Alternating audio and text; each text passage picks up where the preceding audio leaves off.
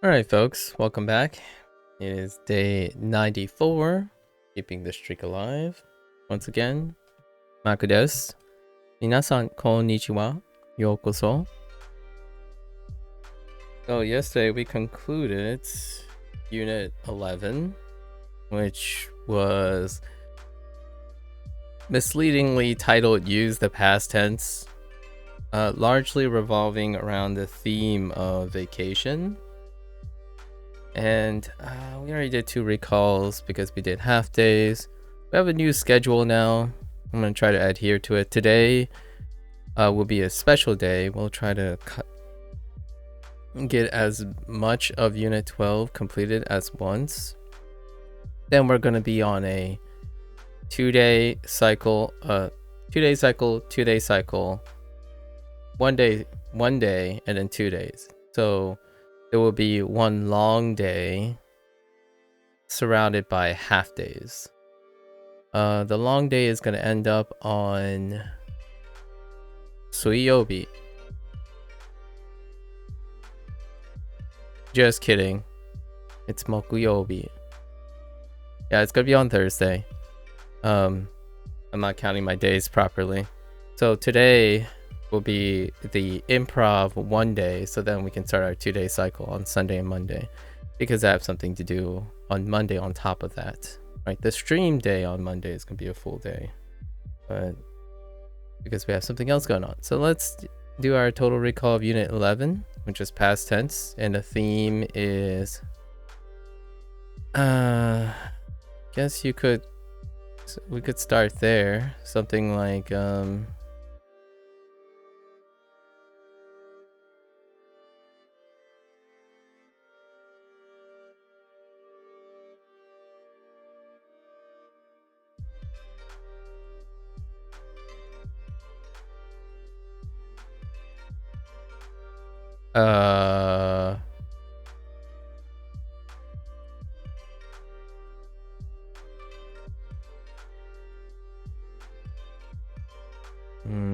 deciding how large I should write this.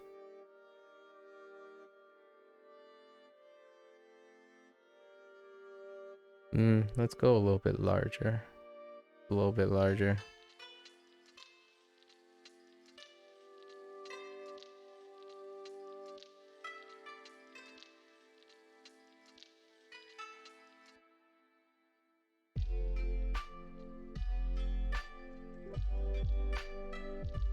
That's a little large.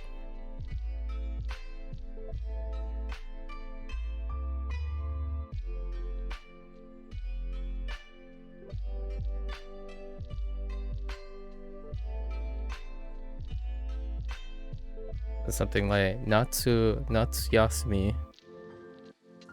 Oh, wait. I don't think I need the others. Now that I think about it. I think it's just me, right? It's Yasu. Yeah. I think. I don't need to sue. Something like that. So, Natsuyasumi. Right, something like summer break.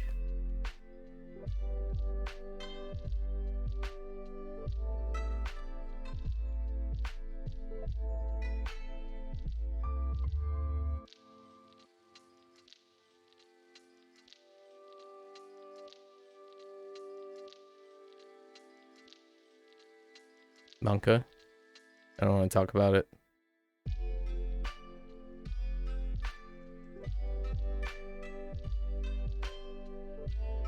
Yee.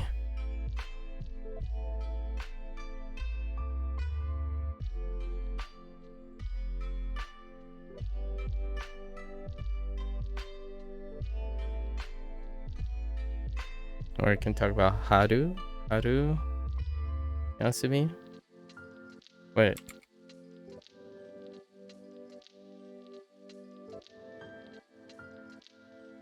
Yeah, I think that's fine.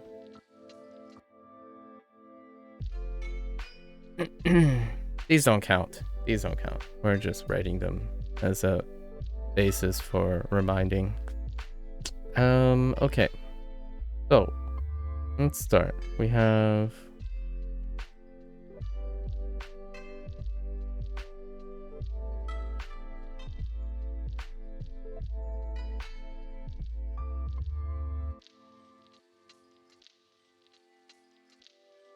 so hard to get on the left side of this.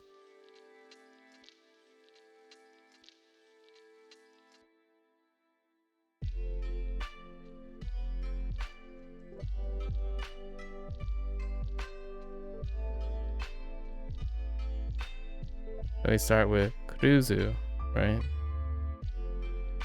And Cruzu, I think this is the way I started yesterday too.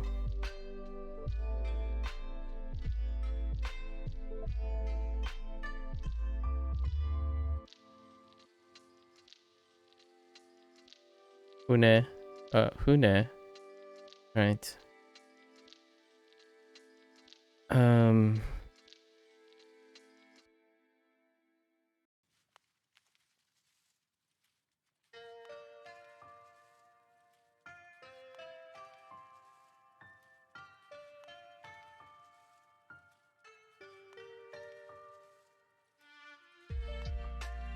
Wait a minute. Oh.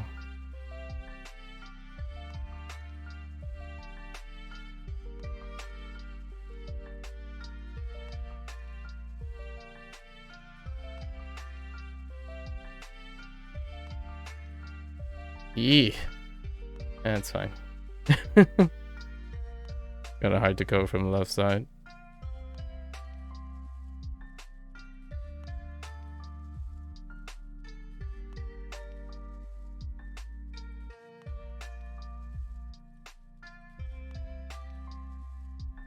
Yeah, Ishukan. If only I should have wrote them a little bit centered. Ishukan. And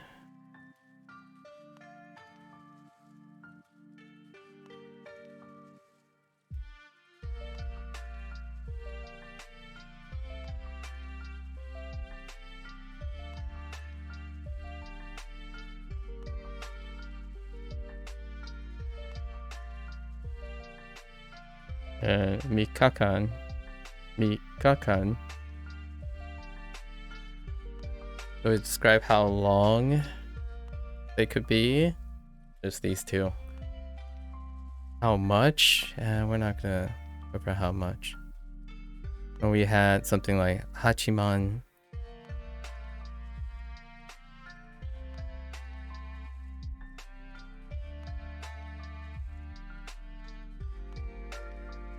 Nah.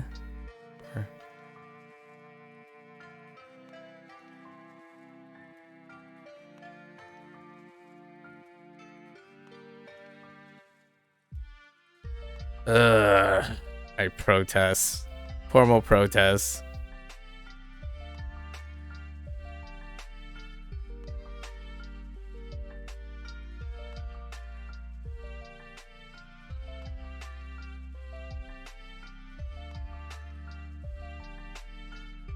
Right. Hachiman N, right? Hachiman N.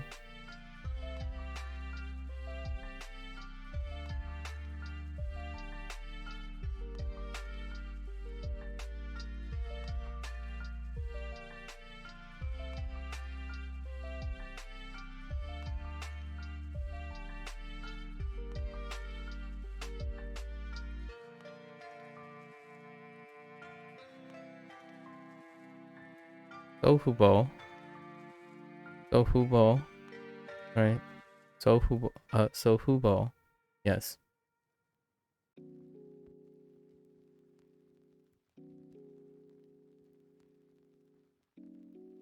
Places? Oh, we got more places.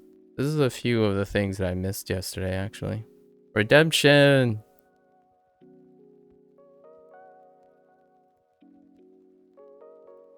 Starting by remembering.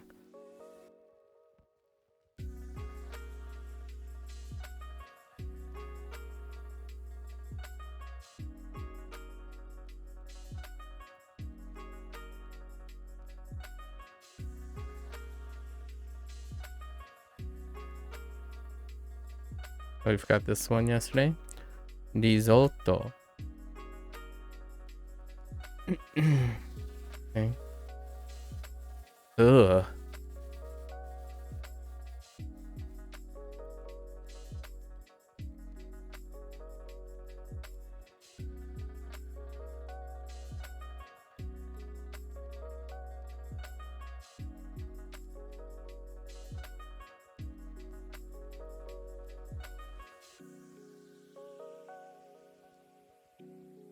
Right. Nabusta. Oh wait. Yes, that's fine. Yeah. Nabusta. Nabusta. Nabusta. And then we forgot the next item yesterday. Clearly remember it.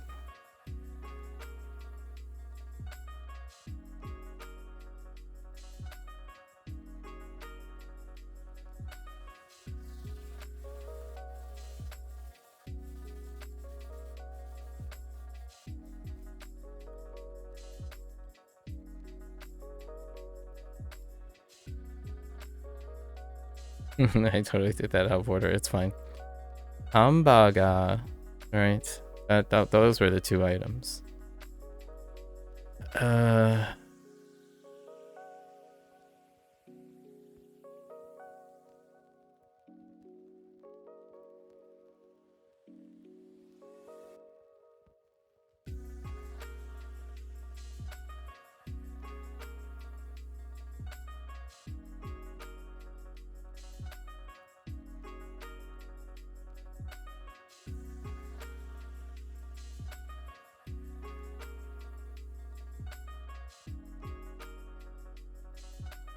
Oops.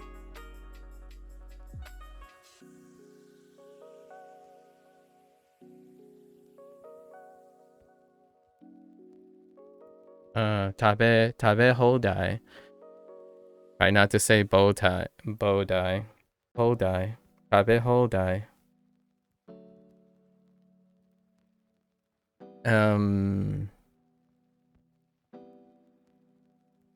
We're getting to the center of our tablet. It's kind of nice. Well, not really the center. It's a little to the left. Okay.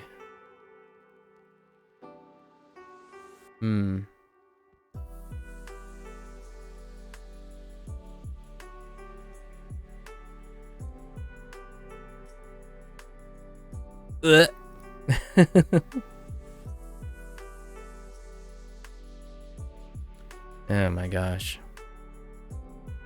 If only I could move a little faster. Can't. Not with this plugin.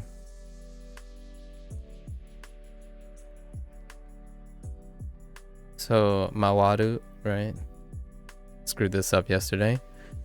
Thought it was Wataru, which is cross. Mawaru. To go around. Orbit. Orbit what though? Shima?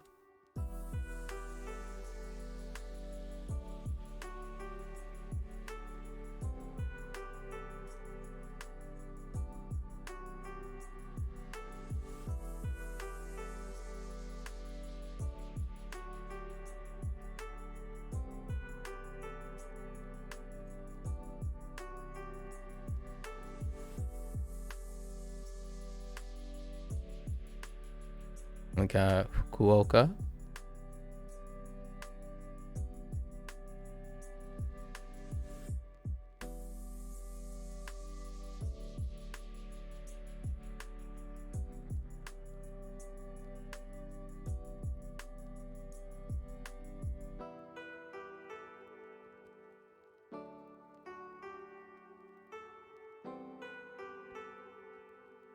Oops. Just kidding.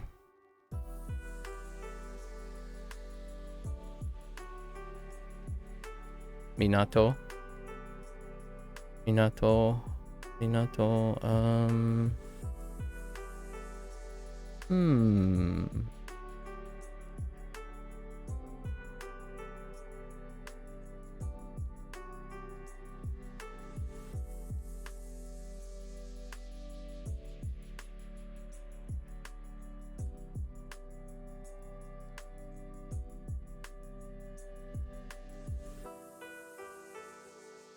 Mizugi.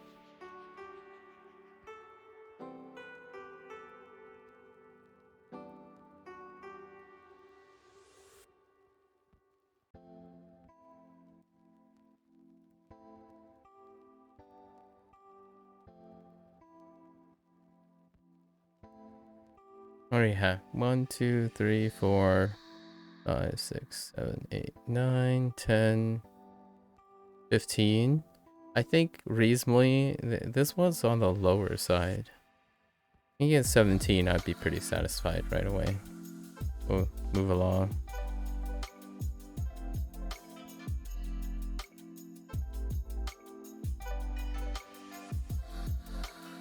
Let's not forget deshita, the whole point of the past tense. Deshita.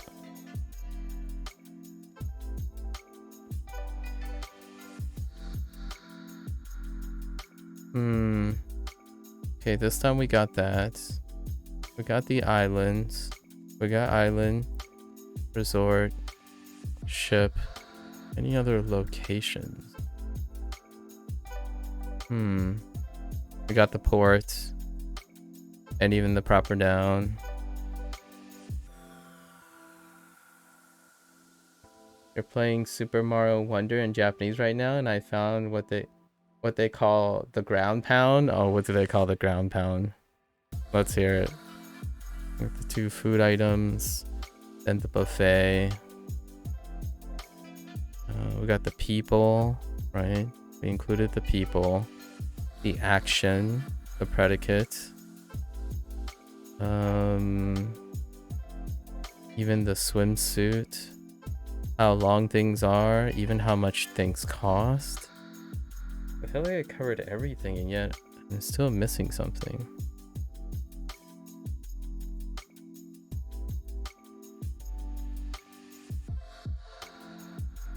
Eat. Ooh. Ooh. Ipudo. Ipudo. Do. Ooh.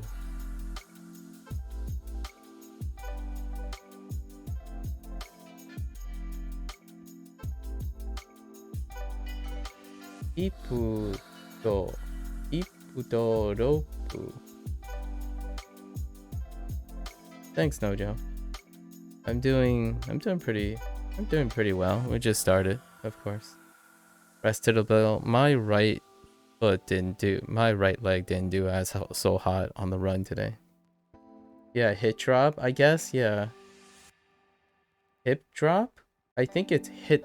It kind of sounds like hit drop though, or hip drop. Oh yeah, that makes sense. Yeah, hipu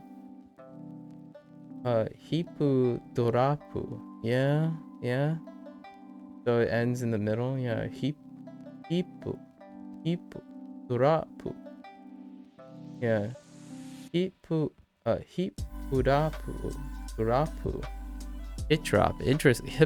Interesting. It does look like a hip drop though. You know, like the animation. It does kind of look like a hip drop. Interesting.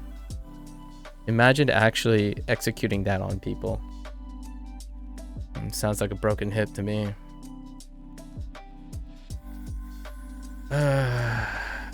So, like, imagine trying to land on your hip.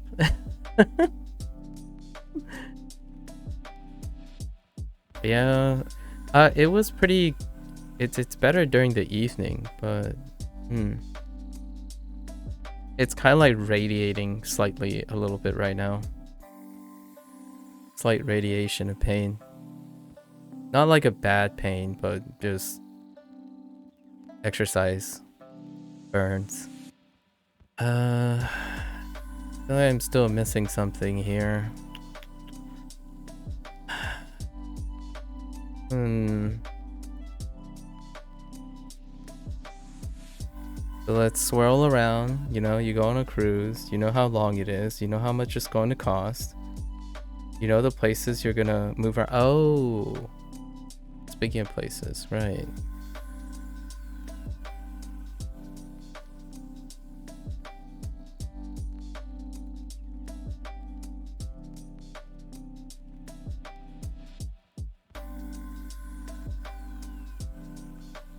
Oops.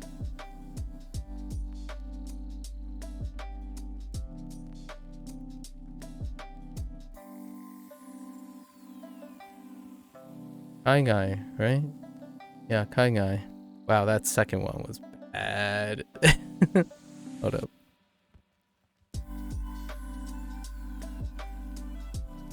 Kaigai. What else can you do? So you go around. What's on the ship? Talked about food already. And all you can eat. Room, sleeping, Nemu.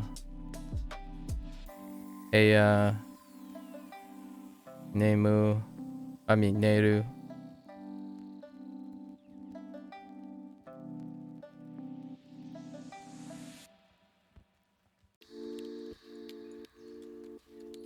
Uru.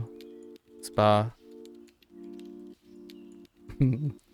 Dobutsen. There was a really comical one that had Dobutsen.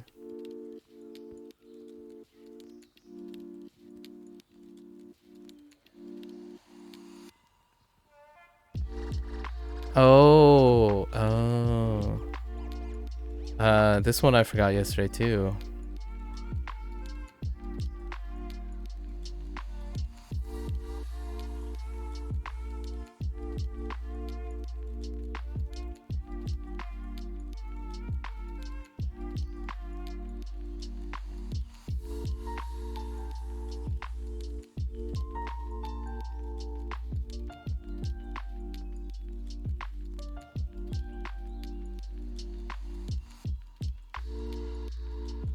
Tough to say too because I keep doing the one. So, mini gorufu.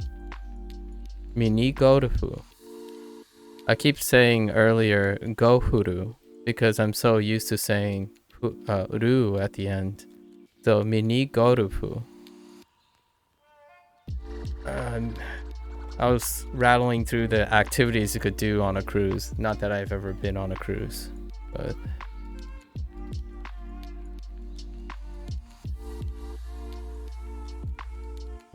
what else can you do? I think we covered everything. So did we get 17? I think if we get 17, it's fine. 1, 2, 3, 4, 5, 6, 7, 8, 9, 15, 16, 17. I think that's good enough. There's definitely fewer than before for this one. Fairly low key.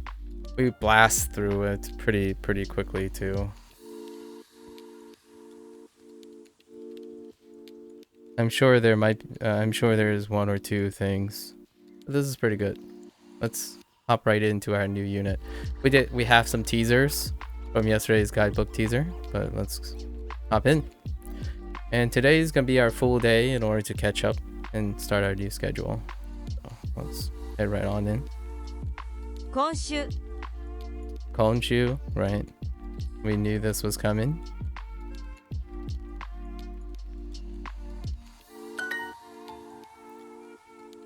Ooh.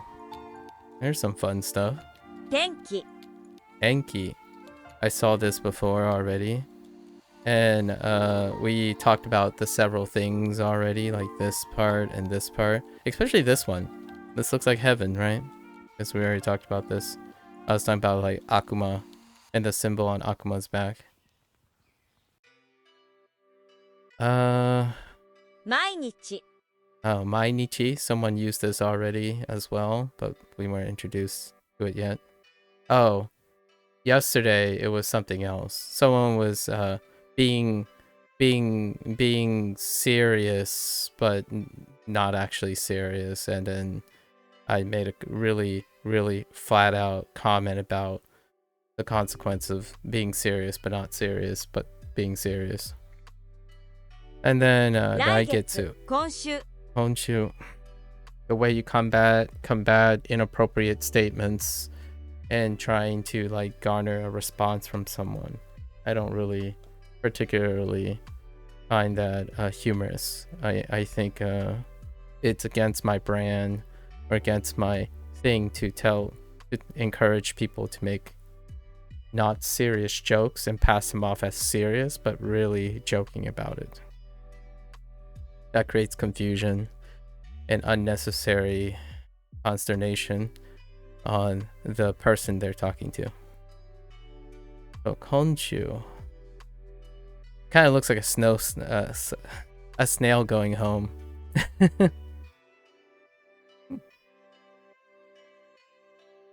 Okay. 今週 Right.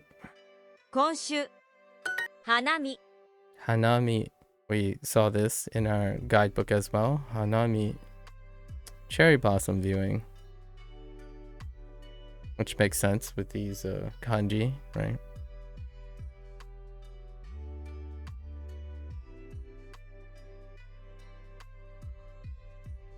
I'm looking at all the radicals. So we don't actually have something identical to the top. Unless later in the kanji section, these are represented slightly different. We know this radical. This is a very common radical. We also know this one actually. And where I saw this radical before was on kai, as in floor. That it was just a prank bro vibes, yeah. Yeah. As much as I want to entertain that, it kind of derails the message I'm trying to make. That person basically wrote in Japanese even that every day I eat human flesh. That's what it said. Every day I eat human flesh. And I was like, oh, okay, well, that's kind of funny. Maybe it's referring to like the Duolingo meme, and then like, but no, I'm serious. And I'm like, oh, all right, well, if you're that kind of person, I would probably advise you to read a book called folklore about the kid who cried wolf, right? Yeah, they said something like Ningen no niku tabemasu. Ningen, and I knew all the words because I've heard ningen a lot. So yeah, I thought they were joking about the Duolingo meme because Spanish or Vanish has a line about Duo saying he's famished, but then they were saying like serious. I'm like, all right, well, you know what happens to the boy who cries wolf? The top of the grass kanji. Oh, okay. You know what's funny? The grass kanji looks like a combination of like Kuruma with the grass crown. The crown. But this one is from Kai. This is the top right radical of Kai, as in the floor Kai counter, the Kai counter. And then we've seen mi before, which is in mimasu, or to watch, or to see, or to look, that kind of thing.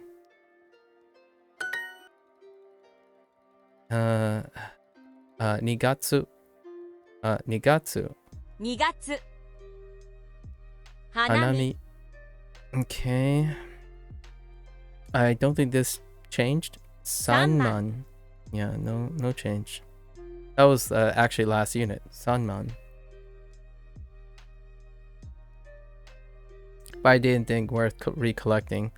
Sanman, Hachiman, and Goman, I think. So far, nothing really, and Ichiman is fine too. So I'm not gonna count, I stay vigilant for counters just in case. So there's a very deliberate, oftentimes there's a very deliberate reason for choosing very specific numbers. And they're not necessarily practical in the sense like, oh yeah, this is how much it actually costs now or something like that. You can't really normalize for that kind of thing. So we're gonna stay vigilant on the man front until we get all of the things. Okay, And then Konchu, 今週 Konchu, and then Yoji. 4時 Yeah, Hanami. 花見 Interesting. 通う Kayon. 花見 Ashita. And Yasumi. Oh wait, interesting. Yasumi with 休日 the he. Interesting. Kyujutsu. 休日 Kyujutsu. 花見 We'll find out in the future if those things exist. 桜餅 Sakura mochi. Oh, mochi. 桜餅 Interesting. Sakura mochi. I know it's doing mochi, but that's kind of funny. Wait. Fine. I haven't ever had cherry blossom mochi before, so we'll see. Maybe I'll get my hands on some in the future. Aww. Delicious. Mochi ga arimasu. Who are we eating with? Or maybe what are we eating with?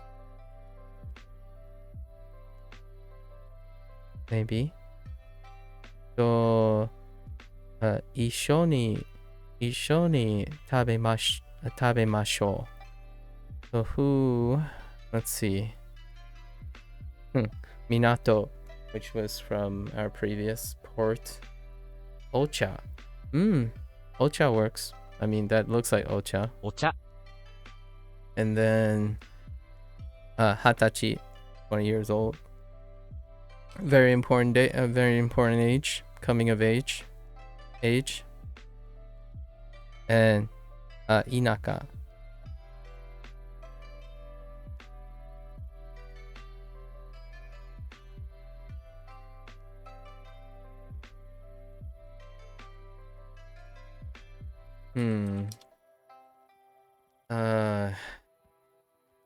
Inaka is the countryside or the rural countryside-ish thing. Inaka. 桜餅も買いましょう。 Sakura mochi mo what? 桜餅も買いましょう。 Okay. 桜 Sakura mochi mo も買いましょう。 kaimashou. We should buy cherry blossom mochi also, or two. 桜餅も買いましょう。 Sakura mochi mo kaimashou. 今週はどうですか Honshu wa dou desu ka? How about this week?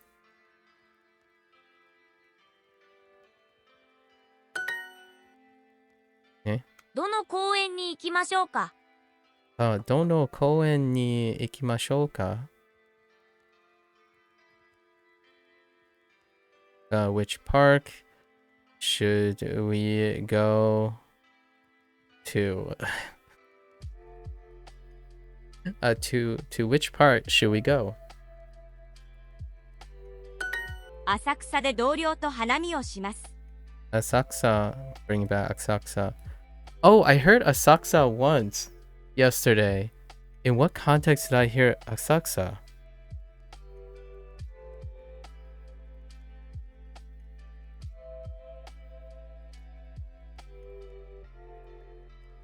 It might have been anime. I watched a lot yesterday. I had a half day, so I caught up with a lot of media and stuff.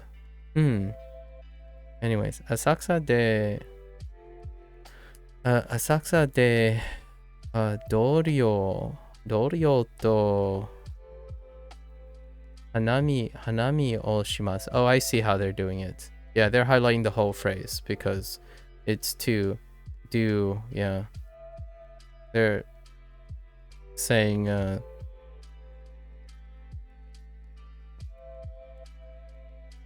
they're linking it with suru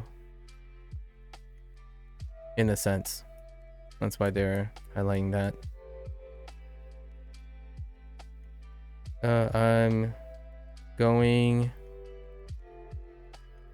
because suru, the reason why they're highlighting this is because while suru is suggesting to do, right, a lot of times, or kind of, like in quotes, a lot of times when you're interpreting something, right, especially duo interpretation, you're doing the thing that's appropriate for the thing, is why they lump it together. So it's I'm going to see, but we're not using 見ます 花見をします here.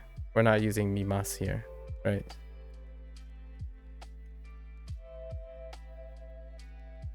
I'm going, I'm pretty sure I'm going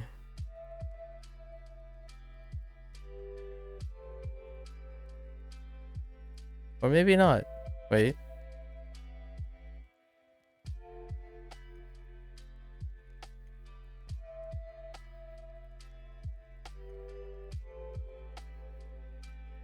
Or maybe not. Maybe I'm going.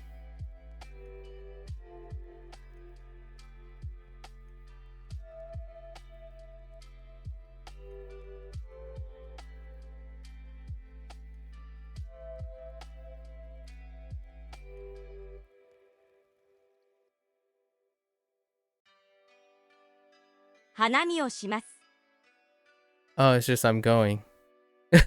Never mind. Going is fine. It's still fine. Going is so instead of like ikimasu, right? But I'm going, what the, my English is failing me. I'm going cherry blossom viewing. Oh, I see. Okay, I see. Okay. So they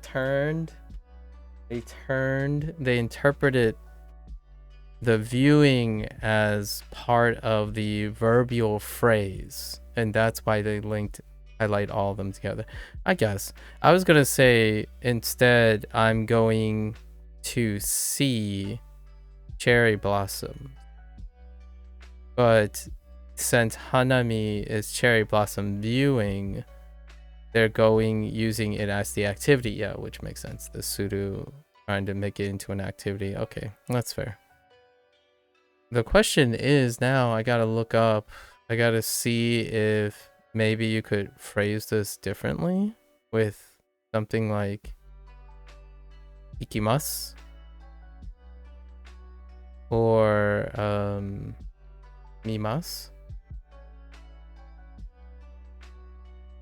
Or this might be one of those special things where like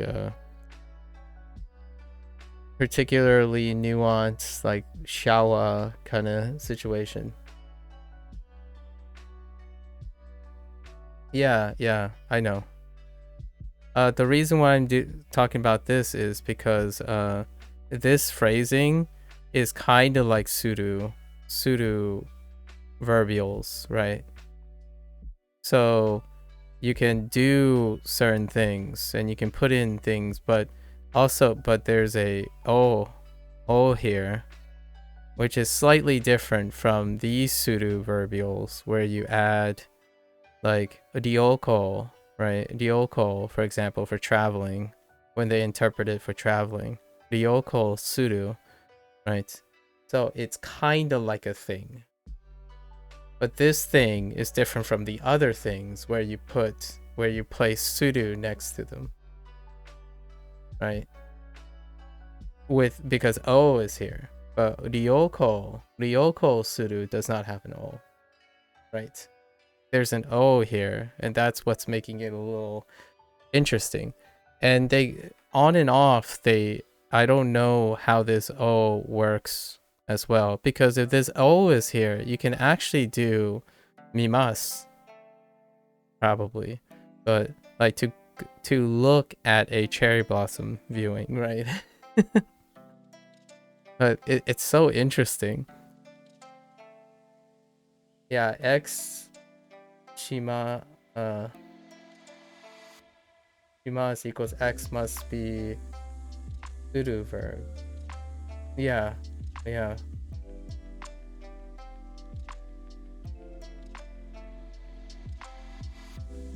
Now handwrite what?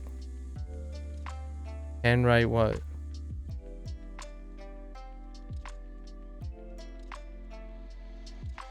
We're already done with the handwriting. X O Shimas equals X can be anything, including a modified, yeah, suru. So what do you think? What do you think? Do you feel like you just default to the second one? There seems to have been a lot of bots in the Duolingo account in the past few days. Oh, I see. All right.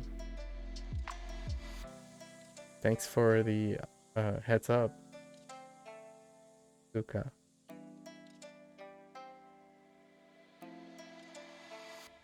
What do you think, Lotus? What do you think of the O? Is this a no situation again? You know what I mean, Lotus? You feel me on that? You think this is a no situation again? The no particle? The O is often brushed over in conversation. Yeah, do you feel like it's the no situation? Yeah, it's unnecessary. Yeah, exactly. That's kind of how I felt about it when we started talking about it. Oh, the sense. It would be interesting to see how you write Japanese. I already did that, Gabriel. I do that at the beginning of most things. Like I handwrite beforehand.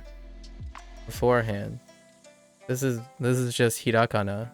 Everything is hiragana, and I already know this kanji, and this is a new kanji which we'll do in 12, which we'll write in another 6 lessons, including this one.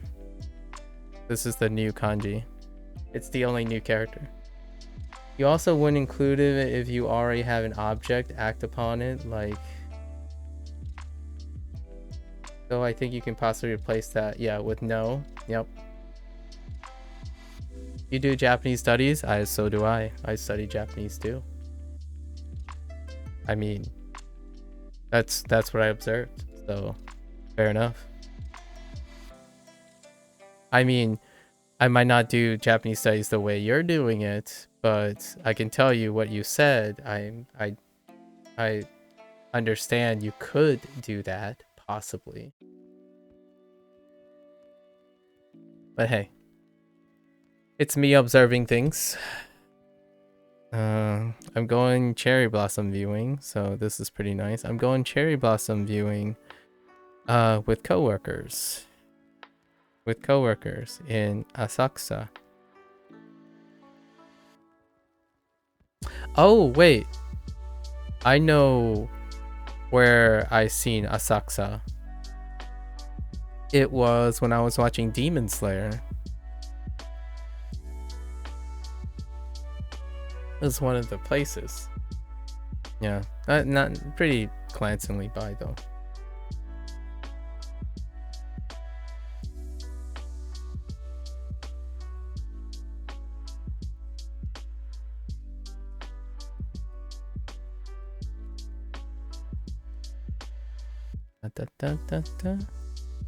Okay, I think this is no wait with my coworkers. I think they wanted it to be your coworkers. Yeah, that's fine because we don't have a the reason why this is here for an English from an English perspective is because this is acting like a article, and I know what people are saying, like, oh, but my is possessive.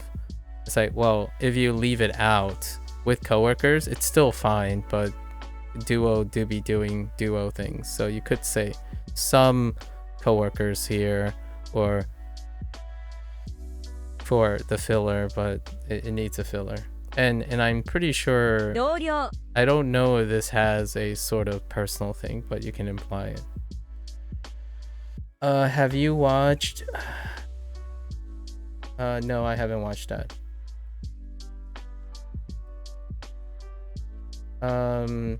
Fanshi, Bashi, Bashi. I don't care if it's in Chinese. I listen to Chinese, Gabriel, so it doesn't mess with my ears at all. And also, anime is a art form. It's not bound by language.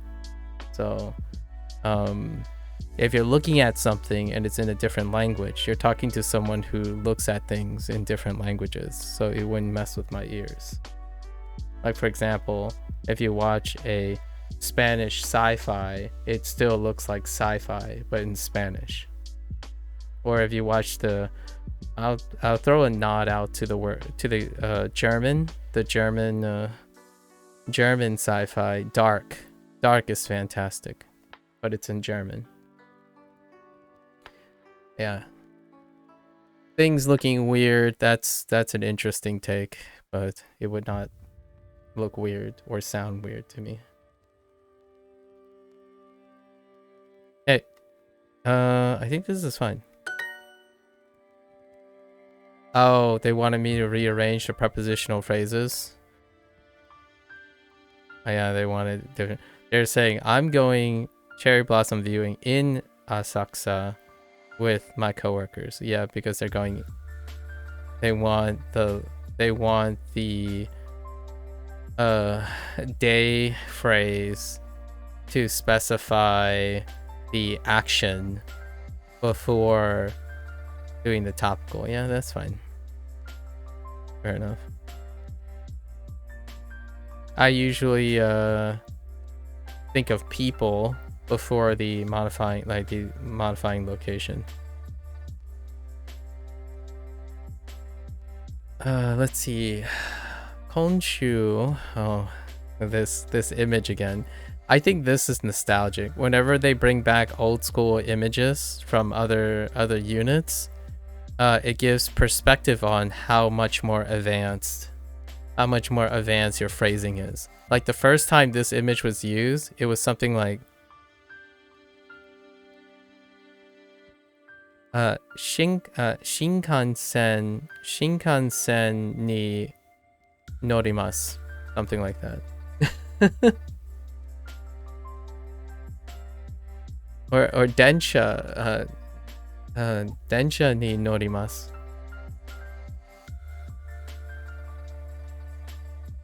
You guys don't have cherry blossoms at home? Why are you asking randomly? You guys don't have cherry blossoms at home? The United States have cherry blossoms. Funny enough, I used to live right next to one of the biggest, because Japanese, and interesting enough, the Japanese nation actually gifted those cherry blossoms. So technically, yes. There are cherry blossoms where I am anyways. But we don't plant cherry blossoms. That's an interesting thought. Do we have? No. Occasionally I go to cherry blossom viewings. But it's very crowded. The biggest one where I am is at the capital. The capital of the United States, Washington, D.C.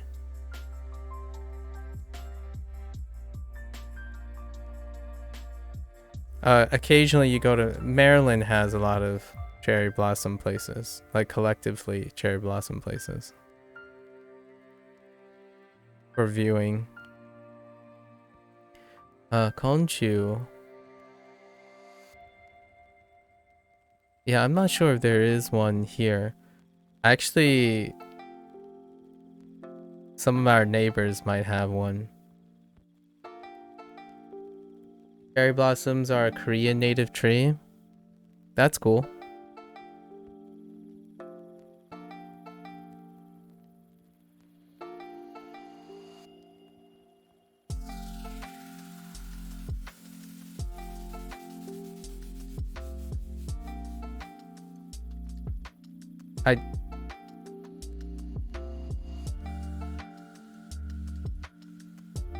I mean, I disagree, but okay. I don't think they're native to Korea, but I guess that's the whole idea of finding origination, right? Pretty sure it's native to Japan.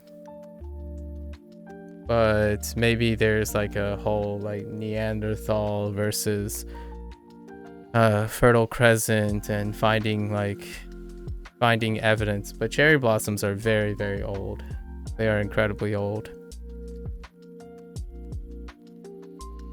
But I think that's up to Korea and Japan duking it out on where the original species came from.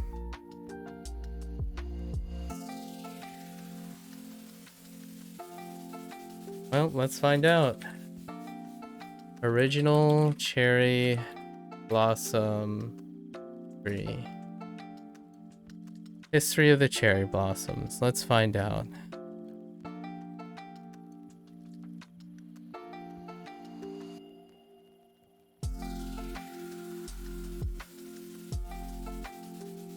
Oh, it's Nepal, actually.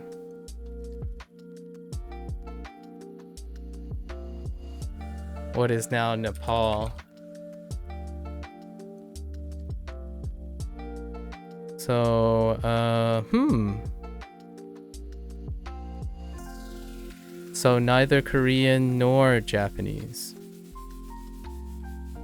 It was later the current cherry blossom differentiated in Japan. Actually, I'm gonna say I'm not mistaken. The current cherry blossom differentiated in Japan. So, Nepal's original was 10 million years ago. But the species that's differentiated now is Japanese.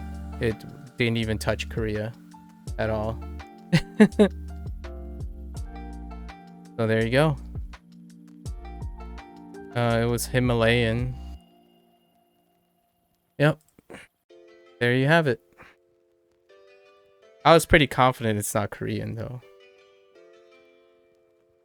And cherry blossom viewings, and then the tradition of cherry blossom viewings, I think originated in Japan. The current thing that we're talking about. The ceremony, cherry blossom viewings, it originates in Japan. Not that I like to argue about origination. I usually argue for the current species. So the current species of cherry blossom is Japanese. There's no way it's Korean. Hi Maku, I recently started to learn French in Duolingo. Your stream really motivated me to keep my streak and start seriously learning a new language. Aww. Sorry, let's take a little moment. I appreciate your words. That's best compliment I could ever receive. I hope French is going well. I don't know what the French course is like. How is the French course so far? And how long have you been learning French? And what other things you use as well? I'm curious. Like when you're saying you're taking language learning seriously, have you branched out and look for a lot of other things too to keep yourself motivated and engaged in language learning? Louis? Wait, in Japanese, when do you use sono versus sore? Sono needs a noun, I guess. I guess the thing that whenever I need to use sono, right? Sono, usually I want an object here, like that object, right? That object, whatever that object is. And this is more like a serving as a, what do you call this? I guess it serves more as an adjective. And then sore sore serves more as a demonstrative, like a standalone demonstrative. It itself could be differentiated from this. It itself can serve as a like a, what do you call this? A pronoun? I don't think that's the word I'm looking for. Like that is cool versus that train is cool. So down here this would be sono, and up here could be sore. And then it goes the same with like ko, if you put all the ko's. Yeah, like why am I drawing a blank on ko? What does ko look like? Oh no. Wait, I'm not kidding. I've forgotten what ko looks like. Hold up. I, ku, e, and ko is just a blank. Oh, ko. Like if you do the ko thing, I don't know if I have a unique other unique uses of these. Maybe Lotus can tell me if there's some unique uses of this.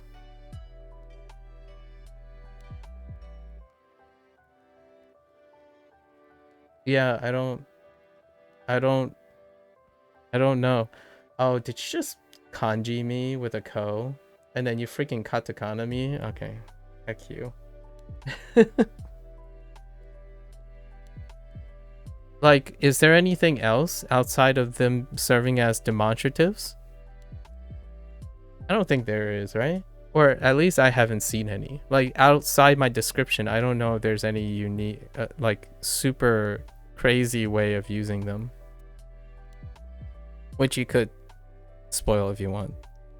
新幹線今週新幹線で埼玉に行きます。花見をします。Okay. There's like そして which means in this way. Gabriel specifically mentioned when to use sono and when to use sore, and I don't think I can think of any other reason. Sono to me is like an object modifier, like a noun, I guess you could say noun. And then sore itself has multiple features, but in this comparison case, it can serve as the noun. But I don't know if there's any other things where they might overlap to some extent. What other choices do we have? Suizokukan.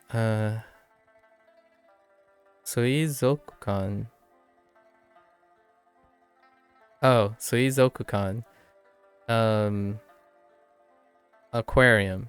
Yeah, aquarium. Wow, I haven't seen this in a while. And then we have untenshu. Untenshu, driver?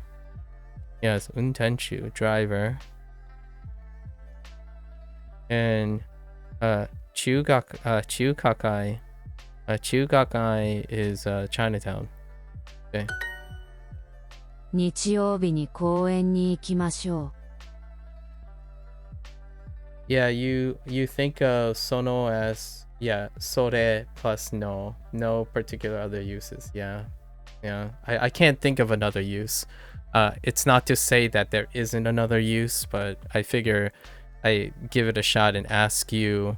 I don't mind now learning more on top of things, like more article or demonstrative or something, because Duolingo doesn't really introduce much lately, so adding an additional thing and exploring that is kind of extra, and I'm willing to listen and pick up extra at this point because it's feeling really comfortable. We're in like vocabulary town now where it's just vocabulary. You're practicing grammar. Okay, so you started 15 days ago, and to be honest, I think I'm making good progress. That's excellent. Always feeling good. It's nice to feel good. The course itself is very good, but it introduces some quote-unquote useless words for a beginner. I'm practicing grammar with videos. Very nice. Cool. And you're practicing, yeah, okay. And a book you bought. Nice. It's good. It's great to have multiple things to engage yourself in language learning. But what I'm really struggling with is pronunciation. French pronunciation is very difficult. How are you learning? Are you learning any way of breakdowns in phonetics for the written, like attaching the writing with the French thing?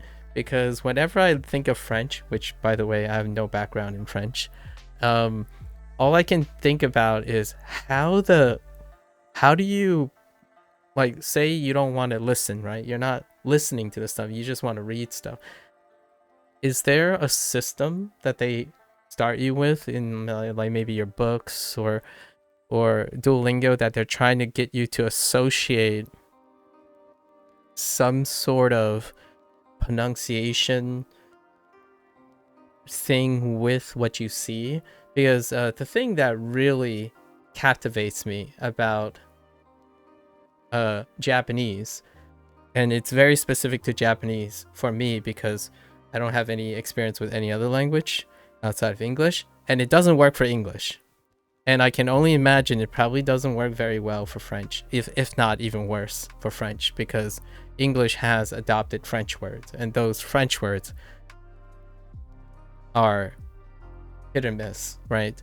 And in Japanese, while you have to, there's pitch accent stuff, really, when you're reading Japanese and you're writing Japanese, it goes hand in hand. As in, when you're trying to write Japanese outside of kanji, like the whole kanji thing, when you're writing to communicate a sound, it's incredibly one-to-one. I felt the same with Spanish, actually. So the first language that I learned formally outside of English is Spanish, and I felt the same way. After 2 years-ish of classes, so on and off classes, which is less time that I've invested in Japanese. As in, if I took the first 2 years of Spanish, put them together, I actually spent less time than I have spent with Japanese so far. Way back. And by the end of 2 years, you can pronounce any word you see. As in, when you're writing, you have no idea what that word is, you can still pronounce it.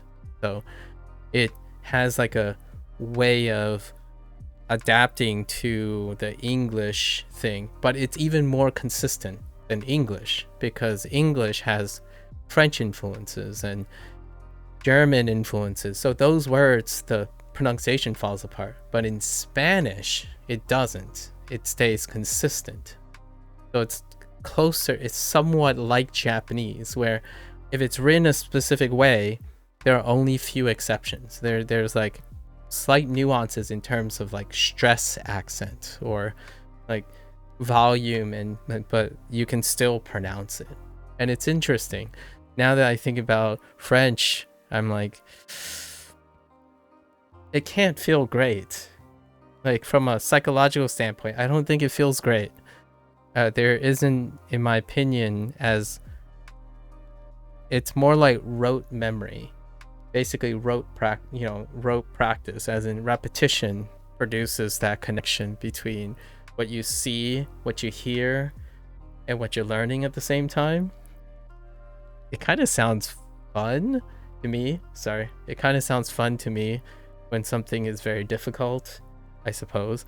but at the same time, I can't even imagine how you navigate that. When you like see a word in French, how do you even go pronouncing it? And the reason why I'm saying this is because I'm learning a language in which the basis of its pronunciation, like its raw pronunciation, excluding pitch accent, the subtleties, is very friendly to rote practice. As in, when you practice it, you will get it reasonably well enough that, yeah, you're gonna sound kind of off to other people, but it's like when you hear someone with the English accent, it's sufficient. So you're all oftentimes saying, well, if I put in the practice, I'll at least stick with some sort of pronunciation, and that pronunciation itself will be sufficient. And then from there on out, you can improve on the pronunciation. So I'm always curious about how French navigates that, because most of the French inspirations in English doesn't help the case for English. When you read a word, it really doesn't help, right?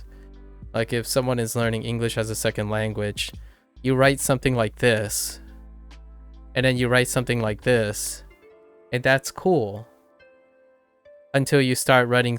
Then you start writing something like this. You're like, okay, well, are these do these sound like each other? Well, to an English speaker, the answer would be yes, they sound like each other. They even rhyme, actually. Or no, not this one. Sorry, not this one. This, yeah. So then, right, like 8 hate, but then you hit this, like, okay, well, that's confusing. And then then you have this, right? You have fight, and then you're like, I don't know. So you have like fight and night, but you have 8 and hate. But in Japanese, it's not the case. It's not the case. I can only imagine what it's like in French. In Spanish, it's not the case most of the time. It's the exception. That type of occurrence where when you see a word written a certain way, it doesn't change. It doesn't like become something entirely different. And every time I think about French, right, the running memes and the stereotype about French is you can't trust what you see ever. But in Japanese, you can, outside of kanji. You can outside of kanji. But kanji is kind of like a special thing that's built on top of hiragana. So in my opinion, like Duolingo has taught me to build kanji on top of hiragana. A lot of people though might jump to kanji and do not associate hiragana with it. So a lot of times there could be a chance they forget how to represent it as a phonet, like using hiragana, but that's fine. This part is probably the closest thing to French, in my opinion. What do you say, Lotus? I think this part is the closest thing to French, the kanji part. Like, looking at this isn't going to necessarily help you pronounce it. So if you learn this first, I'm like, what is this? It's predicated on rote memory. Like, you're not gonna know this is Nichiobi. Yeah. So I think that's the closest thing to French pronunciation, where you rely on rote memory to remember how it's pronounced, because it looks nothing like what it looks like.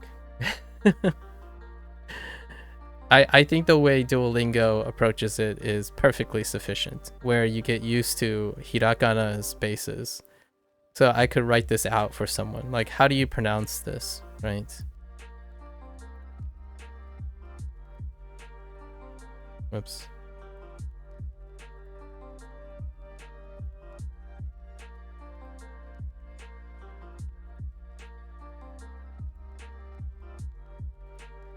Keep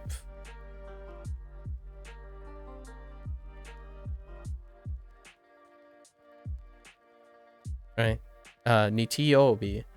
I could at least write this out. I can't do that with English. Like even as a native English speaker, I can't write out how to pronounce, like, how do I differentiate between 8 and night?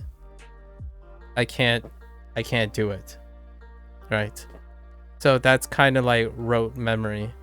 Basically, I've used 8 and night so much that I can't even write and communicate how these guys are different in any way, like, because I have no pronunciation rules. I have no like display for that. And I imagine French might have an underlying pronunciation system, but that's as far as I know. English has one too. I just don't know how to use it, or I have no literacy for it. In Japanese, the way I'm learning Japanese now, is based on pronunciation. So it's kind of fun to draw the contrast. Like English, I learned English without pronunciation rules. Like the more English I learn, it's inherently not obeying pronunciation rules. And in Japanese, it's completely solely dependent on pronunciation rules. So is Spanish. I learned Spanish the same way. So when Spanish, I know Spanish still uses Roman characters, but the way those Roman characters are written, they stay static.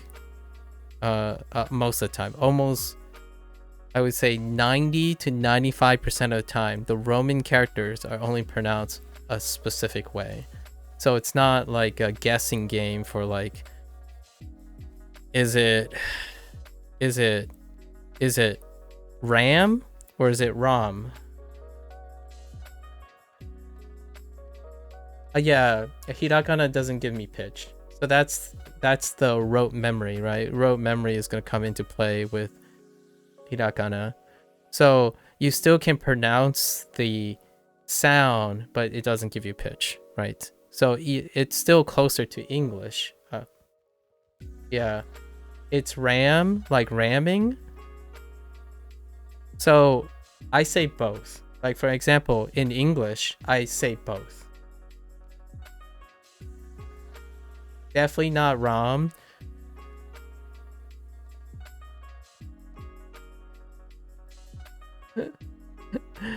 Definitely not ram. That's something else. Well, we're talking about ram.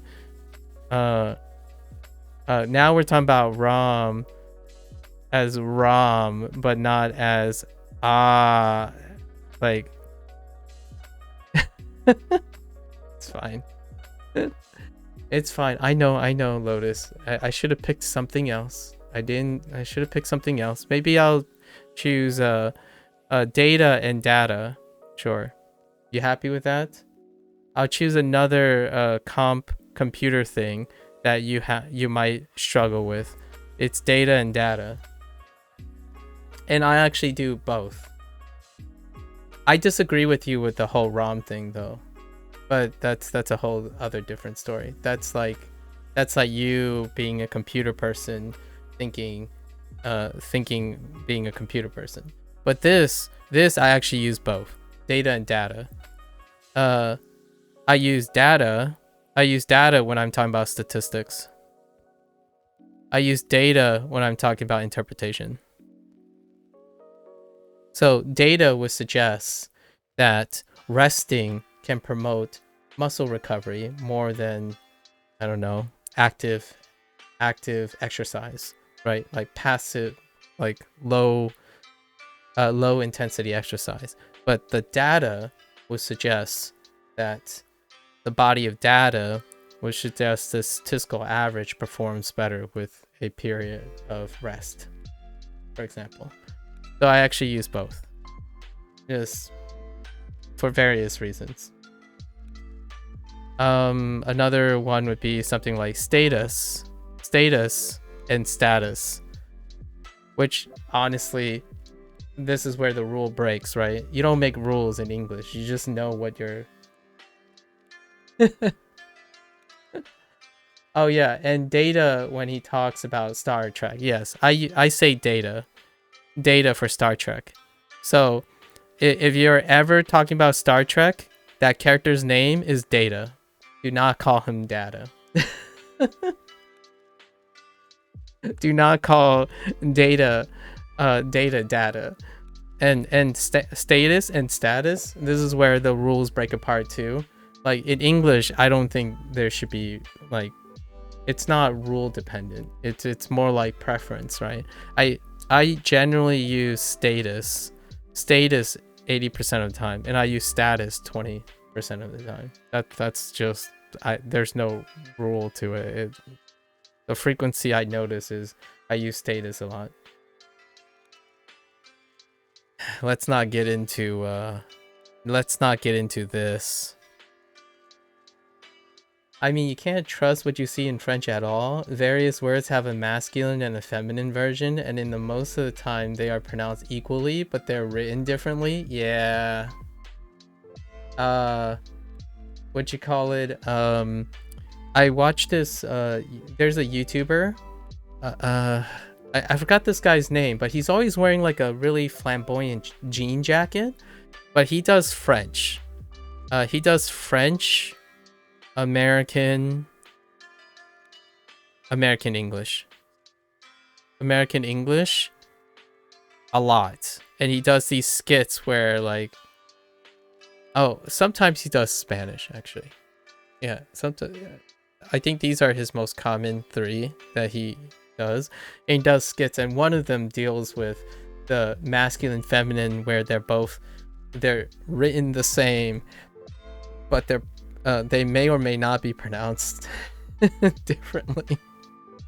It's so, I think it's so funny. I know nothing about French, but whenever the guy compares it to American English and compare it to Spanish, it helps me understand the feeling of French. Like the clip helps, he's communicating why it's how it would be interpreted from someone who knows Spanish or someone who knows American English, and then interpreting the quirkiness of French, and then vice versa, where he takes like the French perspective and view American English and Spanish from the French perspective. I love these things. I watch these clips all the time of languages that I have no idea what's going on. And it's still funny because they're able to communicate a universal feeling, right? The language learning itself has a feeling that I honestly encourage other people to engage in, because that feeling is universal. Like language learning, the weirdness and feeling like out of place and stuff, that feeling is universal. Meanwhile, you know, the actual context is not, because they're languages and they have their own system and whatnot. But it is really funny, the thing that you described about specifically the masculine and feminine version, where most of the time they are pronounced equally, but they are written differently, for sure. Oh, I remember one where he was saying things like if you wanted to say something more something, occasionally French had words where it doesn't follow with other ones, where like in English you could say something like good, better,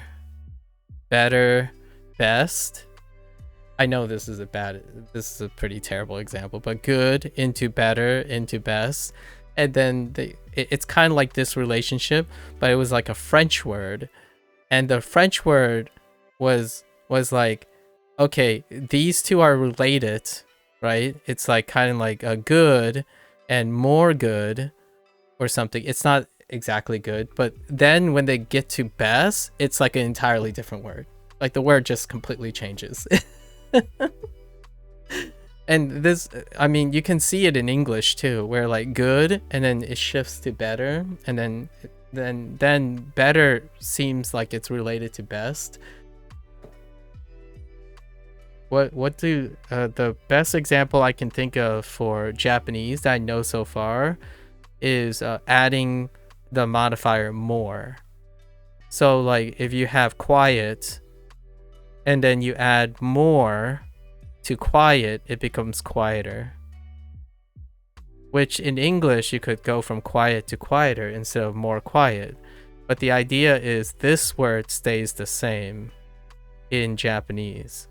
So like moto shizuka or shizuka moto shizuka, right? So that this word actually stays the same and they like compartmentalize a modifier. But in English and apparently in French, not only does this break apart this type of relationship. Wait till you get to all the the psi. Yeah, I know about the psi suffixes. But listen, that's, to me, that's fantastic. You know why that's fantastic? Because I speak English.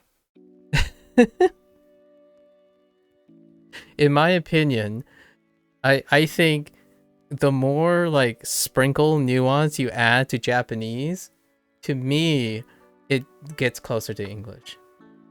Honestly, personally, I maybe it's an unpopular opinion, but the idea is, to when it feels more and more chaotic and more nuanced, it gets closer and closer to English.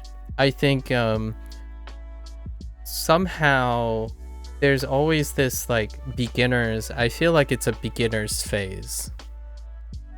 I feel like oftentimes when people are still in the beginning phases, and I totally misspell beginner, by the way, because I'm terrible at English. Beginners.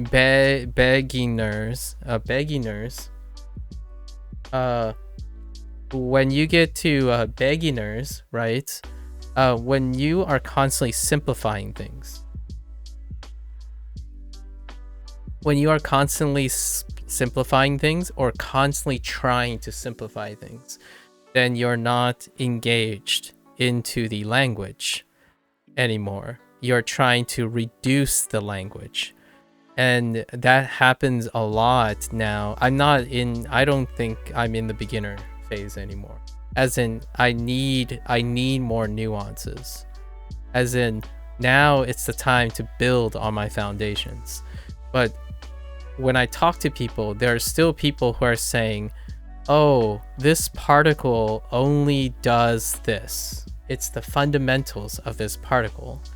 And I'm like, that's fine, but that's not it. Like, when you're becoming an intermediate language learner, you're not looking for reduction in complexity. You're striving to build complexity, right? You're looking for more information. So you're not looking for things that unify the rules. You're looking for all the color in the rules. So you're looking for exceptions. You're building upon all the things. So they don't only do this. They do a lot of things. It's easier now to remember all the things it does versus trying to reduce it all down to like only one rule to remember. Because you don't need to remember the one rule anymore. You remember all of them. Now you can just say day is a means of a verb, right? And nuance and domain specificity, stage 2. Yeah. So like day, one of the functions of day is the means by a verb. It doesn't matter if it depicts or limits something. That's something to be used in the beginning stages, right? In the beginning stages, you're trying to simplify. A lot of times people try to simplify things so that it's easier, right? But as you're getting more and more deeper into a language, you're basically looking for more and more complexity now.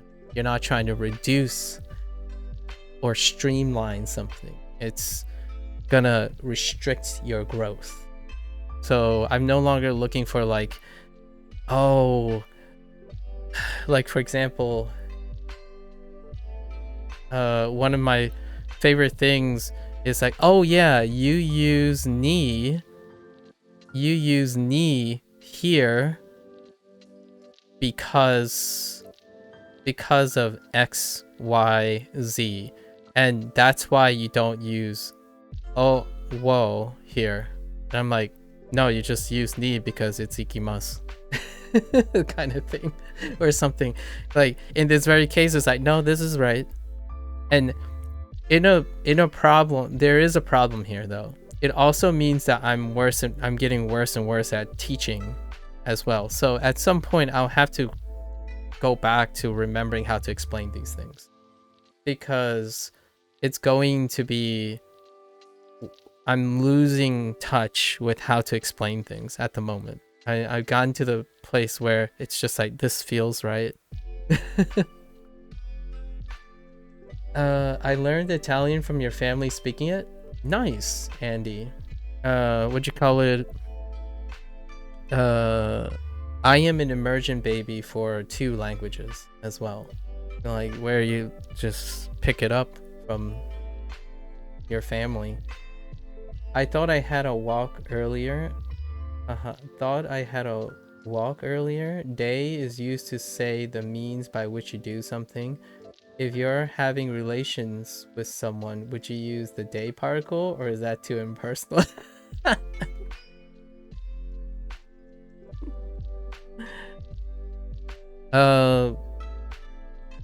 Honestly, if you say you're having relations with someone, would you phrase it in a way where you would say you would ga the relationship with someone and using to instead? So like your person to relation ga possession, I suppose. I know how that sounded. That sounded so weird, but I'm like using the English parts to accent the particle parts so that you can emphasize the relation using ga. To make it a little like more personal, I suppose. It'll be interesting. Like how annoying things when people say process EEZ instead of processes. Processes? Oh, processes instead of processes. I say processes sometimes. I catch myself saying processes sometimes. But I think I say processes. I think process is just process. Okay, here's well let's talk about English again, okay? I treat process as plural and singular. I know how that sounds. It might not even be correct, but the process versus the process. So there are many processes, I guess? Do I ever use there are many processes or processes? I think I force singularity when it comes to things that are processed, like the process. Oh, you know what? I don't know if I've ever said there are many processes or processes. Now that I think about it. Yeah, see, I don't know. Sometimes English just has a habit of reminding me of how little I pay attention to English. That's a really good question. There are a lot of processes going on. But then I would use processing. But that's not the same meaning though. There's a lot of processing going on. Yeah, no. I don't know. I might just avoid using words like processes and processes.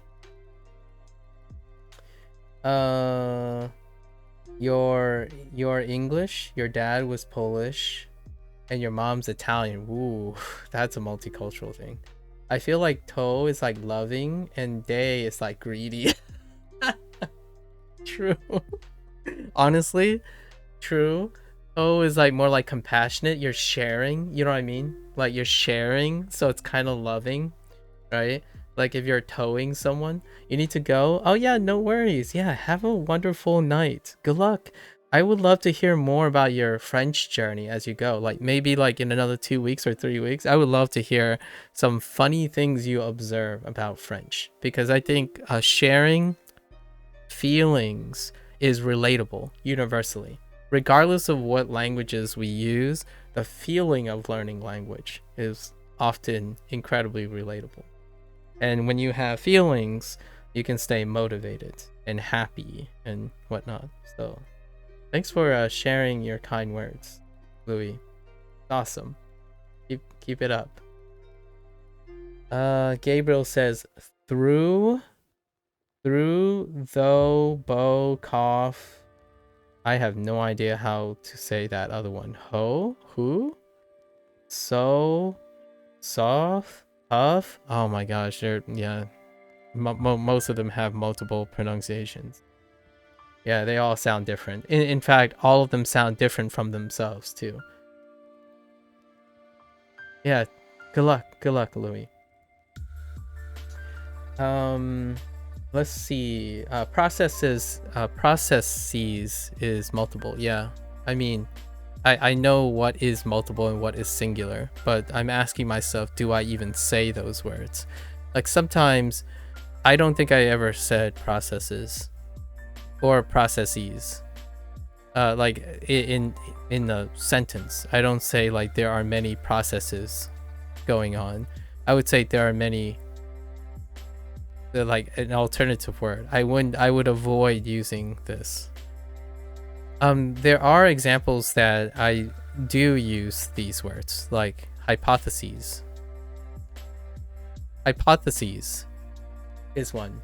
This is a good one that I actually use. So something that's synonymous, sort of. Oh, well, it's not synonymous. It's kind of related to a comment someone's making. Gabriel's comment about ease versus s, right? I use hypotheses. This is hypotheses as opposed to hypotheses.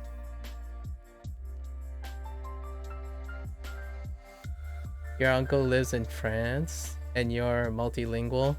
Yeah, people ask me so far. One common question that people ask me a lot is how many languages do I speak? And if they're really talking about speak, I guess I'm a little hesitant to say I'm multilingual. However, sometimes when talking about multilingual, it also means literacy, and I'm not literate in multiple languages. I do speak multiple languages, but I am not literate in multiple languages. And I can only imagine growing up in a household where you have a Polish father and an Italian mother. Both my parents are Chinese. Both my parents are Chinese, a specific type of Chinese. They're both Fujianese. So because they're both Fujianese, I have ear training on 3 languages: Mandarin, Cantonese, and Fujianese. But Fujianese is a special case where it segregated from Mandarin, so it could be highly unintelligible between Fujianese and Mandarin. But I can't read any of these things. Can't at all. It's lovely to hear from. Those are wildly different. Are you planning on learning Polish, Italian, and your uncle lives in France? So what are you? Wait. What did you say you were learning? I might have not asked what language you are learning. Or you learned Italian, right, from your family. Are you continuing to explore language learning. I'm doing it because it's kind of related to my family's heritage. Japanese is kind of a family related thing now as well. Not that I have a Japanese family member, but I do have a family member that lives in Japan at the moment. So it's kind of motivated by family a lot of times. To be motivated by family.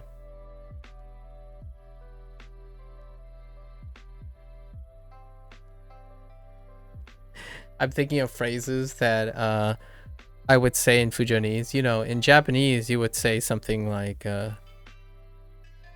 express, do you speak English or something, right?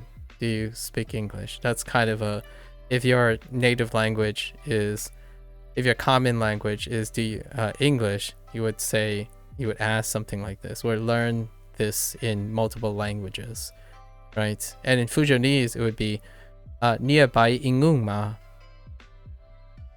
Ni bai gong ingung. How does this fit with the English structure? Do you speak English? It's the same. Ni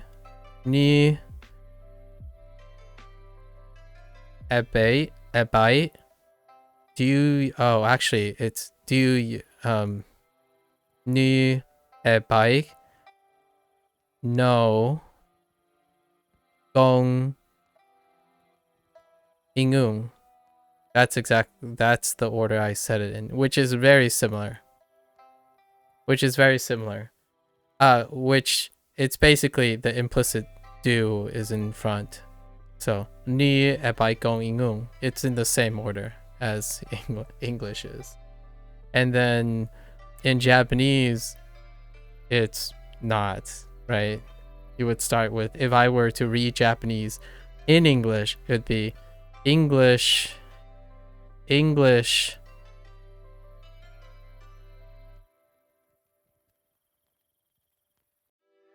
How would you say no? I guess you would put no here. No, speak. I don't actually know how to phrase this, but I'm guessing this, you have to nominalize no, and then a predicate, speak, and then English. English, no, speak. And then you add ka, which makes the implicit you, and do. Do you English, no, speak? Or I guess you could put do back here.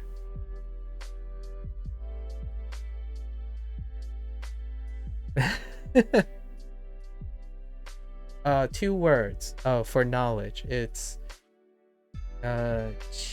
chishiki, okay. Chishiki and golzonji.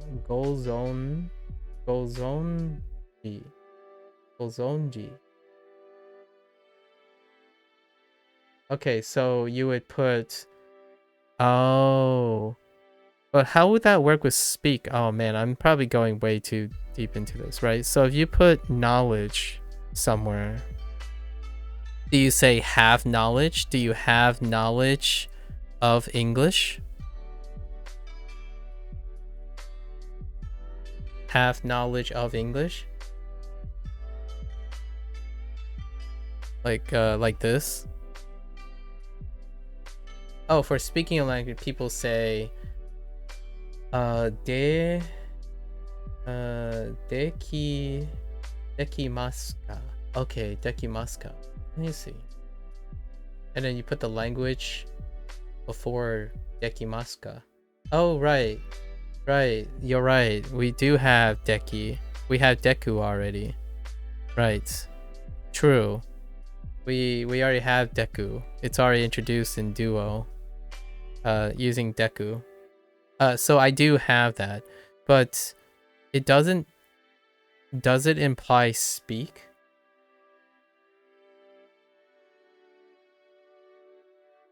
Yeah, we already have that phrase. Duo. Already have that phrase. ego like ego ego ga dekimasu ka? Like, but does it imply speak? Because the way I'm saying it in Fujonese is implying speak. It's not implying knowledge. Yeah, hana, yeah, haneseru and speak, yeah. So we probably go with hanaseru. You don't think deku? Oh, sorry, deru, sorry. Wait. Wait. Hold up.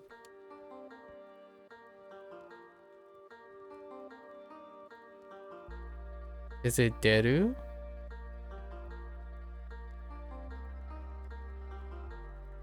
And then I gave them no. Am I getting them confused? No, deru is leave. What am I thinking of? Is it dekuru? No.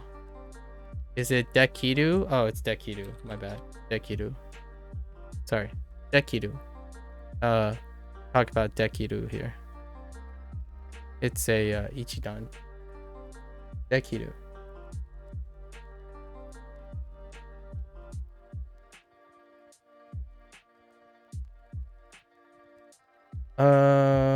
Wait, so can you understand the sentence? I can't read.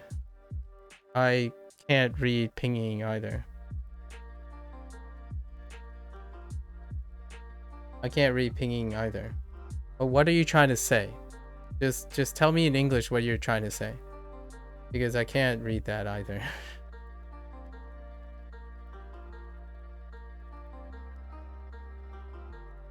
Yeah, you're right, Granola. It's dekiru. I forgot that it's ichidan. It's an ichidan plain form. I don't like the word wrong, but Lotus is correct, I guess. But it's more like I am thinking on my feet as opposed to sitting there and deliberating. I don't know. Deku is a word though, if I remember. Pretty sure Deku is wooden doll or something. Yeah, Deku is a wooden doll. It is a word though. Yeah. Deku is a wooden doll. How do I know that? Naruto. Is a thing from Legend of Zelda? Listen, Lotus. Don't bring Legend of Zelda, you boomer. Okay? Don't boomer me, okay? Deku is also in Naruto. Fight me. No, I'm just kidding. There's a puppet manipulator. Listen, we already talked about Naruto. Lotus was a wee baby when Naruto came out. I'm just saying. But then he referenced Legend of Zelda. Like, holy heck, dude. You weren't even born when Legend of Zelda came out. But that's a good point. So Deku is in Legend of Zelda. Did you say anything about My Hero Academia? Oh no, we haven't yet. But Deku, oh yeah, that's right. Wait, isn't that the wait, isn't that the main character's name? Oh no, like isn't someone nicknamed that? Yeah, the main character's nickname is Deku. I don't even know why the main character's name is Deku. Yeah, it's literally the it's the character's nickname though. It's the main character's nickname, Deku. His full name is not Deku, but they mostly refer to him as Deku. I can't speak Fuzhou dialect. Oh, why may I 좋은 공 why may I 후지와 in English. So why may I 후지와? Oh, 니你你讲你贵吗？你贵 how do you say that? Is that Mandarin that you're typing, Gabriel?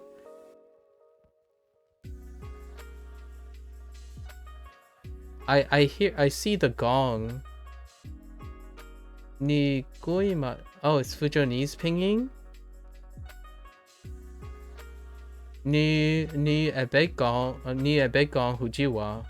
Okay, yeah, ni ebe gong hujiwa is probably what that says. So you say I can't speak Fujo dialect. That translates to can you speak Fujonese? It doesn't say I can't speak Fujonese. Why may I gong Fujiwa is I can't speak Fujonese. But ni may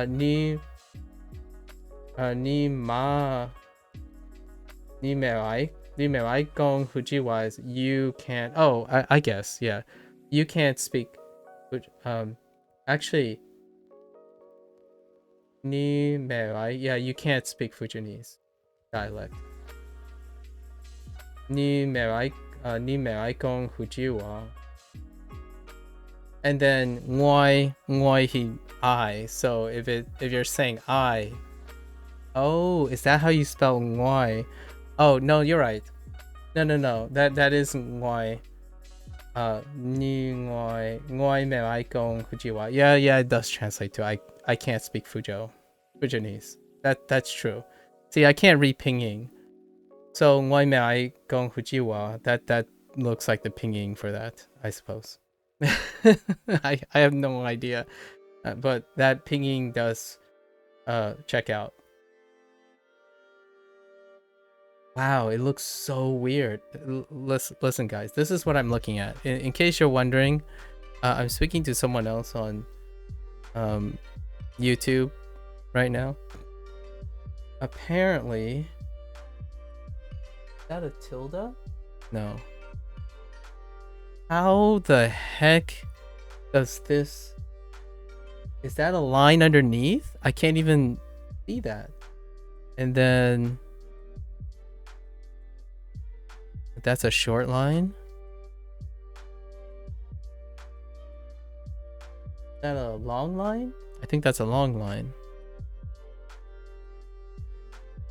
And then what the heck is the K doing there? I mean the H doing there? And it's this, and it's hyphenated. Is that a tilde or is that a caret? I can't tell because the font is too small. Is that a caret too? I have no idea.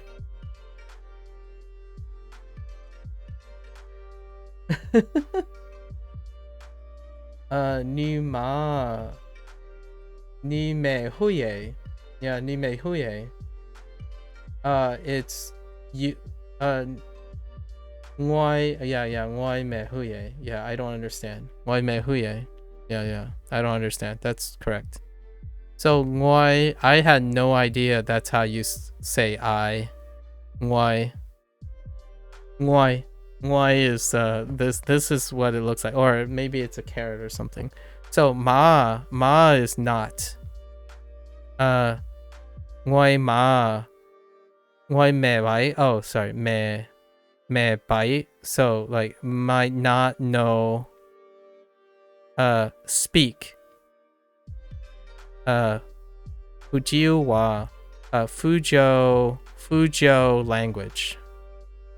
Or dialect, but I prefer to translate this as language. So, ngoi ma bai gong hujiu wa. So ngoi me I gong hujiu wa. Ngoi me I gong hujiu wa. I not know speak Fujo language. Yeah. So that is correct. And then you can say ngoi me huye. Me, so me again. So ngoi me I not huye understand is the other word. I do not understand. Ngoi me huye. Oh, you mean Fujonese is actually in Glossica? Ooh. I'll have to think about that. What is Glossica's model, like cost model? Is it free? Is it freemium? What is it? If there's Fujonese pinging, I might actually take you up on that and learn Fujonese simultaneously. His hero name, also his bullied name. Oh, that's how it works. I see. How about chicken fried rice? Gie Chawol. I'm dipping out so you can make some progress today. Lotus, listen, this is progress. All right, take care, Lotus. Have a good one. Chinese dialects are free. 公園 Okay, if that's what you're telling me, if Glossica, the Chinese dialects are free, we're going to have to take some time to explore what they have on Fujonese. But Chinese and other languages, that's fine. If dialects are free, we might have to spend some extra time for it. Wow, I can't read any of that, Andy. Yeah, I can't read any. You know what's funny about this? I can read those characters because Japanese has those radicals. It's so funny because in Japanese, a lot of the radicals in kanji are inherited from Chinese. So, but yeah, I can't even read that ying at all. But yeah, Gie Chao. Oh, you gone? All right, take care, Andy. Thanks for sharing. I'm sure you're probably. It's almost midnight. It's almost midnight plus or minus 1 hour. Over if you're overseas. Take care, Andy. Thanks for hanging out. So much fun. Okay. How much is it again, Gabriel? What is the subscription cost for Laska? I'm very tempted.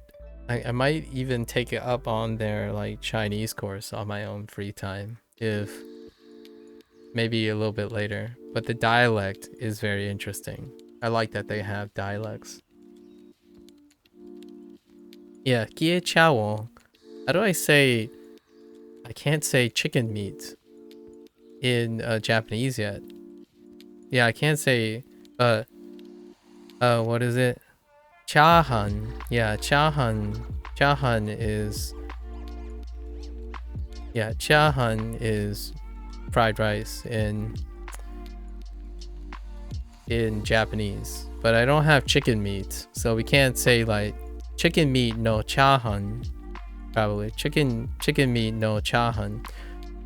Maybe like chicken niku no chahan, something like that.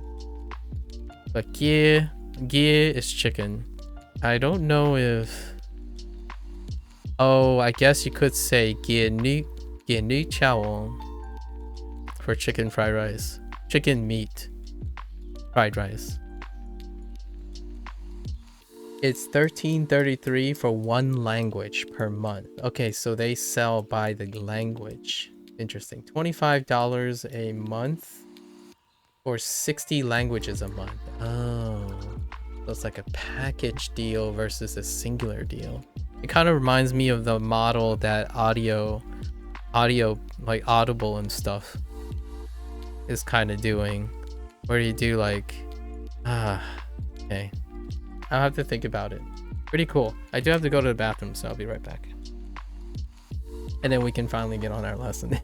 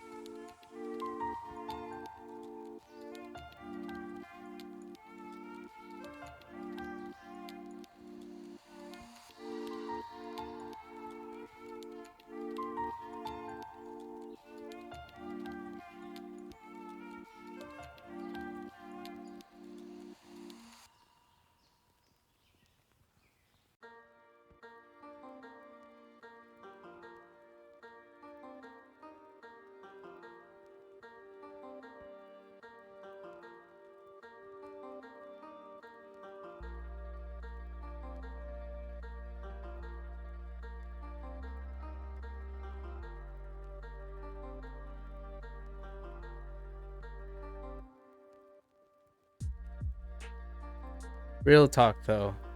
Real talk. I hope in some way, maybe not right now if it exists or not, that Duolingo actually use pinging for, or some sort of pinging for Mandarin, because then I'll be able to repurpose it for Fujonese. I want to learn more pronunciation systems. At some point I have to make time to use English pronunciation rules too. It's gonna take a while before we get there. Let's just stick with Japanese for the time being, right? No, can't rush these things. I don't think rushing these things will do me any good service in the long run. But I can't wait to touch upon Mandarin pinging, because then it will do double duty. Pretty sure the same type of pinging is used to represent Fujonese. So then in the future, whenever I'm learning Mandarin, I can also manipulate and write the pinging for Fujonese just by sound alone, because I have far more language training, like sound production and ear training in Mandarin. Speaking and imitating Mandarin and Cantonese sounds are so much easier than Japanese. Like I can hear that my pitch accent is off even with synthetic voices. But in Mandarin and any form of Mandarin and Cantonese, I can hear when it's off and when it's on, even without needing to hear accurate things, because of many, many years of hearing it actively. Oh, okay. Wow, they have a lot. They even have Taiwanese Hokkien. Jeez. Oh, Wenjonese is something particular of interest to me, because I want to contrast it with Fujonese. Those are, and Hokkien. So Hokkien, Wenjonese, and Fujonese are the three dialects that I want to relate to each other at some point. That's crazy. I can see why they're charging their asking price for being that high as well. If they're really investing in that many dialects and trying to preserve those dialects, that costs a lot of money, in my opinion. It's very unique. So if there's a service aiming to do that, they would have to charge a higher, in my opinion. No. That's not what I'm talking about, Gabriel. You're talking about the literal charging for a language. But what I'm talking about is how much they're charging to make it free. There's no such thing as a free language. There's no such thing as free, Gabriel. That's the same type of logic that makes Duolingo expensive. Like when people, that's a double standard in logic. These are free because they're charging a lot of money for others. That's how subscriptions work. You offer something so that you get the person to pay for other higher demand stuff. So like the charge model is why those other things are free. Not that they're free from the start.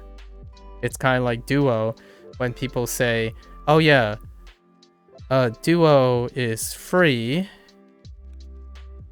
so why do I have to pay? Well, none of the stuff is free.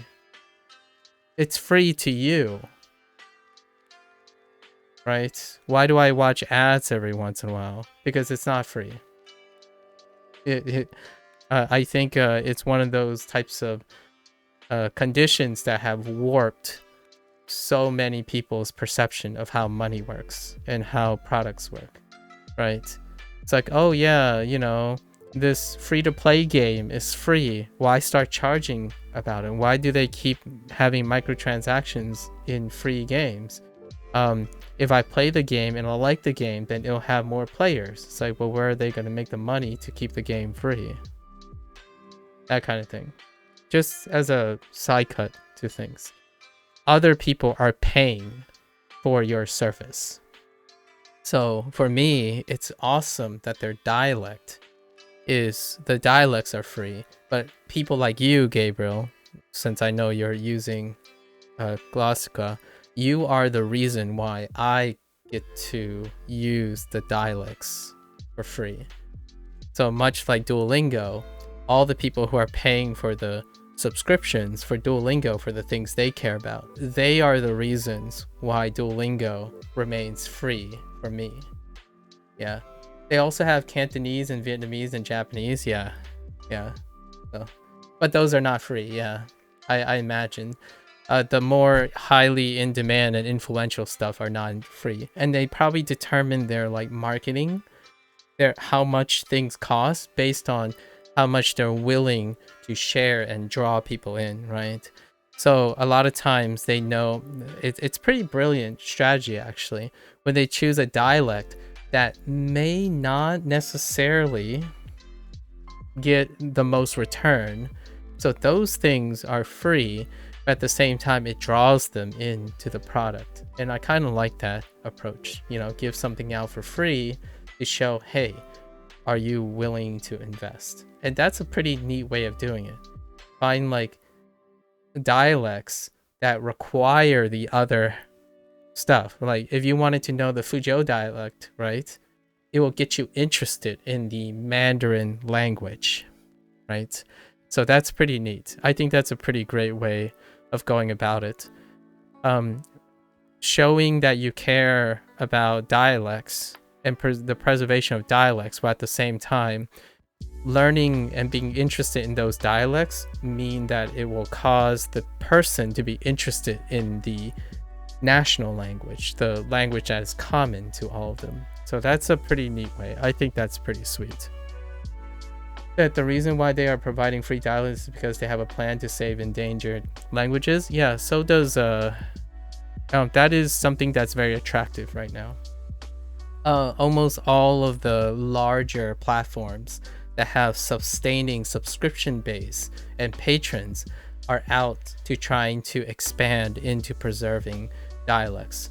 And they usually go from their foundational, the highest influence ones, and slowly stretch out. So they're the stretch goals, right? This is not only unique to Glossica because Duolingo is also doing so. And if they're able to secure the resources, like the research in it, all the better. But I do want to re-emphasize that there are very few things in life that are free. Someone else is paying for it. And oftentimes I constantly remind myself, it's a privilege in this day and age of the internet to have someone pay for the privileges you have. Like, someone is paying for your YouTube viewing. Like, someone is paying for your TikTok reels. Other people are paying. Whether it's free to you doesn't mean it's free, right? And the reason why I say that is it helps me stay grateful to those people who continue to pay for things I'm not paying for. And Duolingo is definitely one of them, regardless of how privileged and entitled others become. There are other people paying for your products. You don't get to watch free things because no one is paying for it. And it's cool that Glossica is doing that, and they have a model that supports that. I don't know about Babbel and all the other ones, like Babbel, Memrise, Rosetta Stone. I wonder how far they branched into that phrase, endangered languages, like languages on the decline. Curious. I think Rosetta Stone has long since. It's one of the way back. Rosetta Stone was one of the OGs. Like, even before I hit college, Rosetta Stone was already doing that. So I imagine they at least have courses on rarer dialects at this point, because they're still around now. Yeah, Rosetta was one of the first viral language learning products, predating almost, I would even argue predating the internet, like modern internet information exchange. I still even remember when they sold software boxes of Rosetta Stone. Yeah, really cool. Really cool. Thanks for the share. You piqued my interest. So I'll have to make some time to like sample whatever they had to offer for Fujianese, because that's pretty sweet. I'll be completely illiterate, but it probably wouldn't hamper my comprehension that much. I can probably guess on most of the things. It's all in that PDF you sent? Oh.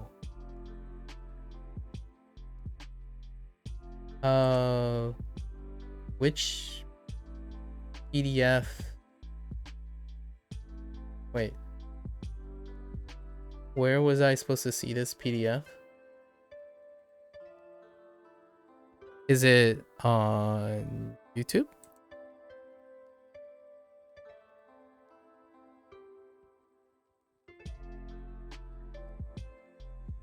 The link above. I don't see a link. Does YouTube automatically filter out links or something? Yeah, I don't see a link, Gabriel. You can try again. I don't actually know how YouTube works. YouTube chat works on links. They might filter it out. I have no idea how YouTube moderation works. I usually don't touch any moderation things. They are always set on default. I have no idea.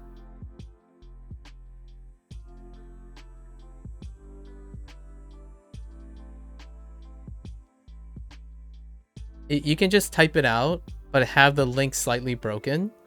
Like, type out the link and subtract one letter, and I'll copy it and save it somewhere. So like make it an anti-link. Add like a character in the front or at the end, and then I'll just remember to remove it. You tried again? Yeah, I don't see anything. No. Yeah, make a broken link. So like type the whole link out and then add a letter in the front or at the end. Maybe it'll show up there. That's one way to work around it, I suppose. Okay, so 日曜日に日曜日に公園に行きましょう. Okay. Wait. How's this new? There's nothing new here. Okay. Review, I suppose. We should go to the park on Sunday. I feel like I got cheated out of a new prompt again. 有名な店で桜餅を買います。有名。有名な What's famous? Sakura? 桜の something. 有名な店で桜餅を買います。Oh. 店の桜。有名な店で桜餅を買います。What? 有名な店で桜餅を買います。で、の。What? 有名な店で桜餅を買います。Oh. 餅を買います。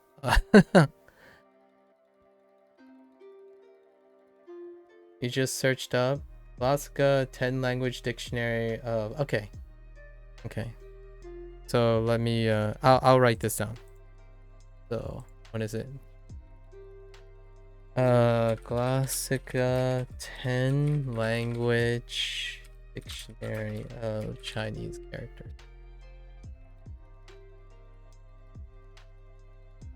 Okay. Yeah, I'll check this out in the evening. Thanks. I appreciate it, Gabriel.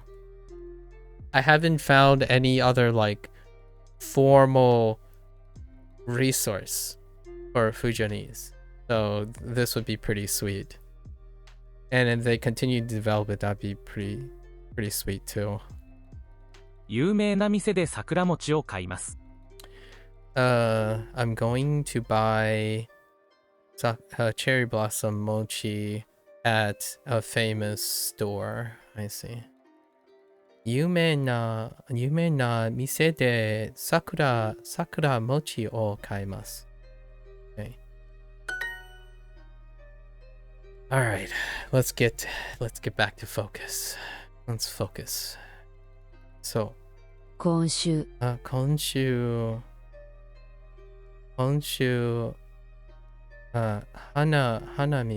花見をしましょう。しましょう。 I had to look for what tense they were going for. Oh, interesting. Oh, yeah. 今週花見をしましょう。Fair enough.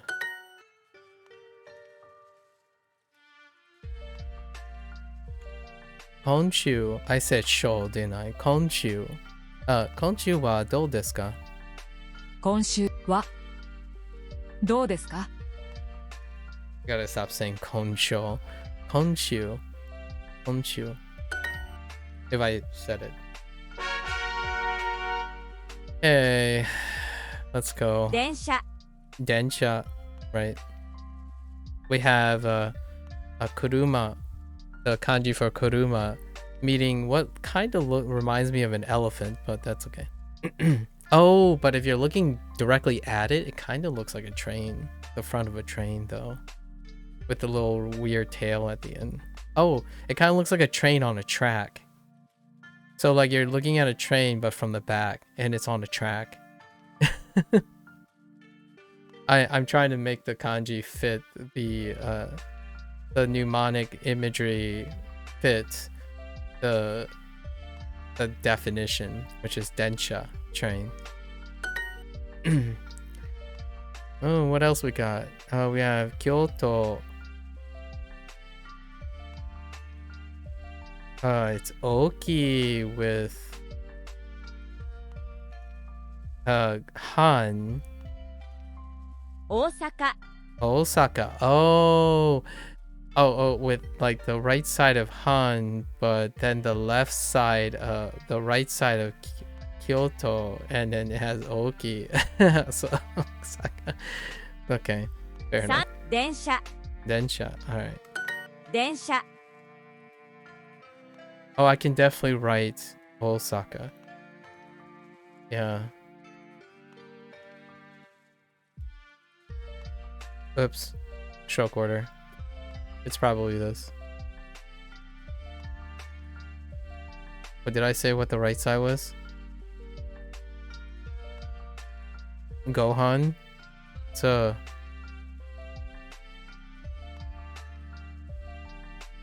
dang it. I just randomly draw a blank. Yeah, we'll get to it. Oh. Yeah. We'll do it later. It's right. So we add it to this. And then Oki. Right. So Osaka. Okay. 電車電車 Okay. 8分 Hatpun. Wait, did I already know this? No, I didn't already know this. We had Ipun, Sanpun, and Nopun. And it says Hatpun or Hatpun? 8分 Hatpun. So it's still Pun. There's so many Puns. It's almost becoming the rule than the exception. What is that? 4 now? 5? Including Jupun. Does that mean all the other ones? Wait. I don't know about 2, so we're not sure about Ni. Yonpun. Yonhun. No. Don't know about 4 either. Then we have a Gohun. Gohun is locked in. Gohun is for the Hun team. Nanahun is also locked in. Q is out right now. So we need Q, Ni, Yon, and Q left. All the other ones have a team now. And so far, Pun team, Team Pun, is winning. Pun. Alright. 電車 Densha. 8分 Pun. 飲みます Nomimasu. 今週 Honshu. 花見 Hanami. Okay. Okay. 8分. 8分 I see like Chisai with a extra stroke and the left side of Watashi. Which looks also like heaven. 5秒 Gobyo. Interesting. 9日 Kokonoka. What the oh no. Is that the 9th day? Kokonoka. Oh my goodness. 9日 Yeah, it has ka, so it's probably the day 9. Oh, that's so different. 9日 Kokonoka. Oh no. Oh no. Man, that's disgusting. Looking forward to it. 水曜 Yeah, suiyo. That makes sense. 8分 Apun. Alright. Kokonoka. Oh my gosh. We only have up to 4 days. So, 1日, 2日, 2日, 3日, and 4日 right now. So we're not even close to the 9th day yet.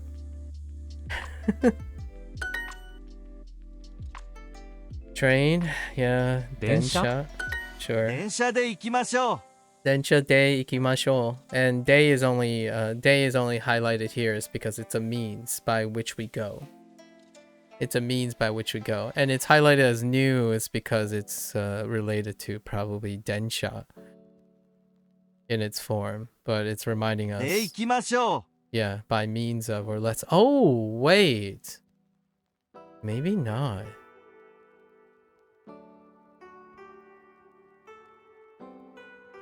Oh, it's a flip. We're going to the train. Or we should go to the train. Oh, okay. They did flip it from the... Oh, you know what? Oh, I know why they did this. I know why they did this. Instead of ni. Ah, I see. I see. Oh. Interesting. I see.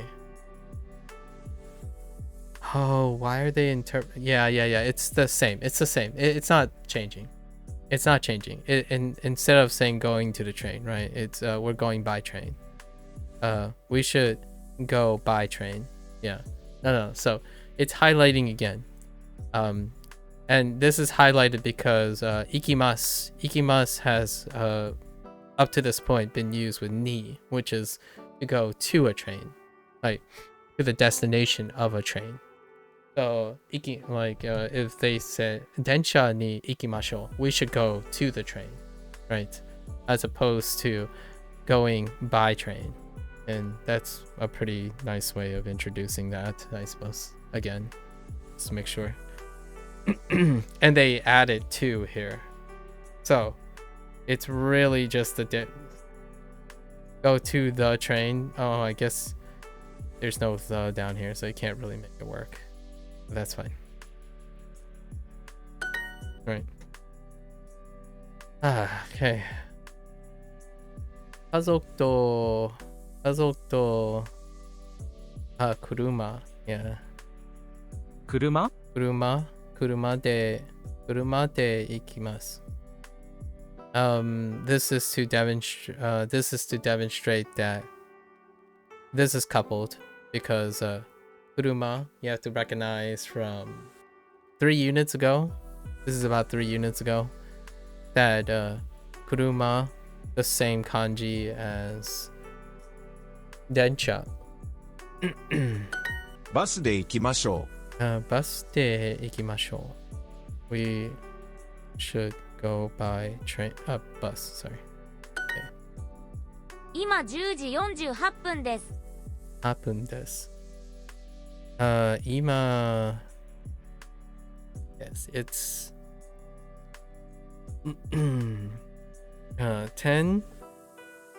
It is 10. Sorry, a little burp. 10:48 now. It's 10:48 right now. う。東京駅に行きましょ Tokyo eki ni ikimashou. Yep, they did it intentionally. So there you go. AXD, yeah. So they did it intentionally, just to contrast between de, and ni here, which is very Duolingo, very Duolingo. Right after the de use into the ni use in the same structure, and then they toggled the location to show that it's irrelevant if it's marking a location.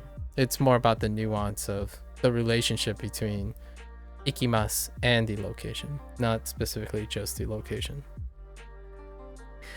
So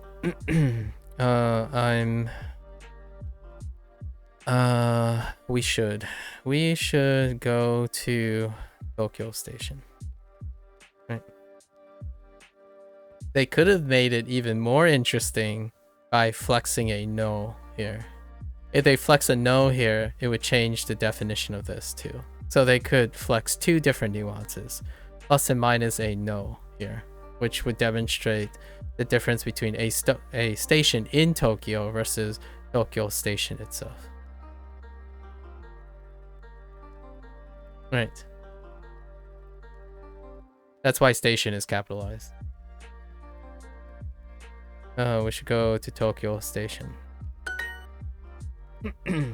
So, 11時18分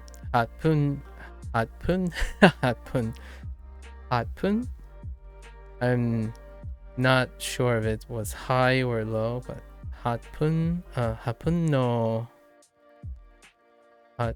電車に行きます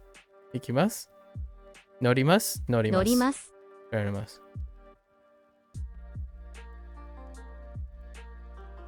Okay. 11 11:18 the 11:18 train. Let's get on the 11:18 train. One can also say, let's get on the train at 11:18. In English, those would be equivalent, but in Japanese, those are not equivalent. But however, I'm interpreting this into English as opposed to the other way around. そして新宿駅に行きます。 Okay.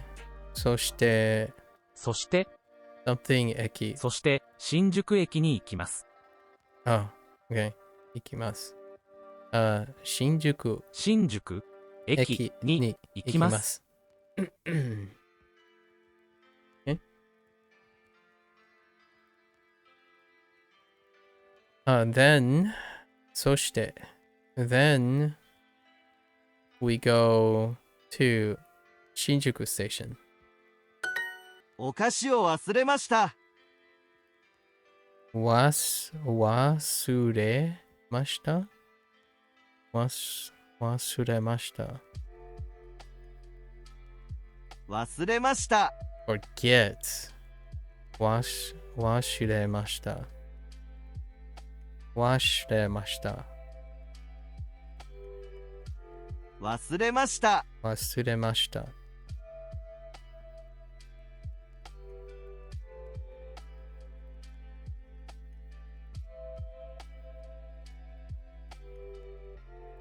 Let's take a look. It's probably 忘れる ichidan. Wasureru. Yeah, to forget. Sueru. Okay. Wasureru.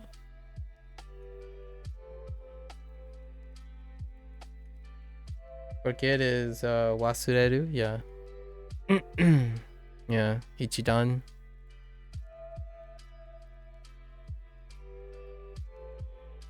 So, そしてを忘れました。I forgot. Snacks.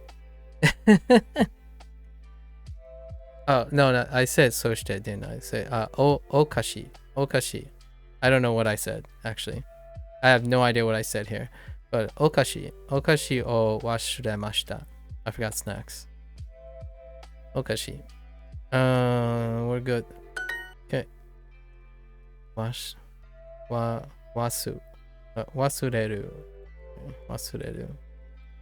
I forgot chopsticks. That's a great way to review chopsticks. Hashi o wasuremashita. You can say snacks without the. What do you mean by you can say snacks without the? Plural, you can say a lot of plural things without an article. In English. You can do that on Duolingo if you want to. If you omit the article on a plural by happenstance, if there's the in it, you can put the in and Duolingo will still accept it. If you remove it, Duolingo will also accept it. For plural, you can't you can be specific or not specific in English because there are multiple things. So without the is non-specific plural. With the is specific plural. When it's singular, it has to be specific. It has to be specific. Or it needs a specifier. So usually you add an article.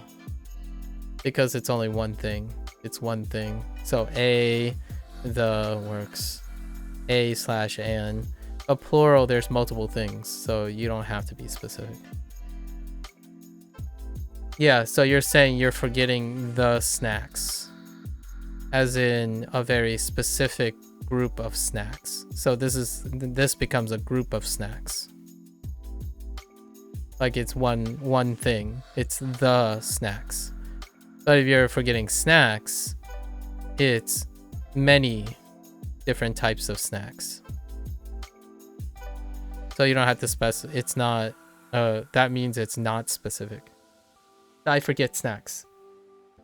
Or I forgot snacks. As in not just the snacks, but many different types of snacks. For example, I forgot the homework. I forgot homework.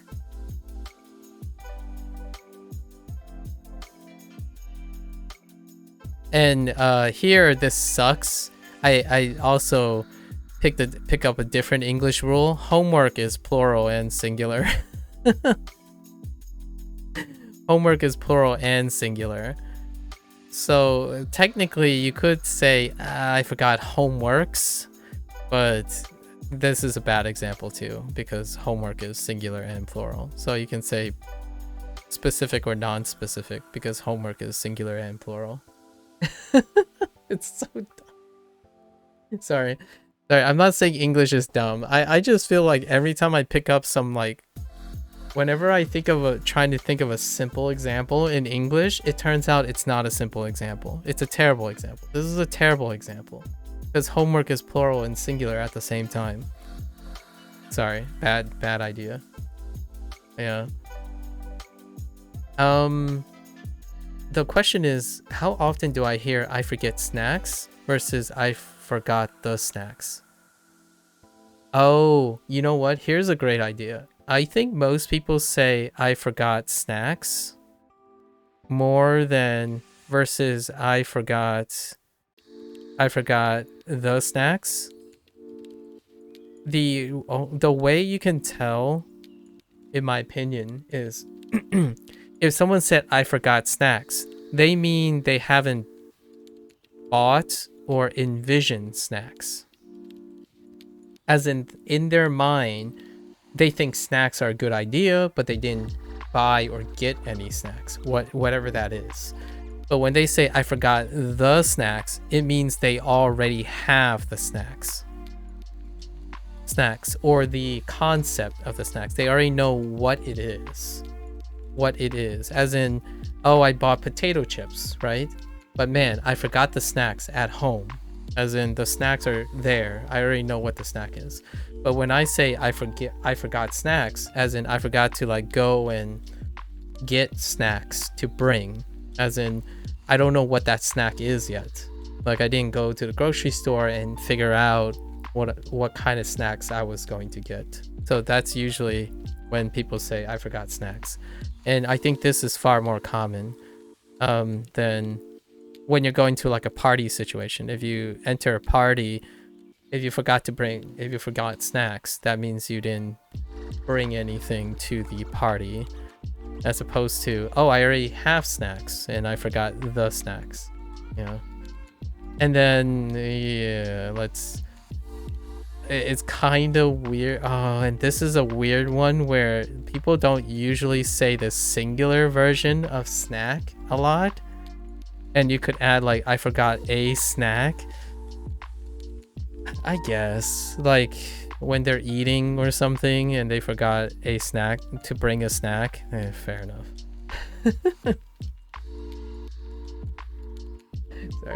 Sorry, XD. I don't even want, like, if anyone ever asks me for advice on English, I'm just gonna be a very terrible person at providing advice on English. That's terrible. All I can think about is all the excess reasons for needing to know this phrase. I sound like pretty much any person who spent like 10 or 15 years learning Japanese. It's like, well, you can say that, but no, you really can't. So many exceptions. 箸箸を忘れました。忘れました。Can I hear this? 忘れました忘れました Why? 忘れました。忘れました You can hear it. It's a really either a non-existent W or it's so light it sounds like asuremashita. And I know why that's the case. Because all the the W sound is fading away in general. So this sounds like asuremashita. 忘れました Which could be what the synthetic voice is doing, actually. Asuremashita. But we'll keep the wa in. Wasuremashita. Right. It's kind of like this. O. Right. O's. Not wo.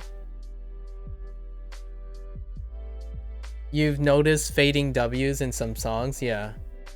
Sometimes when I hear older songs, like a classic song like from Bees or like Pillows and stuff, you can still hear W's.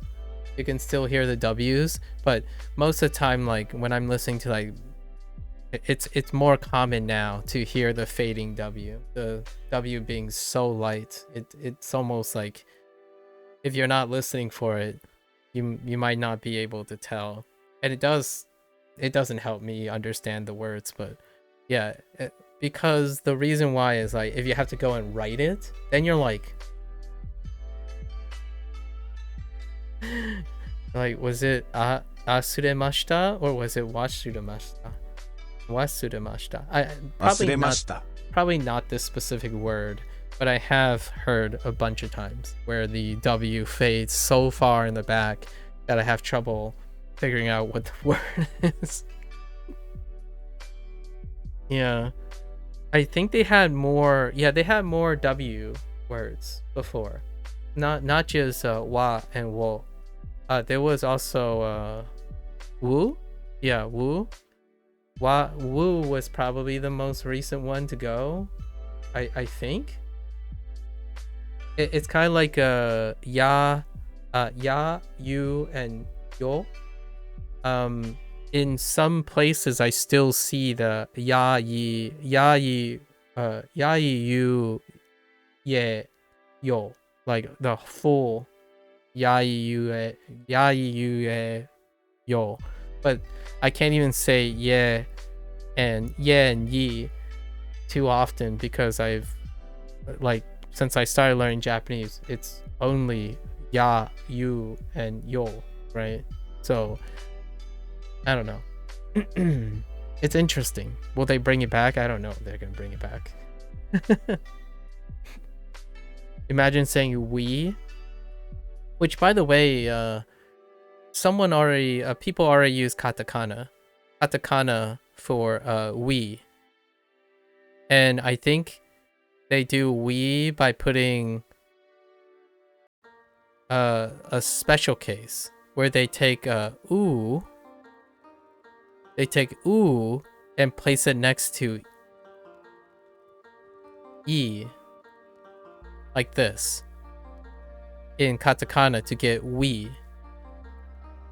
But this is ooh in katakana standalone.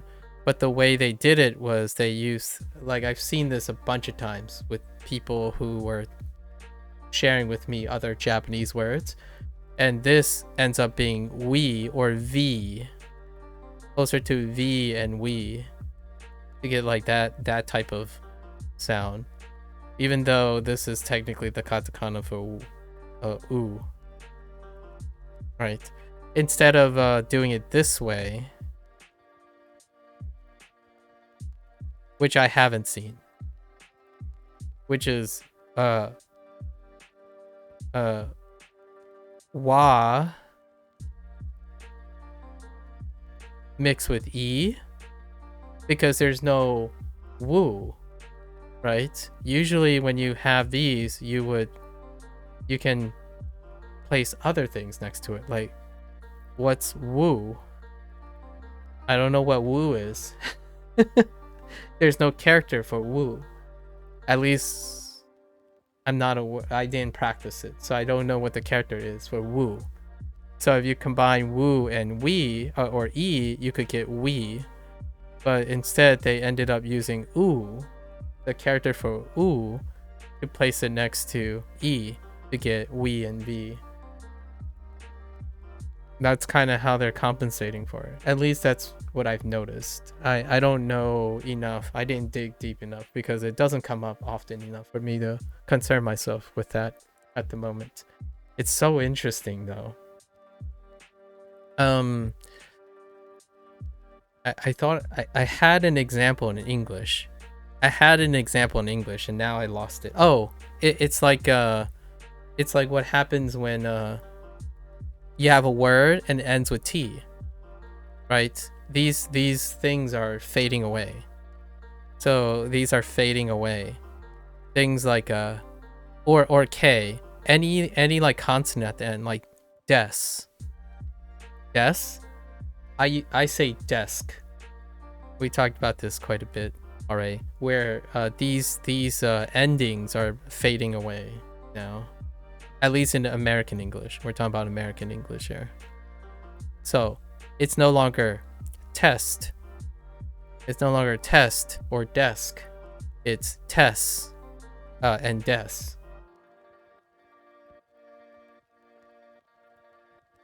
I figure maybe that's kind of what Japanese is undergoing as well over time, where some of the consonants are fading away a little bit. At least that's my thought. I don't really know what the reason is. Just my thought.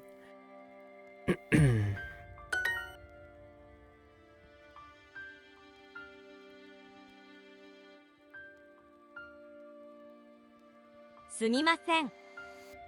Sumimasen. Sorry. I think Duo, I get it. So they're combining a specific unit right now with this current unit. And I don't even know what the theme of this current unit is. Is it party?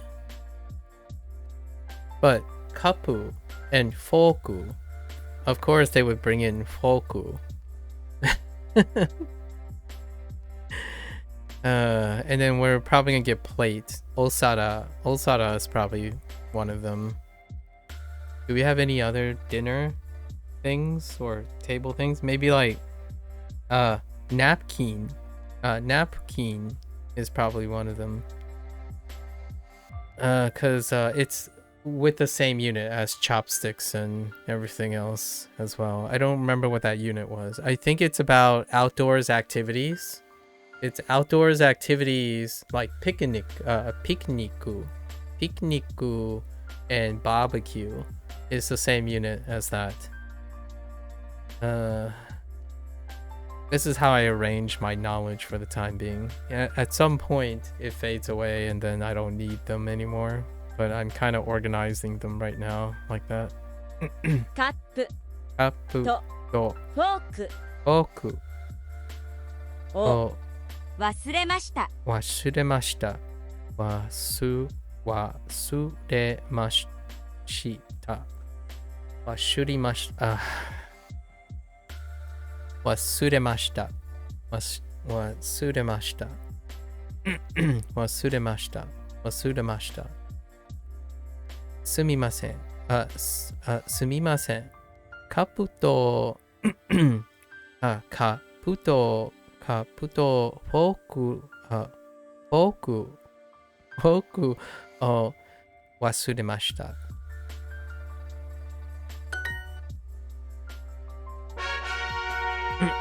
Okay. 電車の事故。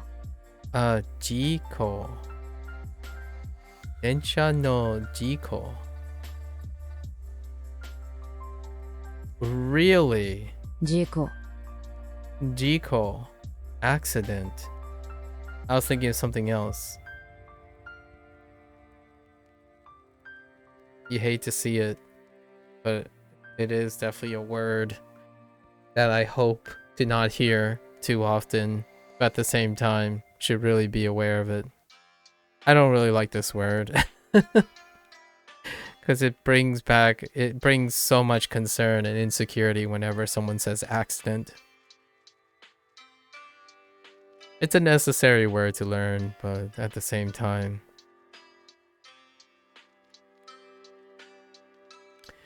sometimes I use the euphemism happy accident, right, to offset this, but this word carries so much baggage.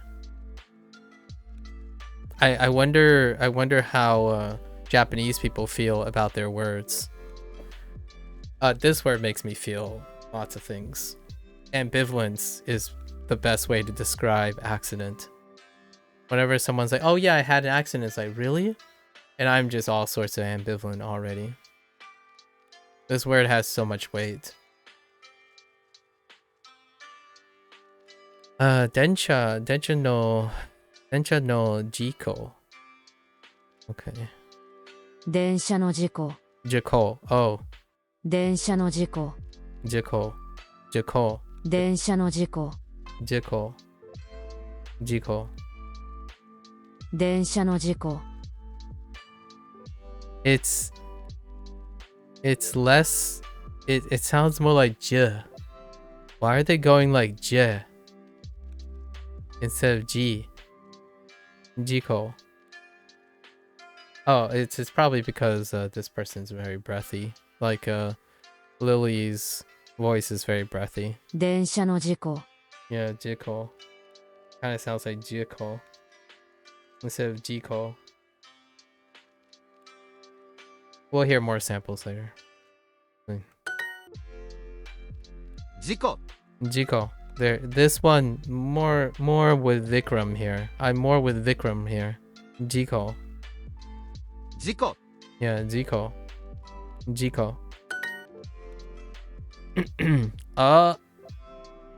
Junior. I don't like this. Okay, Jidensha no jiko desu. 自転車 A bike accident. It's a bicycle accident. バスで行きますか Bus de ikimasu ka? They highlighted it again.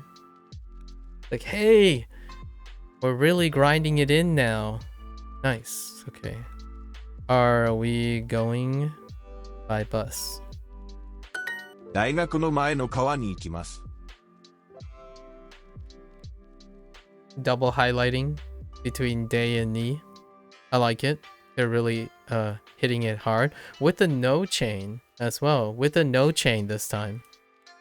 So, 大学の前の川に行きます。川に行きます。な川に行きます。そう。大学の前に川に行きます。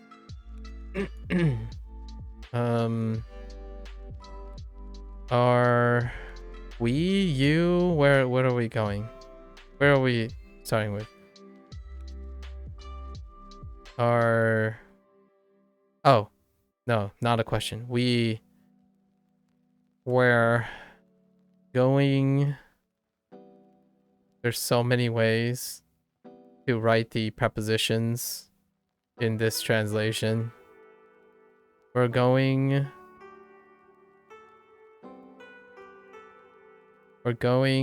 to the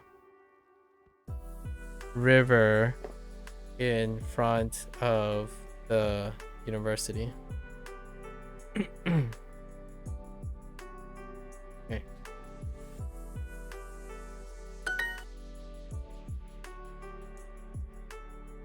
Kono eki de what? Densha ni norikaemasu ka? Norikaemasu ka? Norikaemasu ka? Norikaemasu ka? I wasn't always a big fan. Norikaemasu.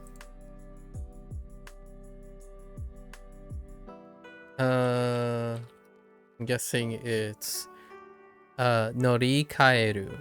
Yeah, norikaeru.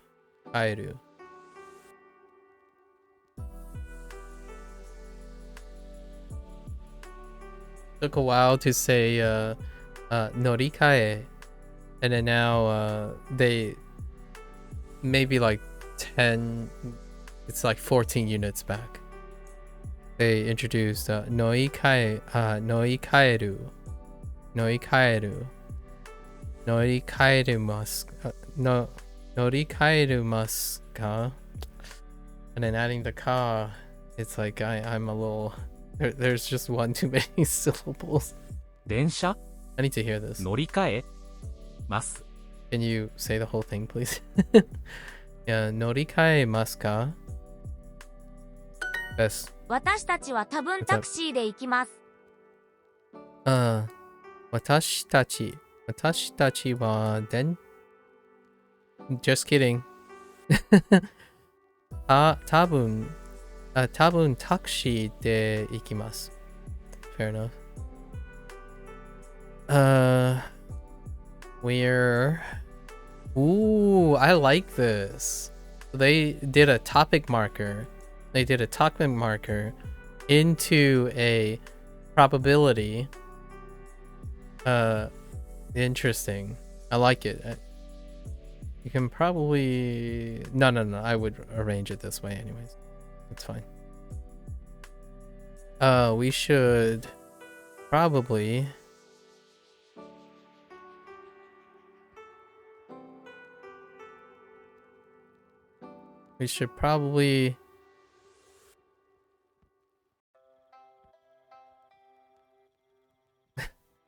Wait.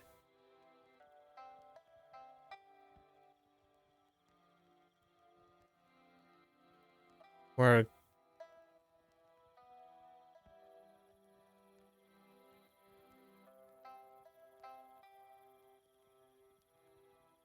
where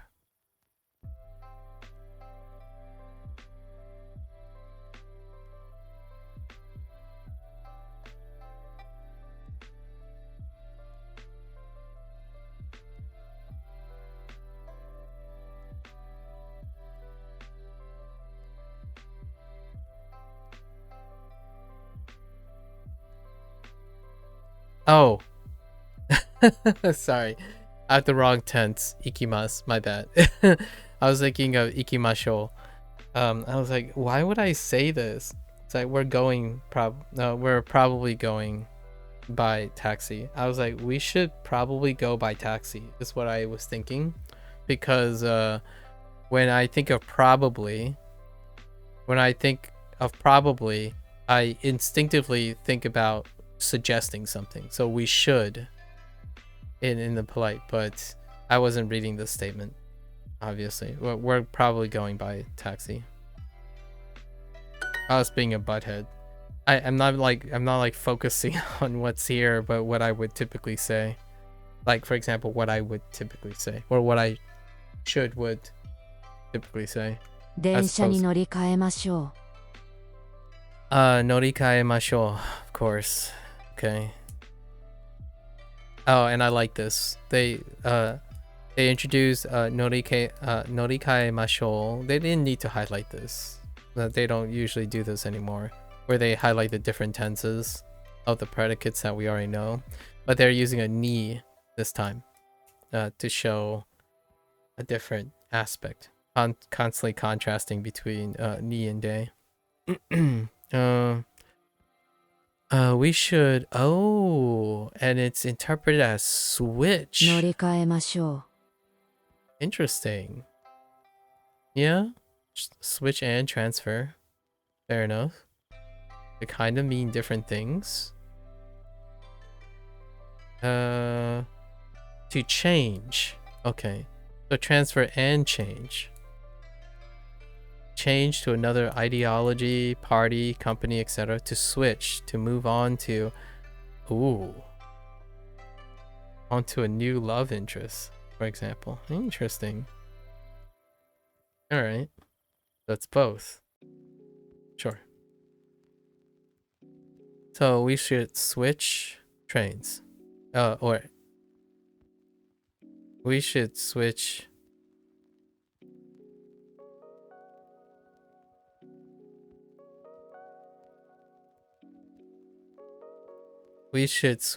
to a train.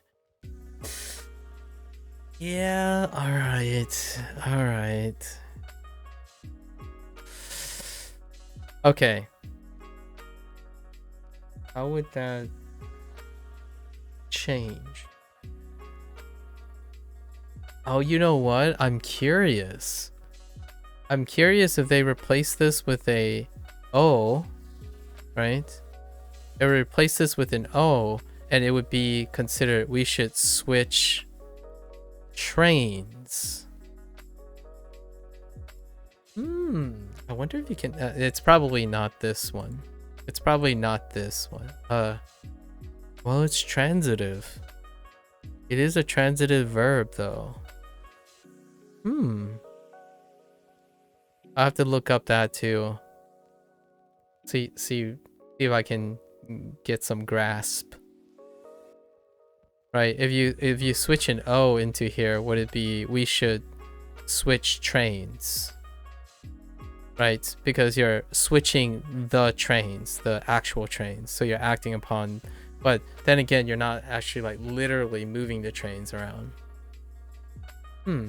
Interesting. But this would be we should switch to a train. That's fine. To a train works here. Yeah.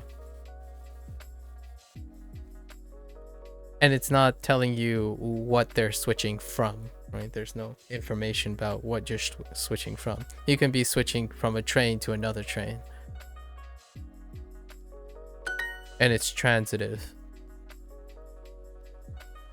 この電車は東京駅に止まります。Okay. この電車は東京駅に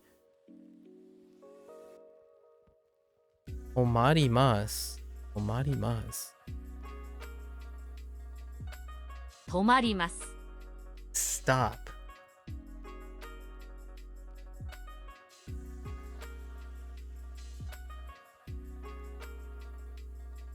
Wait. Hold up.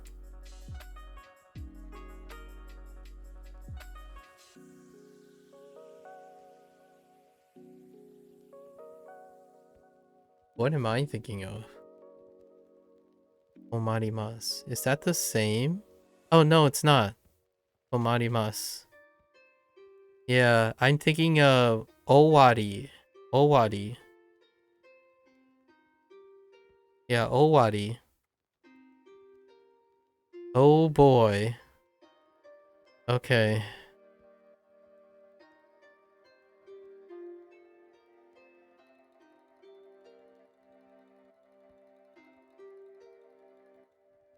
The question is that is Owari the one that was introduced before?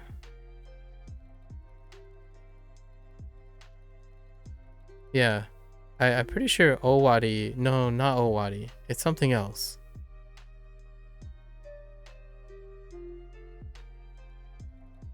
Oh no, it might have been Owari. Yeah, it is Owari. Oh, Owadu. No, not Owari. Owadu. Owadu is the one. Yeah, Owari is end. It's a noun end. And then Owadu. Owadu is the thing I'm thinking. So we have Owadu before. Is that the intransitive? Yeah, the intransitive Owadu.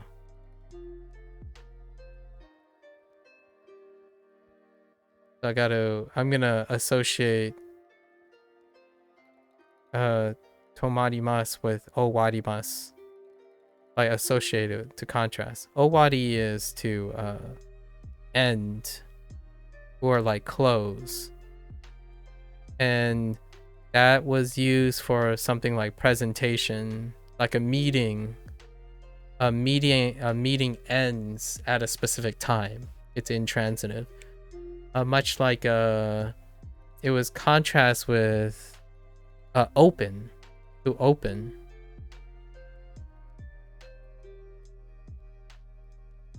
Like a shop opening. The intransitive open, which was wait, did they use a sudo for that one? Oh no. No, I don't think so. It's okeru. Okeru is the other one. So we had owaru, and okeru. Right? Open and close. Intransitive. And this is to stop. 止まります。 Okay.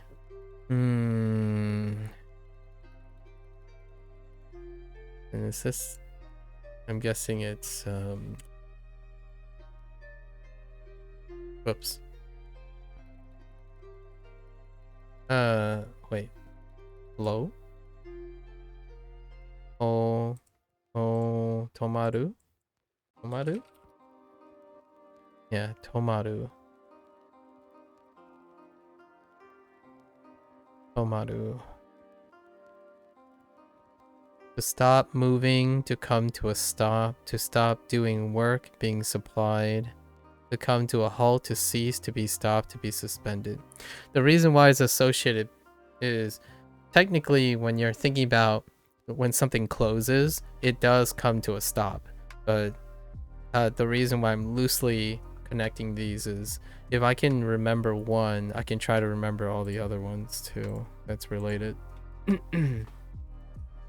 For memory aid purposes. Okay, so this train stop. Tomarimasu. Yeah, this train stops at. Oh no.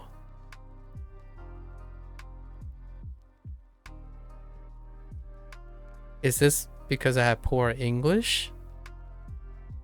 This train. No.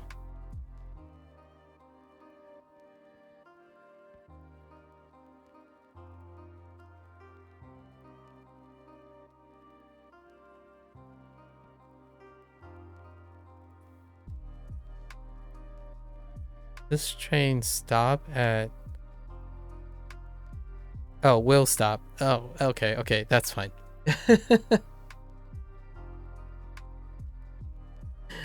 I was trying to interpret this as a present tense, but they're talking about future tense. Yeah, non-past, right? This is non-past, so I was like, wait, this train stops at Tokyo Station. I'm like, what? Stop? That can't work. And this train will stop at Tokyo Station. That's fine. Sure. I really need to start looking at the word bank some more. Bus wa something. Bus blank no chikaku ni tomarimasu. What? Tomarimasu ka? So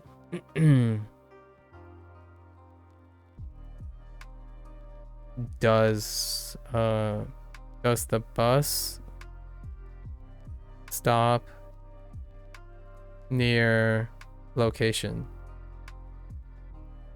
Bus stay? Does bus stay? Do I have a bus stay? No. Denbo. Peter. Kuchishita. That's sock. Kuchishita. Koen. Okay. By the Koen. park, sure. Near the park. And then we have omocha, which is a toy.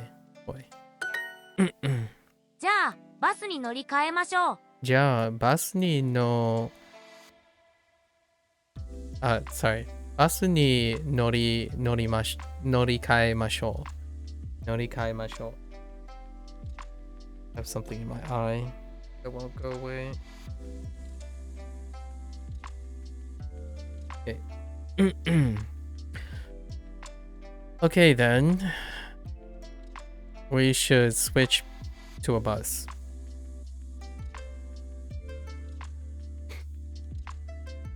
Fair enough. モノレールは千葉駅に止まります。モノレールモノレールは千葉駅に Okay. 止まります。止まります。モノレールは千葉駅に止まります。Yeah. モノレールは千葉駅に止まります。止まります。Okay. 駅で事故がありました。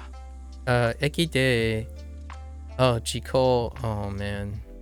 駅で事故がありました。There was an accident at the station. You hate to hear it. 公園までどうやって行きましょうか。公園までどうやって行きましょうか。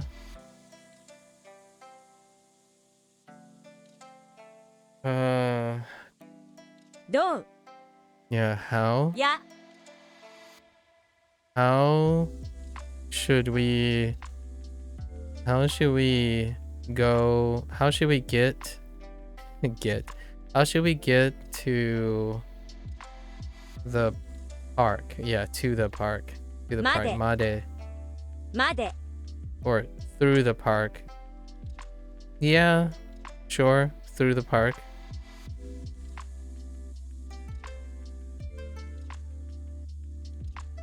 はい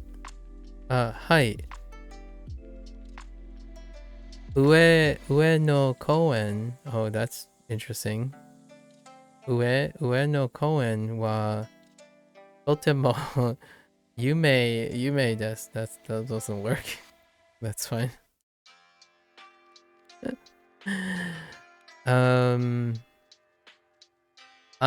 バスはどうですか How about that bus over there? 公園の前に止まります It stops in front of the park. Fair enough. はい、今から電車に乗り換えます。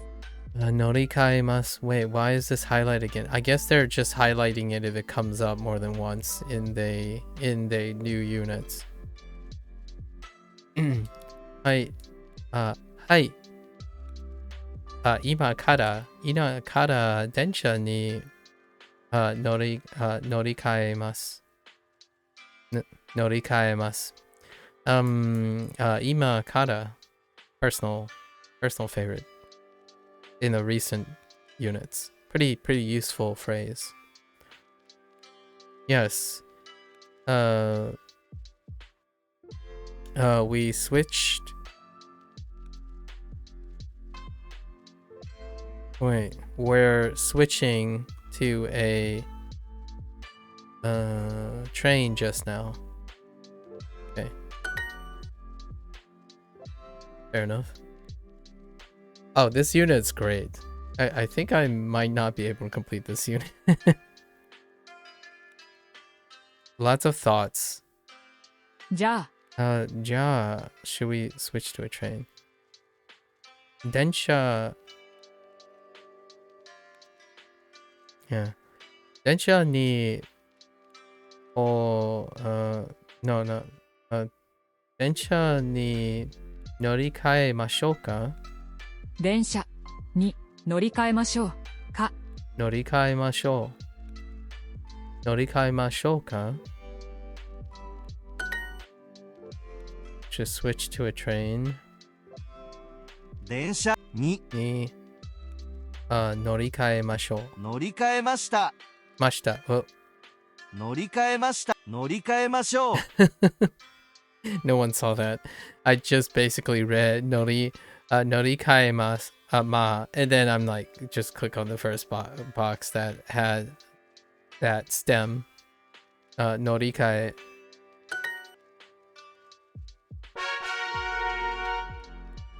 Okay. 焼きそば。Yakisoba. I can get behind yakisoba. What did they call it? Fried noodles? Yeah, kind of not. It's yakisoba. It's fried soba. You know, it's not called yaki. Oh, wait. Well, you know what? That's probably because it's nondescript, right? Yeah. I guess it's not called yaki ramen. Or yaki udon, but I'm pretty sure people would...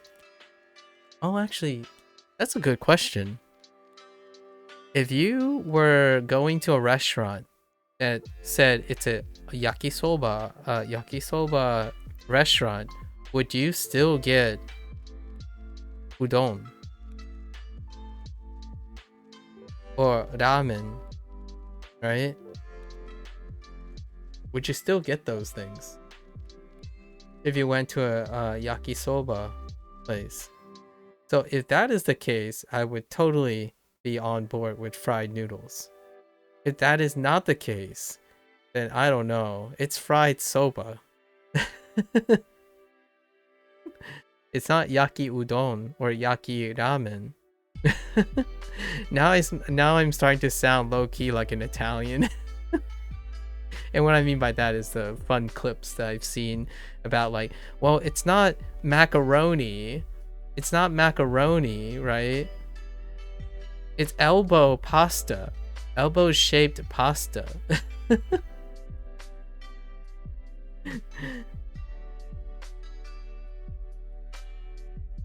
Like, you know, udon, like noodles is a form. It's a form factor, not a not a type. And I'm being a stickler. Yakisoba. Yakisoba works. And then meanwhile, a Japanese person just comes up to me and is like, no, we really just use it as a way to say anything. So yakisoba can be prepared with udon noodles. And I'm like, okay, fair enough. I respect that. And it's probably stir-fried, yeah. 焼きそば Yeah, stir-fried noodles. Yeah, stir-fried. I feel like the phrase stir-fried in English adequately describes yakisoba. Even to someone who is also Chinese and English. I think the idea of stir-fry is probably the closest to yakisoba. And I'm pretty sure this is in the dictionary already, yakisoba. Yakiniku.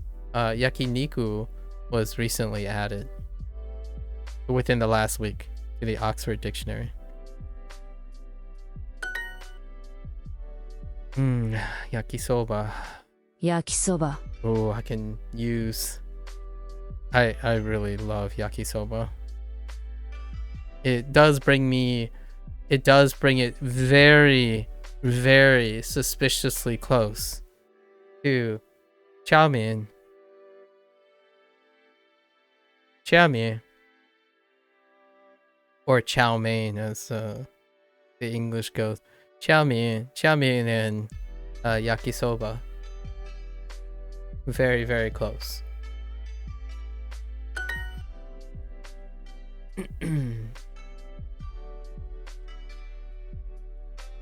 Mazu. Mazu.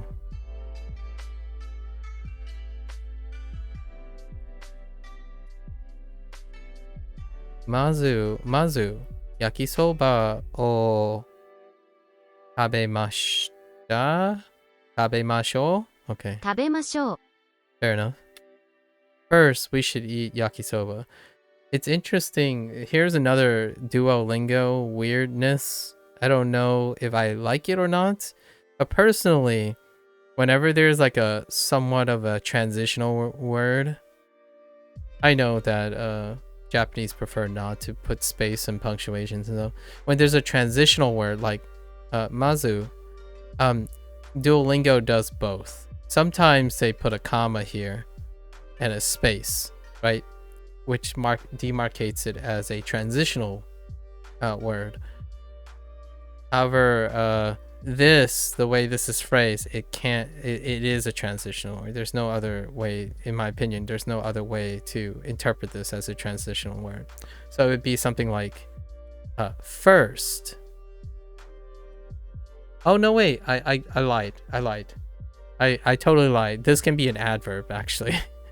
It's probably being used as an adverb here. So it can only end up at the end of a sentence. So like we should eat yakisoba first. So or we should first eat yakisoba, right? And you can put it at the end, which is still an adverb.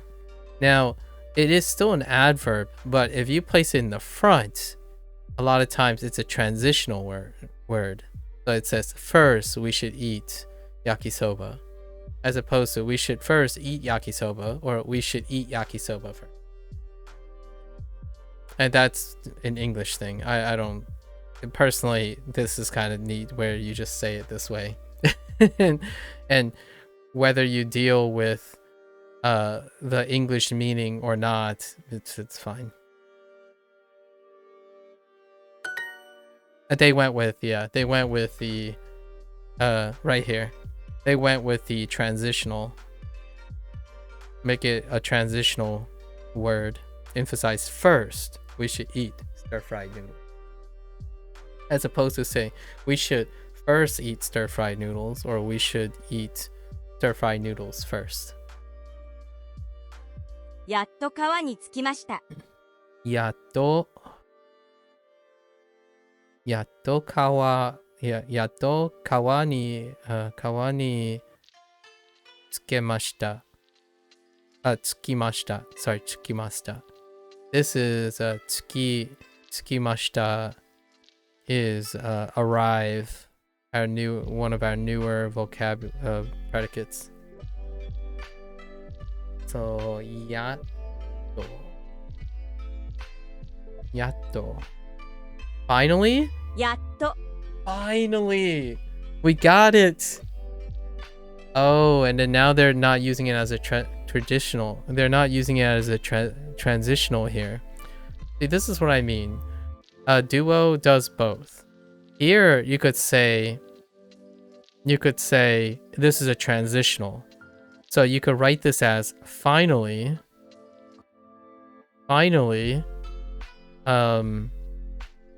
we arrived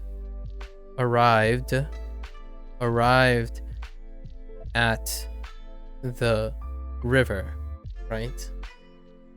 However, they're like, nah, not like last time.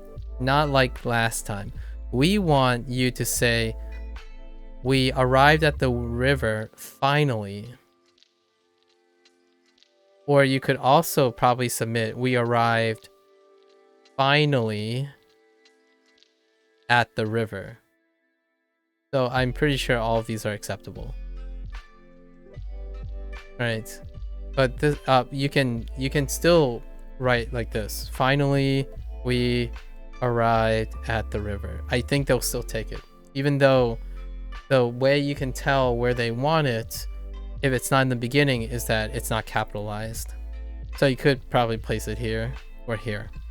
But I'm willing to think that it actually might be here. But let's put it at the end, just for fun. Yep. Oh, they want it. Oh yeah, we finally arrived. Sorry. Oh, there's another place. That's right. You could put finally at the end of this or in front. So they want it in front. We finally arrived at the river.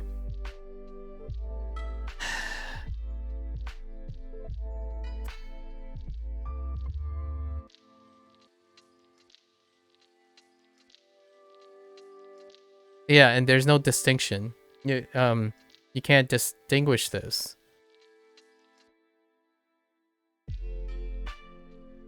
What happens if you put a wa? No. That doesn't work.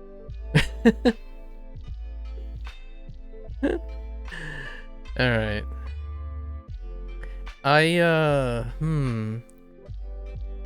I'd probably go with this. This seemed, yeah, what they said is good. I like it. I was just testing it out. They accept finally in all 4 positions. I'm pretty confident. If you place finally in any 4 of those positions, it'll be acceptable. Let's see. やっと公園に着きました。Something をしましょう。Let me guess. Picnic. Where's my picnic? There it is. Oh, hey, Shady. Picnic. Yo, whose emote is that? It's actually really funny. Oh, it's Dan's Gaming. Oh, I didn't realize you watched Dan's Gaming. Old school guy. Father figure. Like it. Next to Co-Carnage and etc. Right. Co-Carnage. Maximilian Dude. Shoutouts to them. Father figures. Yep, you tend to watch Dan and Co. Yep. I'm not surprised. And Max. Yeah, I'm not surprised. Shady. Remember this. We are resonating people. So no matter what I do, it's statistically unlikely that we differ in things. Like if I start listing things I do, you probably do also. Yeah, Dan, Co, and Max. Those are the 3 father figure / like consistent content creators who are also live streamers, right? Dan, Co, Max. Yep, without a doubt. Without a doubt. They coincide all the time. Funny. How are you, Shady? How are you? They're all slightly older than me too. Actually, I'm not sure if Dan... I think they're plus or minus 5 years off of me, right? Most of them are. 5 to 7 years off me. Let's see. やっと公園に着きました。ピクニックをしました。しましょう. Yeah. We were expecting this picnic eventually. It's the same unit. So they're combining the picnic, the outdoors activities unit, with this unit. Doing alright, hanging out while I do my language studies, then probably going to curl up on the couch and watch more of the Chinese version of Three Body Problem. Oh, I should watch Three Body Problem. You've got me the Chinese version? As in, did China release a Three Body Problem Chinese version? Or is it Three Body Problem in Chinese?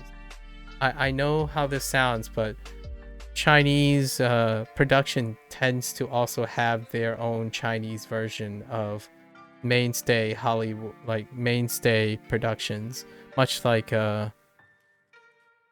Japanese and, you know, like for example, the reverse, like Infernal Affairs, right? A great example. Martin Scorsese's The Departed would be the Americanized version of Infernal Affairs. Is it like that? Is that what you're referring to?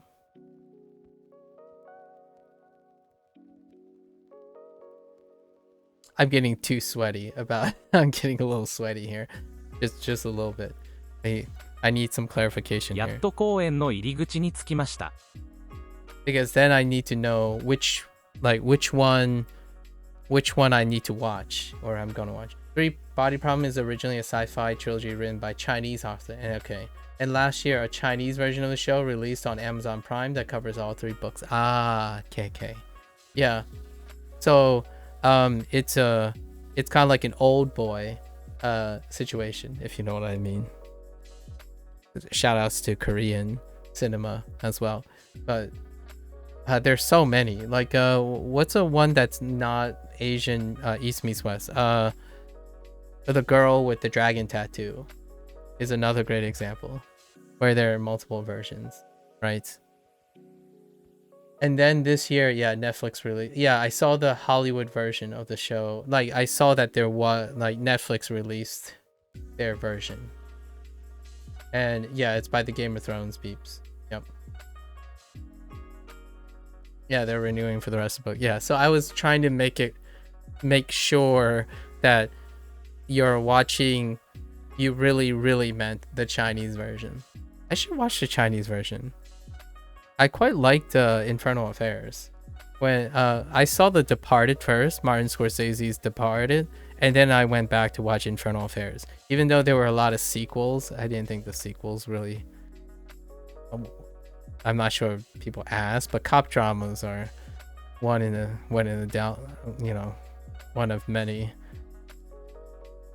The Netflix version was alright and got me interested in the premise of the series, and I heard that the Chinese version is basically a word-for-word version of the book, so watching that now. Ah, yeah, I do that too. You gotta hear all, you gotta see all the versions, right? Or at least if you're interested, personally. If you're interested, you know, if you're piqued, I like watching, even in horror films.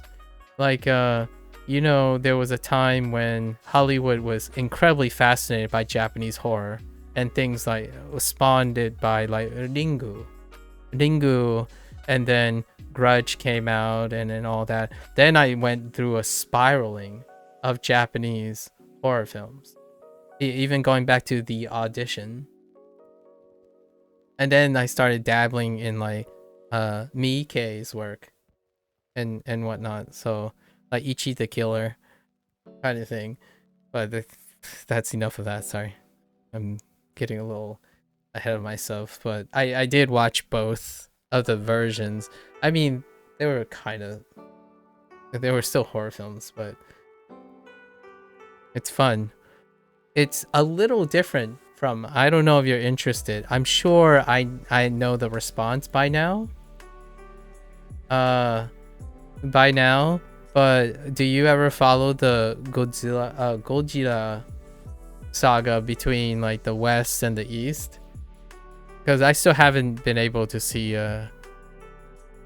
Shin Godzilla Zero or Minus or Godzilla Minus Godzilla. I don't know what order the words are, but I really like the Shin Godzilla.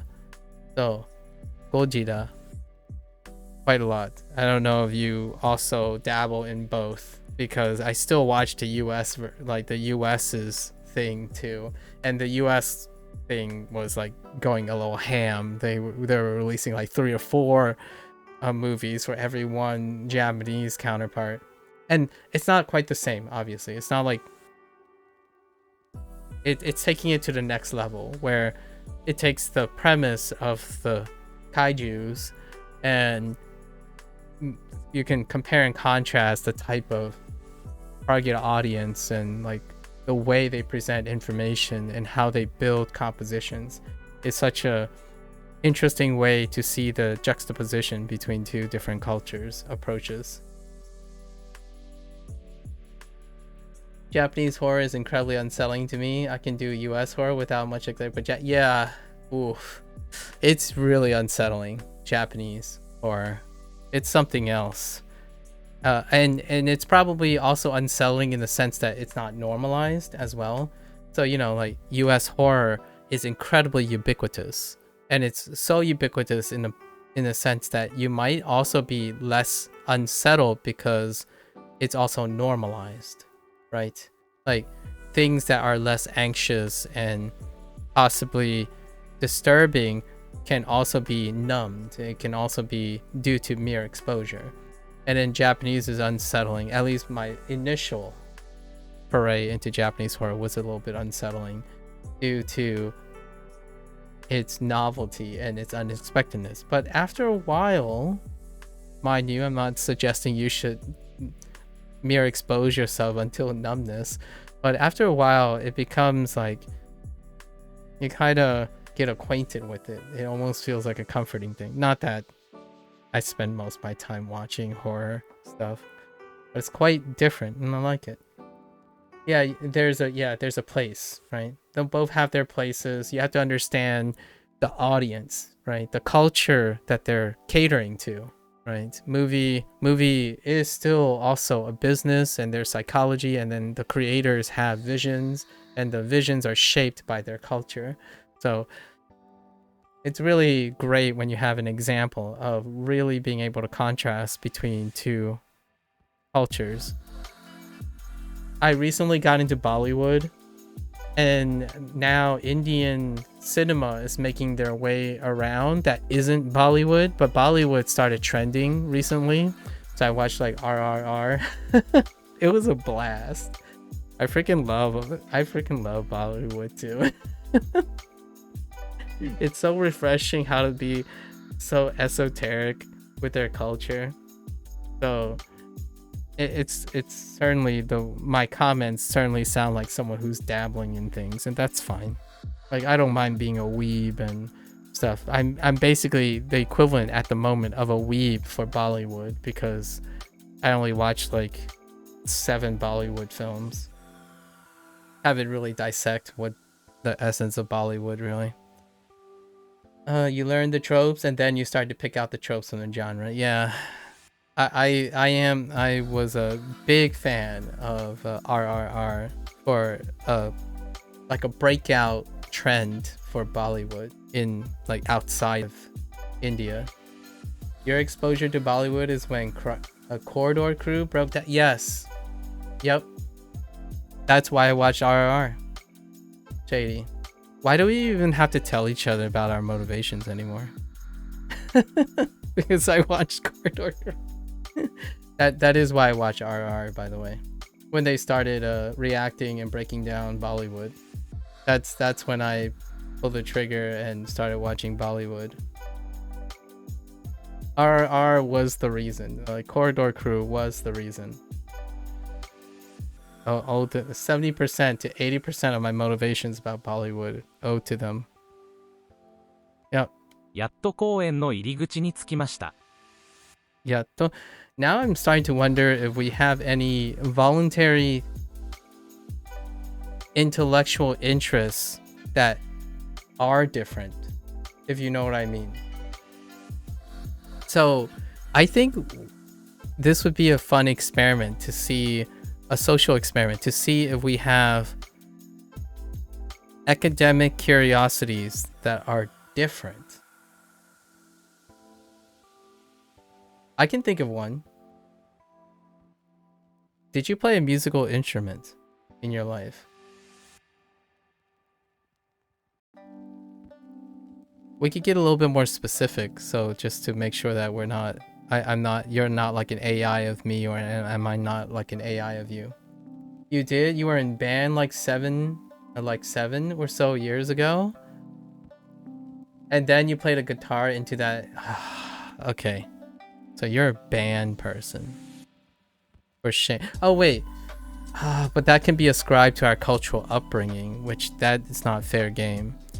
So I didn't join the band because I picked up the violin, and it's because my parents are Asian, so there's a kind of a stigma, a stereotype against brass instruments or like woodwinds.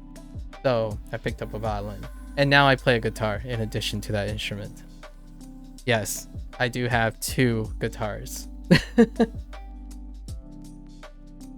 You played the alto saxophone, so a woodwind. Interesting. Of all the things, you picked up a woodwind. I mean, my parents would have been accepting of a woodwind or a reeded brass instrument. I tried the trumpet first, and my parents was like, no. Heck no. If at all, my sister got a chance at the clarinet, which is a woodwind, right? Because of the reed. But I ended up with the violin. So I was a violinist. And now I do play the guitar. Your sister played the clarinet. That's so funny. Sorry. Like, you could pick a lot of instruments. There are so many instruments, but it's kind of funny. It's very funny. And I think that's more of a cultural thing. But the instrument that I picked voluntarily was the guitar. So I do own 2 guitars. In fact, you might be able to. It would be really okay. Here's a Hail Mary pass just to see how crazy this is. Who do you? What kind of guitar do you think? If you had to name a celebrity, right, that would influence me to buy their guitar, which one would it be? This would be really scary if it's the same one. I think I would personally think that you're an AI at this point of me. If you're able to narrow down what was my most recent guitar, which celebrity who happens to be a guitarist would influence me to buy their guitar.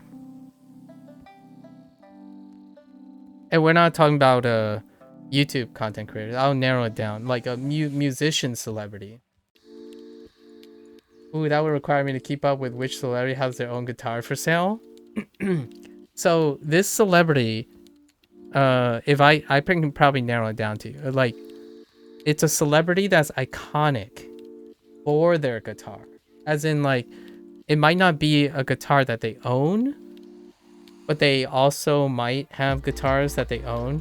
But we're specifically talking about the celebrity themselves. So I'll let you, if you guess it on the first shot, I would be very scared at this point, because that's an awfully low. Is this the realm of acoustic or electric guitar? Knowing yourself, what would you think my guitars are? Like, if you had to pick, what would you lean towards? It is an acoustic guitar. It is an acoustic guitar. So you want it's probably not 50-50, but you got that. Yeah, it is an acoustic. There are a few choices, so that's why I don't think you're gonna get it. However, it can happen. It's like I'm gonna say like a 33% chance. I can think of 3 that would fit the profile. It is a celebrity, so we're not talking about like some indie person, right? I specifically mean celebrity. I'm so scared right now. やっと公園の入り口に着きました。やっと公園に着きました。着きました。やっと公園の入り口に着きました。入り口。Oh yeah. 入り口。入り口。着きましたです。やっと公園の入り口に着きました。やっと公園の入り口に着きました。やっと公園の入り口に着きました。I'm going to assume it's not one of Taylor Swift's fabulous guitars. That is correct. You can assume that. It's not one of Taylor Swift's fabulous guitars.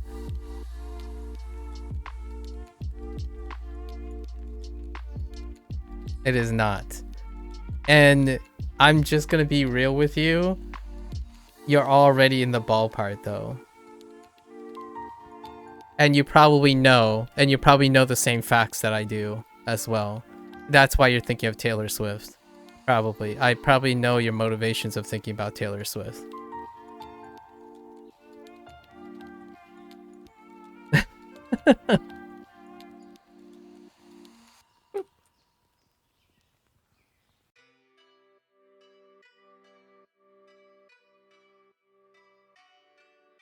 Wow. Of all the people to pick, my brain goes like Ed Sheeran, and it's definitely not. You don't believe it is Ed Sheeran though.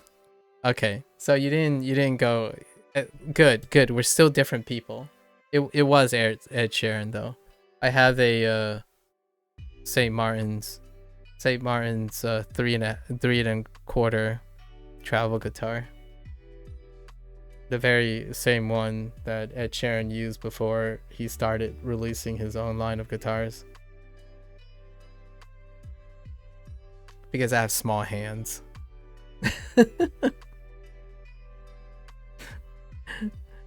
やっと公園の入り口に着きました。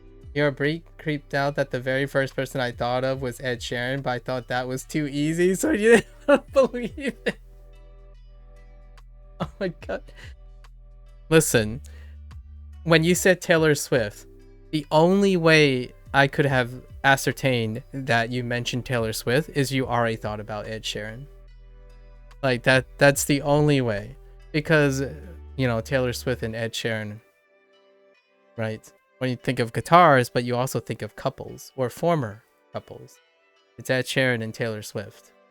So, well, there you go. I guess maybe you are my AI bot at this point. Who's the real one though, Shady? That's the better question. Who's the real one? I know you're learning Chinese, but I already know a lot of Chinese. So like, who's the real one here?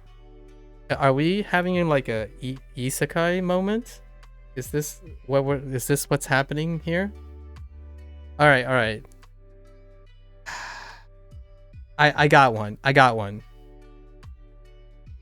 Apple, iOS, or Android. That's done. Like, let's might as well throw in the coin flip. iOS or Android.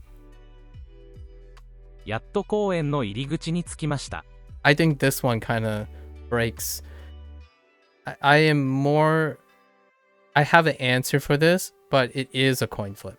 So this is more like serendipitous coin flipping. If I know myself well enough, I can make an argument for both. So it would be more serendipity than it is preferential. やっと公園の入り口に着きました。入り口。Why does iriguchi is exit? Yes, exit. Oh no, this one's really hard to decide. I haven't seen enough to be able to make that call since your camera and what you show on screen doesn't really give me much to go on. Oh, you're doing deduction? Wait. There is a clue, though, in my camera. But thank good, it's very small, so you can't actually see it. But we're not about... You're not trying to guess me. Yeah, it's the pixel box in the background.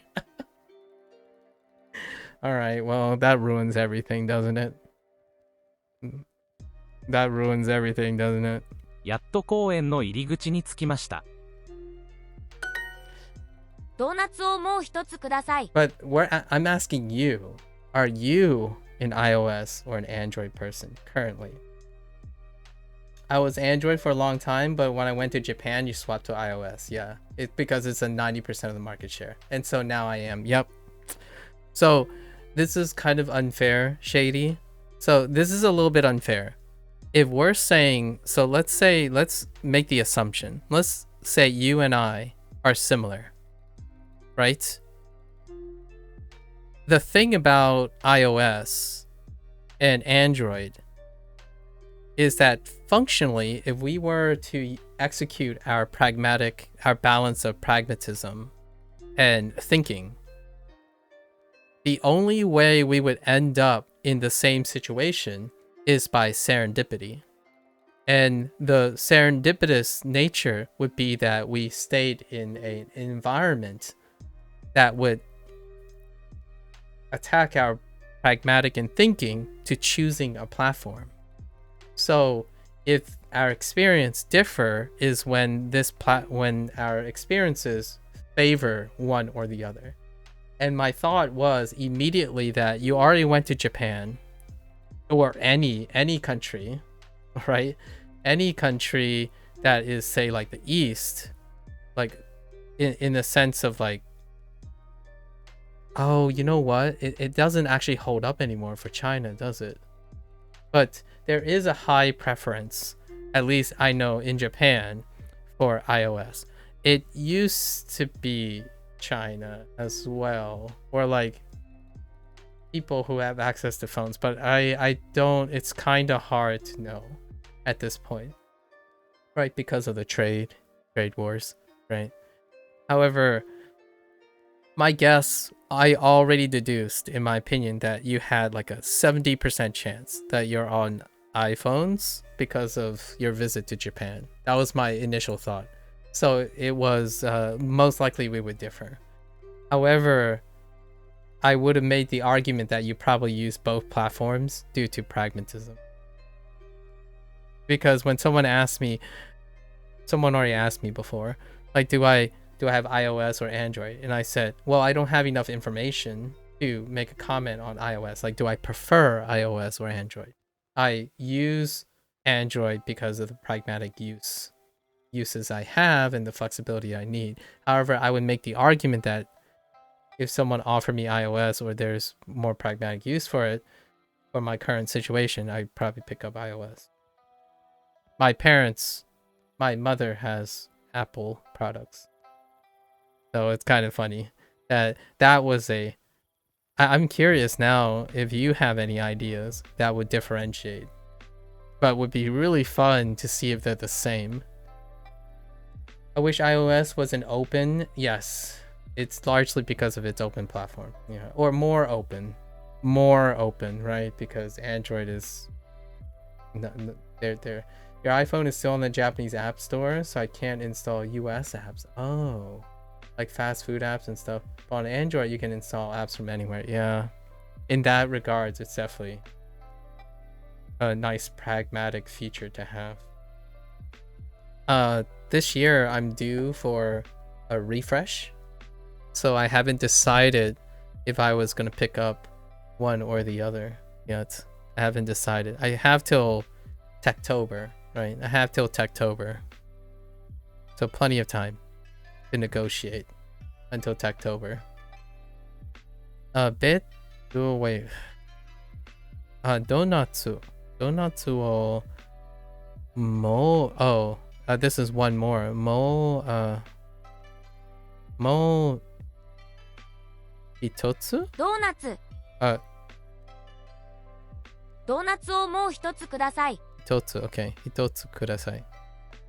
I really want the new iPad, but that's because the Touch ID broke on your existing iPad. Dropped it one too many times and it's really inconvenient. Oh, that's unfortunate. That's very unfortunate. It's been a while since I had a tablet though. It does fit that if you're in the iOS ecosystem, you might as well. I mean, if you're in the Apple ecosystem, you might as well splurge a bit on the Apple ecosystem. It's been a while since I've owned a tablet, but I don't travel much anymore. And I don't do anything outside of my current desktop, so. I'll say that I haven't found a tablet that I like using as much as an iPad though. Phones, I can go either way, but Android tablets have either been, and the Apple Pen is a lovely experience. That's fair. The Apple Pen. I was like one of the early adopters of the Samsung Flablet, Fatlet, I guess that's what they call Flatlet. So I had a stylus on my Galaxy for a bit before the Pixels started really, and now I have Pixel phone. But since I do artwork, you don't happen to do artwork, do you? I'm very used to like other tablets and not other like smart tablets per se. So like Wacoms and largely just Wacoms.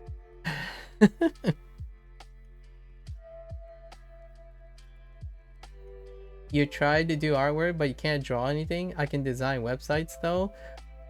Shady, I used to say that to myself too, honestly. Like for real, I used to work on like UI design, like UXs, things like that, things that deal with vector, lots of vectoring, tons of vectoring.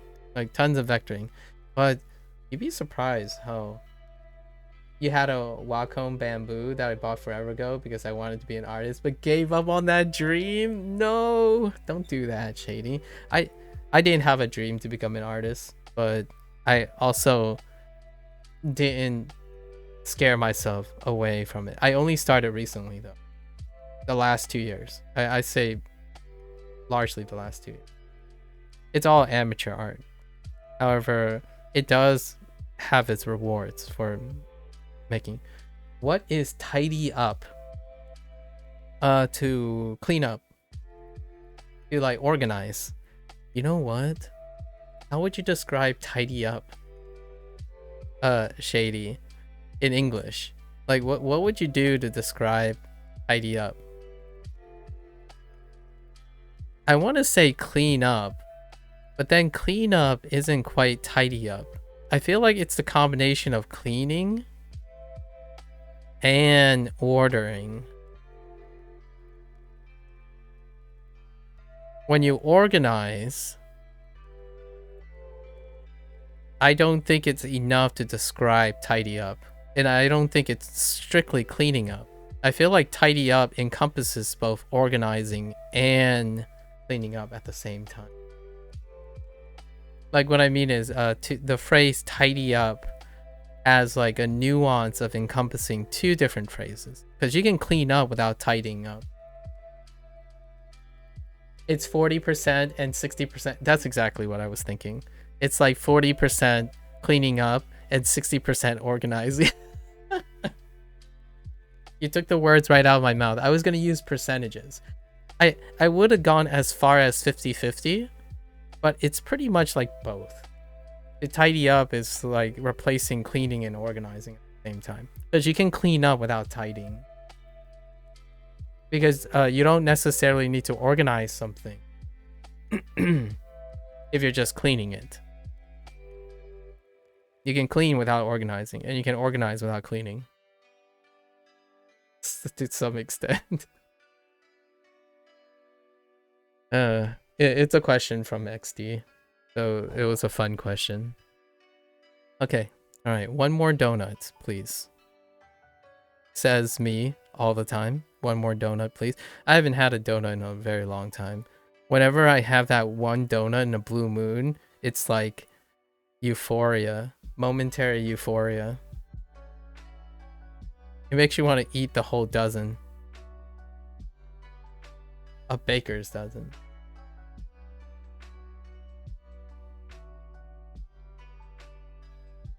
What do you have there?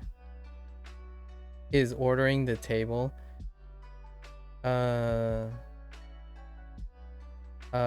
테이블, 테이블, 테이블,片付けます.片付けます. Yeah, ordering the table. Yeah, ordering the table. So it's kind of like you're cleaning off everything. So you're cleaning off everything, and then you're putting things back in order. So like you could be at the same time cleaning the things and then putting your utensils, your place settings onto a table.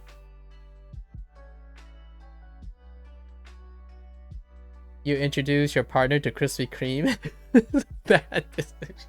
Dude, Krispy Kreme though. OG glazed.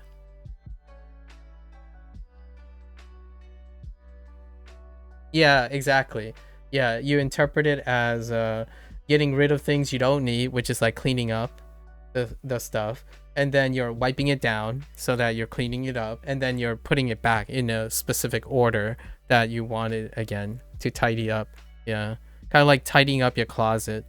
I know that a bunch of people say like to clean a closet, like for example, clean closet, right? If you clean a closet, it's almost strictly to remove something. You're cleaning the closet to remove something like dust, things you don't want, right? And then when you organize a closet, it's like you're ordering things, but it's not for removing. There's no removing, or like there's no input or output. You're rearranging. You're rearranging the things. And then when you tidy up, you do both. You both clean, so you're gonna remove something, and then you're gonna move them around, right? And if you if you ever hear a Japanese person describe a donut as mochi mochi, it is the texture of fresh Krispy Kreme donuts. Oh, like QQ. Like QQ? I don't know if that's Japanese, but that's Taiwanese. QQ. At least that's what I heard it in the context of. But QQ. And if you clean out your closet, then you're airing out your dirty laundry. Yeah, you're airing out your dirty laundry. QQ? I don't know how they represent it, but QQ, like this. Not to be confused with QQ, like crying, which is the Western QQ. Language. I tell you, Shady, language. Not QQ as in crying, like cry me a river, or get good. You know, get good, kind of QQ. But QQ as in chewy. But not the same. Like this is not to say this is the same as mochi, mochi.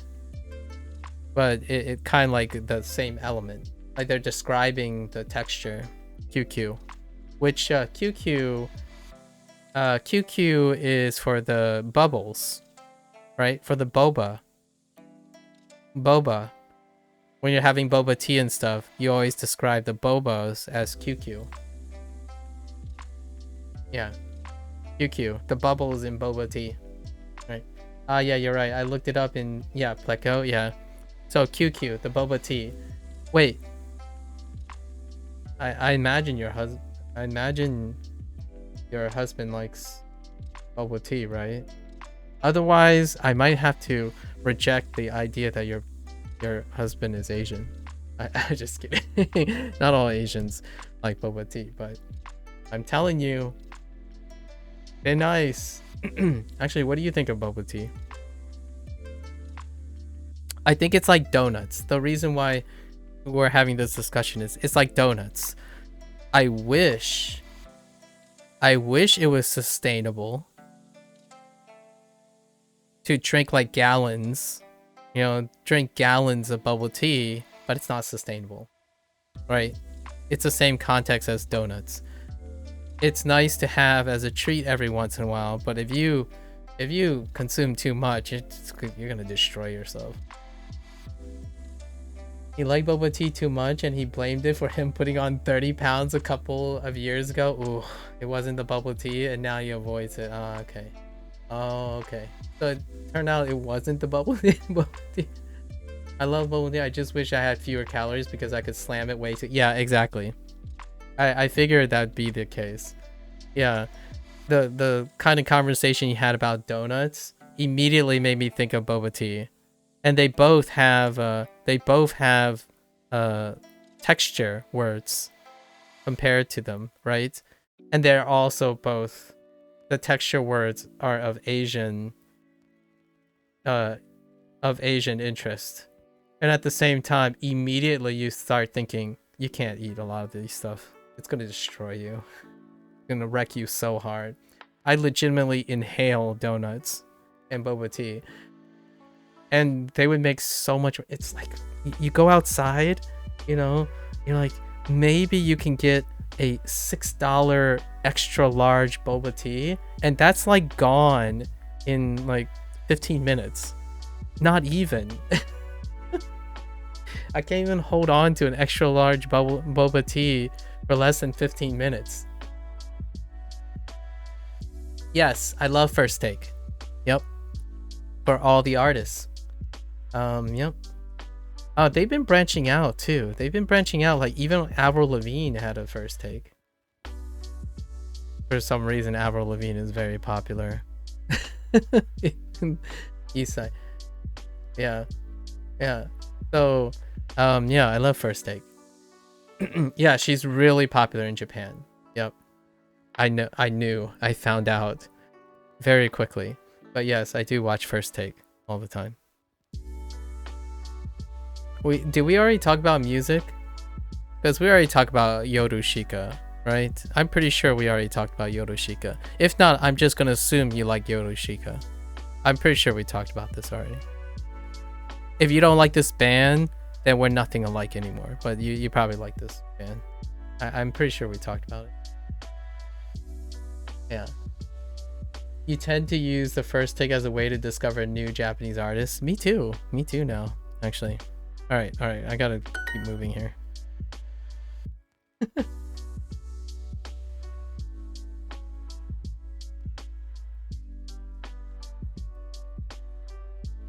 There are a few things that obviously we have differences, but I also really like Yuri a lot. Yes. Solid Yuri. I also listen to like old school stuff a lot. Like the harder indie rock, like Sambo Master and like Asian Kung Fu Generation. Or I mean, if we really want to go back, it's more like Pillows. Old school Pillows.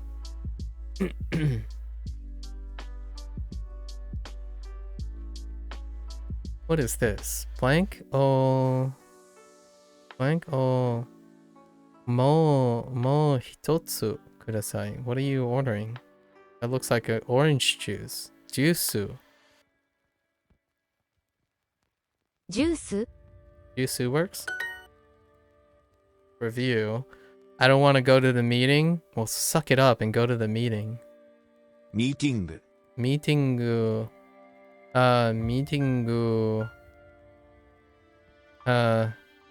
Aitaku nai desu.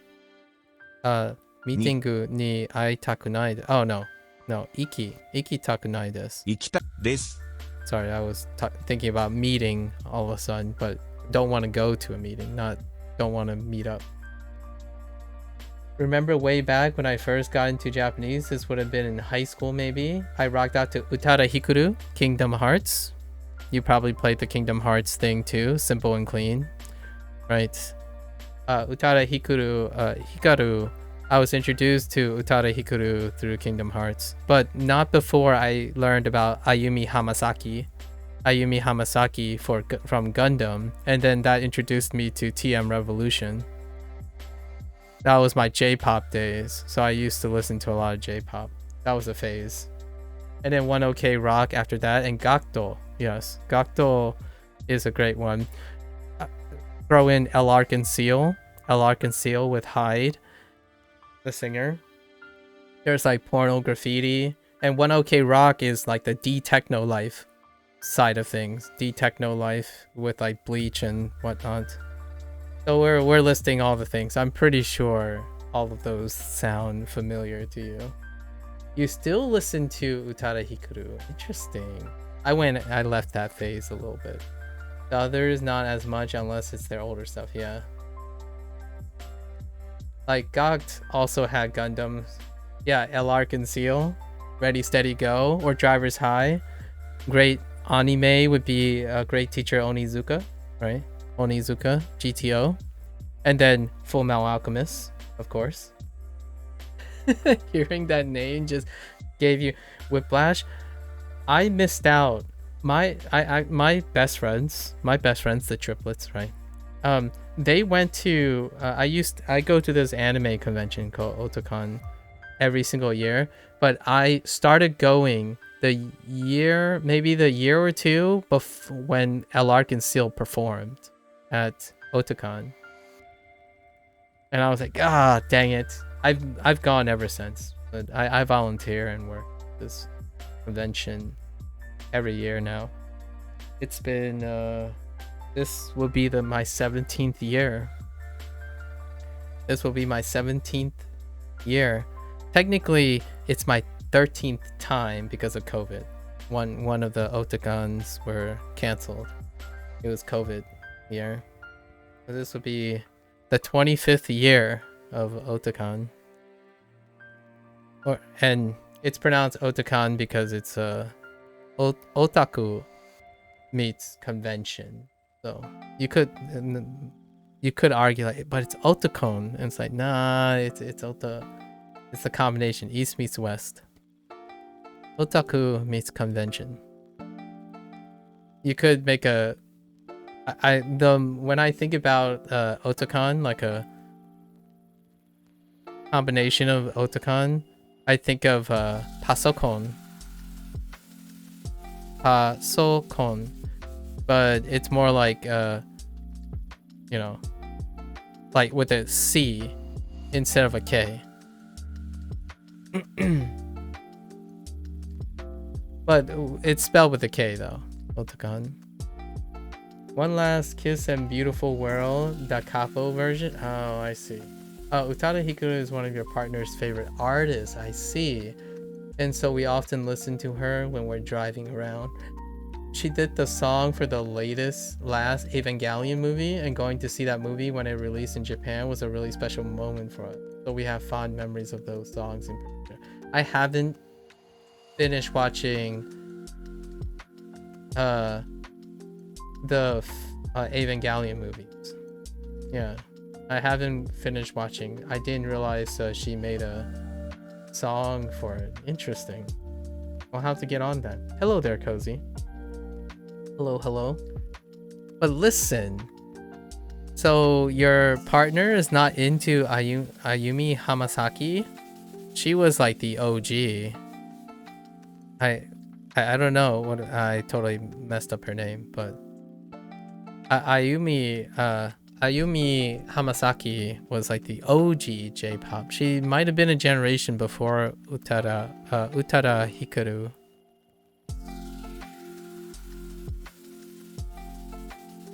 Oh, how about this? Okay, I'll throw a curveball. Aya Hirano.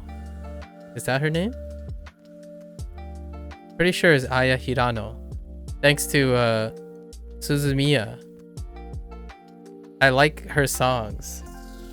From specifically attached to Suzumiya. When Haruhi Suzumiya was big. Actually, were you still in Japan when this happened? I don't know if that lines up or not. The melancholy of Haruhi Suzumiya when this anime was so big, and this was the seiyuu. This was the seiyuu of Suzumiya. She also sings. I don't know. I'm reaching now. All right. Let's keep moving. フライドチキンをもう一つください。fried chicken. Okay. Fried chicken をもう okay. もう一つください。One more fried chicken, please. Okay. 池の隣で桜を見ましょう。池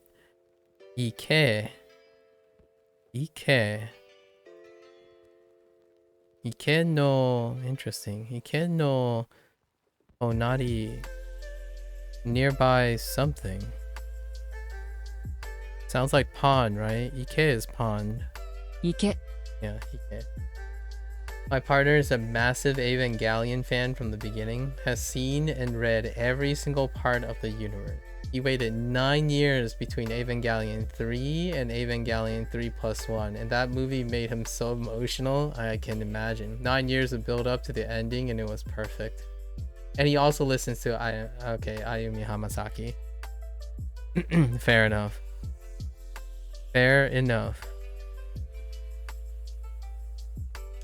There was another one that was around Utada's and Ayumi's name. Oh, Boa. I don't remember there was a hyphen in her name, but Boa. I don't know if your partner listens to Boa. I went through a phase. I'm sorry. This is my J-pop phase. So, Boa. I don't listen to that much J-pop these days, but Boa. Pretty sure there's no hyphen. But she was a rival. She was like a Utada Hikaru rival.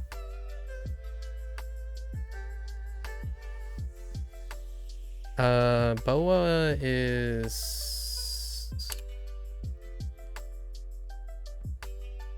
a South. I think Boa is Korean. Yeah, she was Korean. Yeah, she's the queen of K-pop, quote unquote, queen of K-pop. I don't know how far you're. I wouldn't be surprised as yeah, like she was a rival. So if your partner is not like outside of that in the pop scene, Boa was very popular internationally overseas as well. The rival, the queen of K-pop.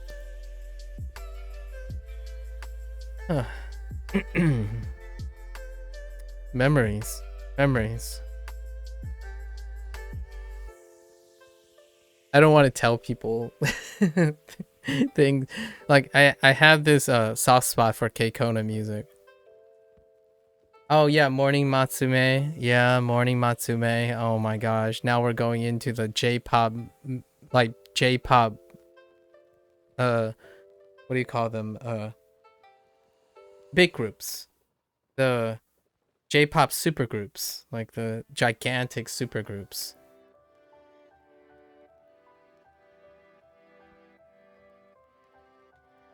Yes. Yep. AKB. Yep. AKB 48. Yep. There's another one. It has a number in it. There's another Japanese group. Why can't I think of it? Did they have a number in their name? I think that group is still going right now. I'm out of touch now, by the way. I'm way out of touch.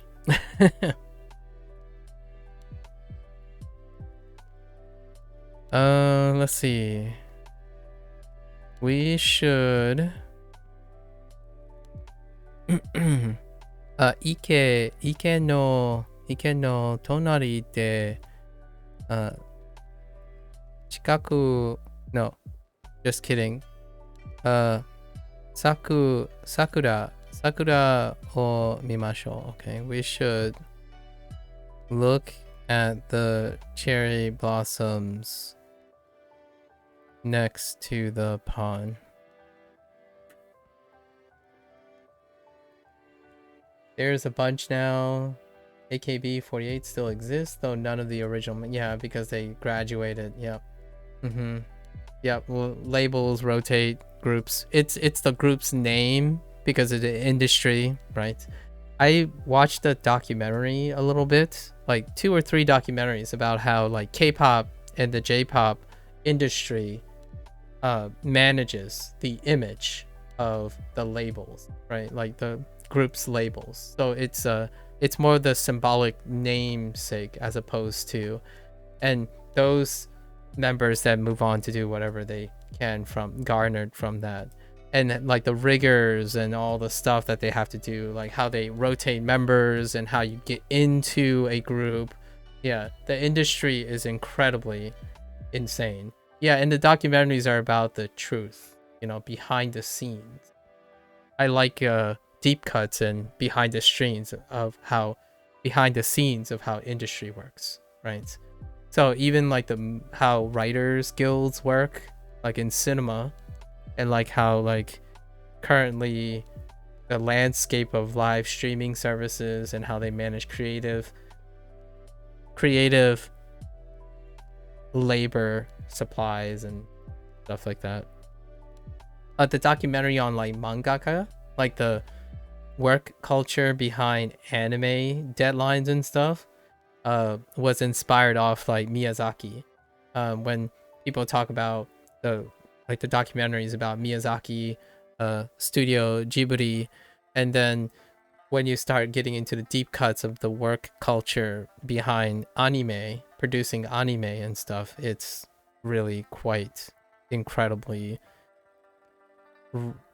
almost dark and incredibly like non-sustainable in a way.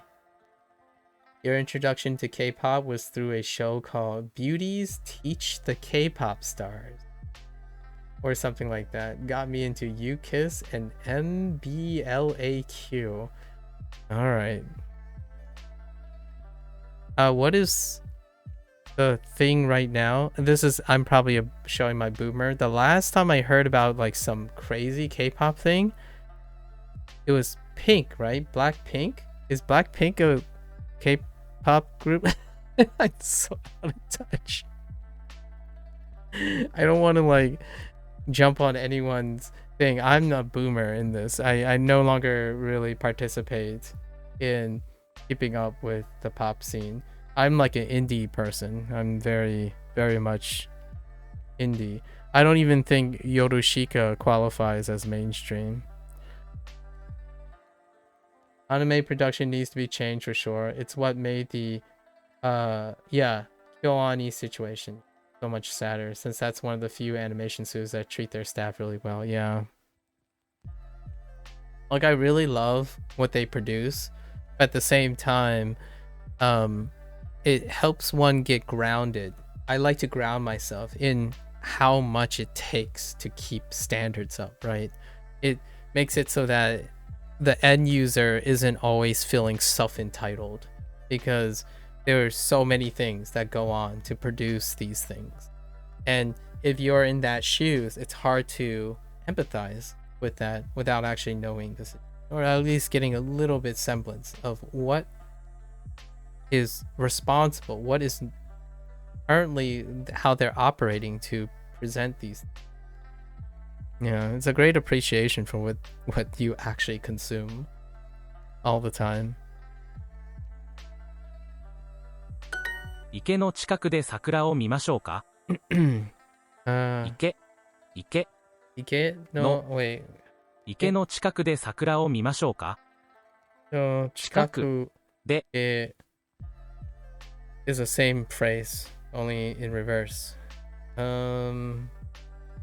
桜を見ましょうか。見ますか。池の近くで桜を見ましょうか。見ましょうか。池の近くで、桜を見ましょうか? We should... The last race, we already did this. 池の隣でピクニックをしましょうか? Yeah, I think K-pop right now is Blackpink, yeah. BTS for sure, and Twice, yeah. Yep. Wasn't there Bang too? Is Bang still around, or did they break up? I thought Bang was going... By the way, all this K-pop stuff was largely due to my sister and others that are acquainted with my sister, because I really know very little about them. I just know their namesake. I just formed a massive crush on the guys that were on that TV show, so listen to their music, and they had some great music. The last time I listened, okay, this is how far back I go. Someone brought up BTS a couple times, maybe a couple years ago, and I watched a talk show that, you know, like BTS was really big, so they ended up on the talk show. I had just happened to watch a clip of a talk show, and then because of that, I watched Smooth Like Butter, or is it just called Butter? That song, and I thought that song was pretty entertaining. I think the song was just called Butter. That was the last song I listened to. So that's like a couple years ago. Oh yeah, Big Bang. Yeah. A bit ago. Oh, they broke up. Okay. Okay, I see. I think the most from the group was, yeah, G-Dragon. Yep. The names. Okay. Last thing. I know I'm digressing a little too much, but last thing I have to say about names and about first takes and stuff. I saw a headline from an NHK site, or like a network on YouTube, like a channel that's affiliate kind of covering topics, and there was a band that is clearly Japanese, I think, or maybe it's not Japanese. I'm not sure. I'm curious if anyone knows this, but their band name is Creepy Nuts.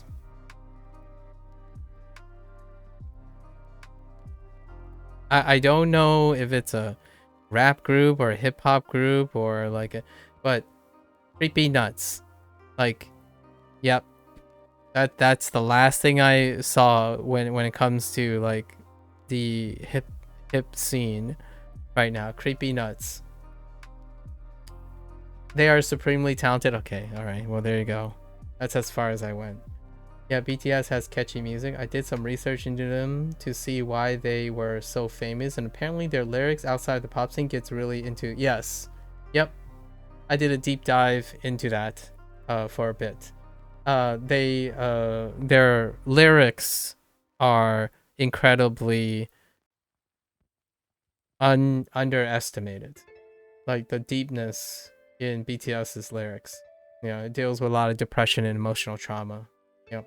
And overcoming adversity, basically. So it's very motivational. And that's one of the great, like, the things that made... I forgot what the BTS groupies are called.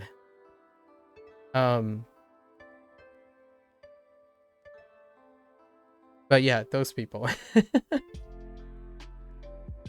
Yeah, Creepy Nuts is what came up on my algorithm recently. Okay. 池の隣でピクニックをしましょうか? Should we have a picnic next to the pond? この屋台でフライドポテトを買います。 Oh yeah, that's right. The army. Yes, the army. That's right. They went by the BTS army. Yeah, the army. Man. I do know one place where I'm pretty sure we do not have an overlap though, to prove that I'm not an AI copy of you. I know a couple. I know a couple too. But let me hear yours first. I'll exchange one that I know probably isn't going to happen because of our upbringing.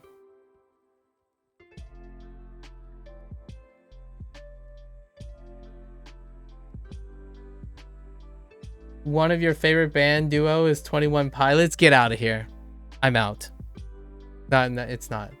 What I mean is like you're right. That's a solid one because of our upbringing. Since you went to Japan, a cheap one I could say is something that's so ingrained.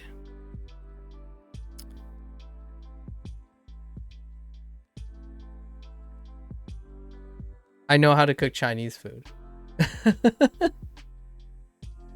That's like a really cheap one. You know, if anything you can pull off is anything pre like adolescence. So like if you go further back to a phase where we no longer have like intellectual curiosity being melded, anything that, and what I mean by I know how to cook a Chinese food, I mean like American Chinese food. Yeah, you can make a quesadilla. Yeah, see, now we're digging into our cultural stuff, our cultural upbringings. Yeah, for sure. You might be considering like those are superficial things, but nah, they're ingrained. Ingrained. What is my go-to dish to make for people? Mapo tofu. That's go-to dish. I even feel like at this point you have considered making mapo tofu at some point. Right? Yeah.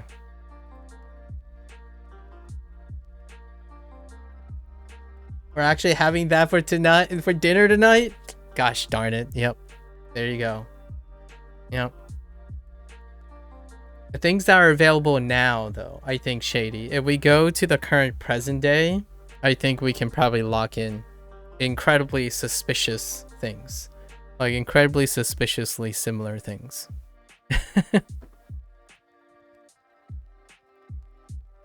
Man, freaking Ed Sheeran. Wow. 屋台 屋台 OK 屋台この屋台でフライドポテト No, is that fried potato? Yeah, fried potato を買います Okay. I'm going to buy another one either influenced by upbringing or my more flamboyant leanings would be that I love the Powerpuff Girls and Dexter's Laboratory. I like both. I love both of them. I actually watched Powerpuff Girls multiple times. I even tried to watch the reboot of Powerpuff Girls. Didn't go so hot. And recently I watched all of Dexter's Laboratory again. Right after I watched Invader Zim. Because Invader Zim got renewed. So I watched Invader Zims. Yeah, Powerpuff Girls did not, but Invader Zim got renewed recently. So I watched all of Dexter's Laboratory only after watching Invader Zim.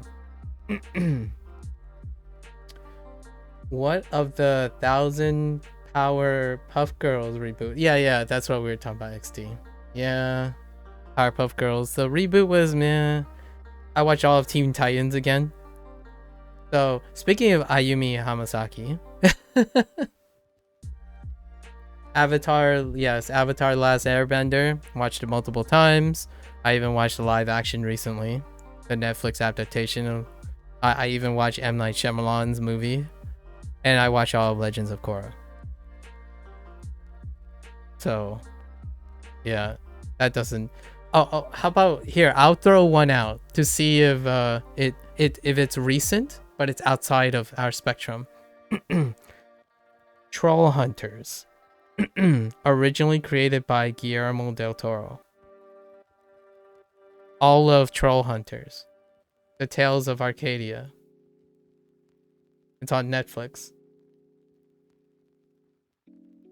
That might be a left ball thing, but maybe. You're trying to convince your partner to watch The Last Airbender, but he won't because he doesn't like the animation style, but it's one of your favorite. Okay. Yeah.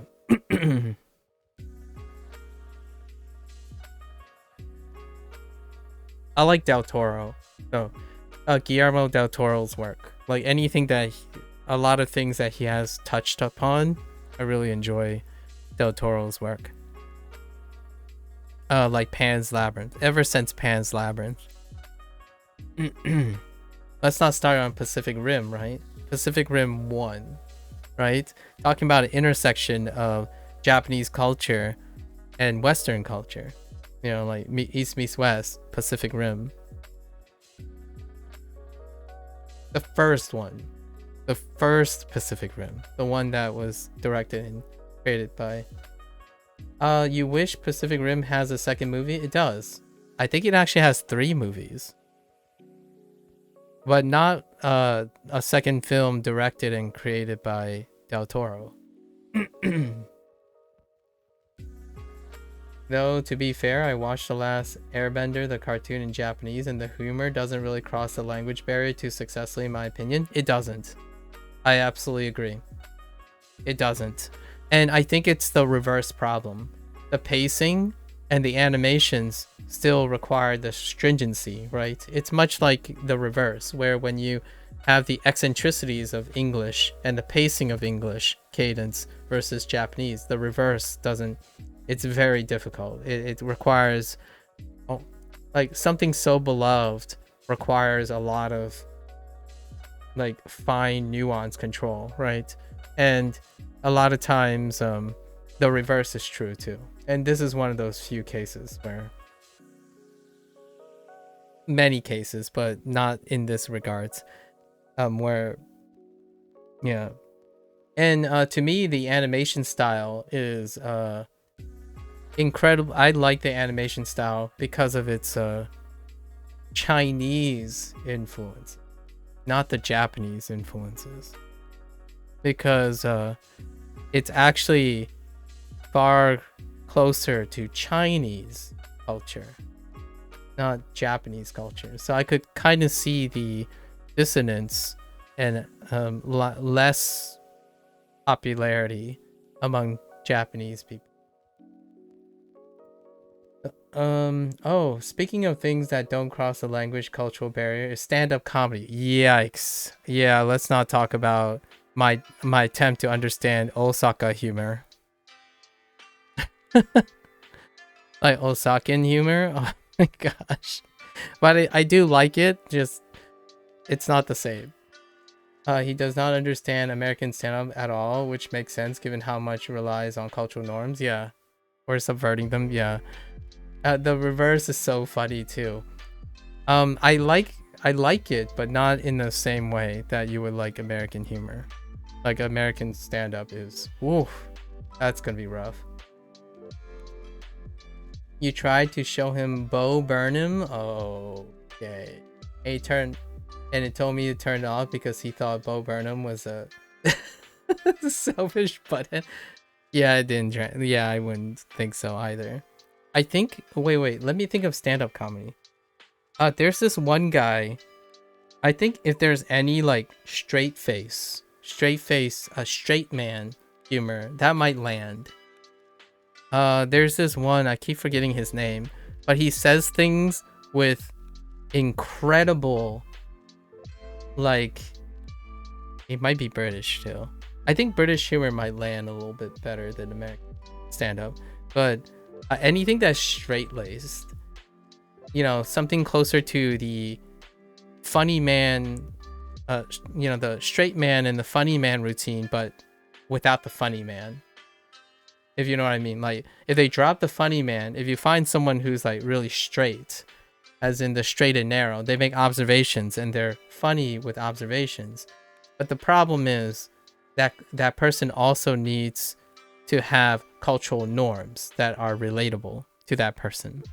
So it would have to be someone who's like Japanese American per se, like possibly a Japanese American who is playing the straight ball, where they talk about like things living in the United States being a Japanese person would say.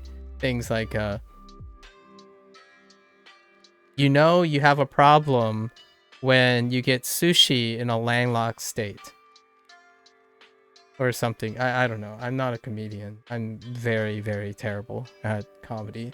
My only thought was like, well, yeah, where do you get the sushi at a lilac state? Yeah, I think there's way too much there. Maybe after he lives here for another 10 years. I think so too. I think after 10 years, that will do it. That will do it. I don't know if you've ever watched this person, since our YouTube, Shady, our YouTube preferences are very similar, but do you know a channel called Lost in the Pond? I feel like Lawrence is someone... Lawrence might be someone who... I can't even spell Lawrence. Lawrence? Is this how you spell Lawrence? I think this type of humor resonates, but only after a couple years. Like Lawrence is a transplant from Great Britain, and the way he talks about things in the United States and then compare it to their places, British culture, that's kind of that type of in your face. Yeah, you watch a lot of linguistics. He talks about linguistics. Yeah. So he intersects American culture, contrasting American culture and British culture, while having a heavy emphasis on linguistics. And the way he talks about it is that straight-laced thing that my parents love too. Like, I would say the Asian side of me likes straight-laced things. Like, yeah, no bidets in the US.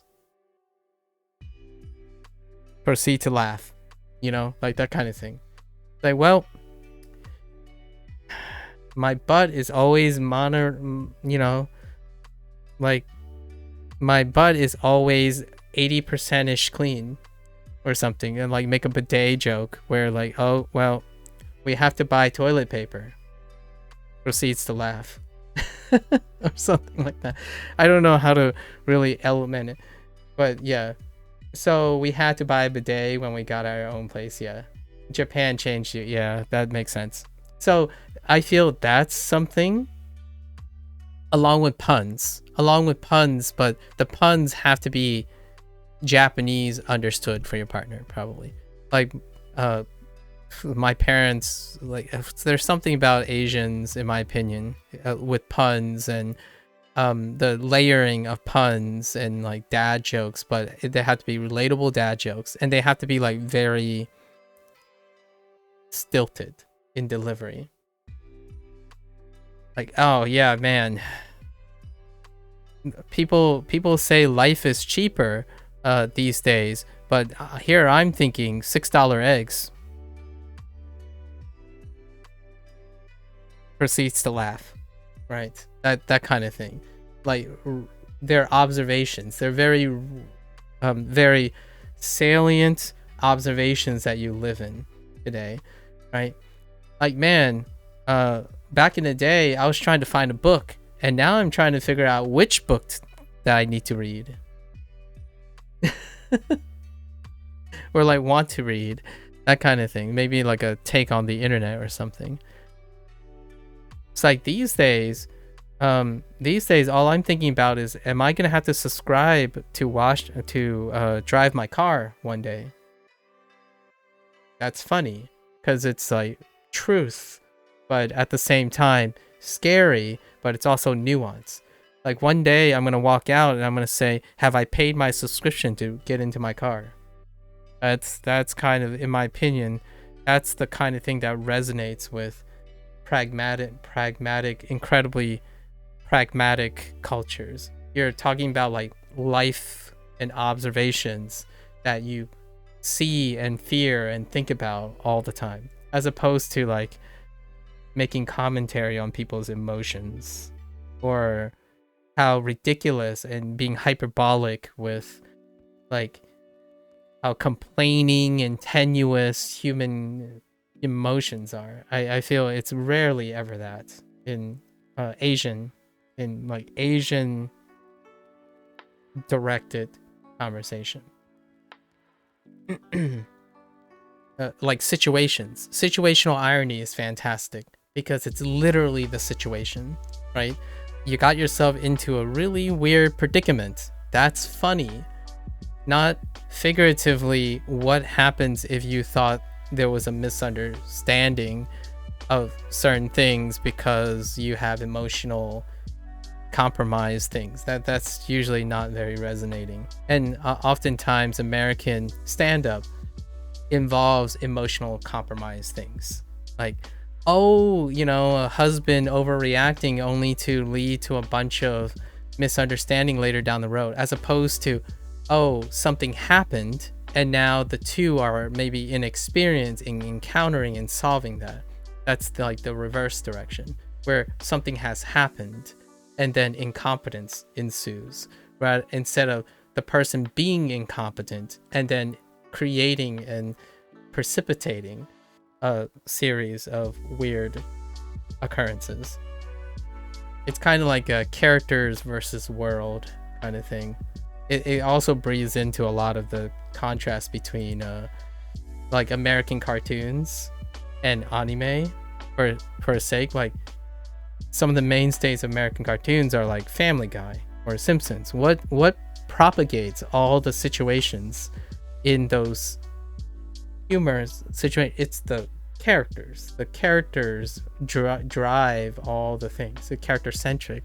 But when you make observations on the world and its humor, like the humorous and elegance and harmony and weirdness of the world itself that shapes the characters, then comedy can be a little bit more resonating. Like Expensive Eggs. It's $10? Oh, wow, that's really expensive egg. I struggle with Japanese humor because a lot of it is wordplay, yeah, and homophones. Oh yes. All right, you're gonna give me severe whiplash to get you back to Japanese. In Japanese, you have okay. Okay. Omake. Okay, which is a freebie, something free, okay. And then make, I'm guessing it's make. Make is a loss, and o is an honorific prefix, yeah? So an honorific loss is something that you may build loyalty or paint your business in a positive light, yeah. AKA something you give your customer for free. Oh, that's really cute. That's super elegant. I don't think it's funny. At the same time, it's beautiful. Yeah. Here's one that I do that myself. So today I learned the word jiko. Jiko. And it's translated to accident. And I use the euphemism because I don't accident is often a lost or unfortunate circumstance. So to make something funny or like to make something elegant in an Asian way, you put something to subvert it, like a happy accident. Then when you think of happy accidents, you could say you peed your pants by accident, right? Pee your pants, but you pee your pants, say, out of laughing. And that's funny. This would be a funny humor situation. You peed your pants out of a happy accident. So it's playing on the word and subverting the nature of the word. For example. So it's kind of like that, where you play on the word offsets the meanings of words and turns around, like the turn of phrase turns around, even within words. So this would be something that I feel would resonate with someone that are Asian focused.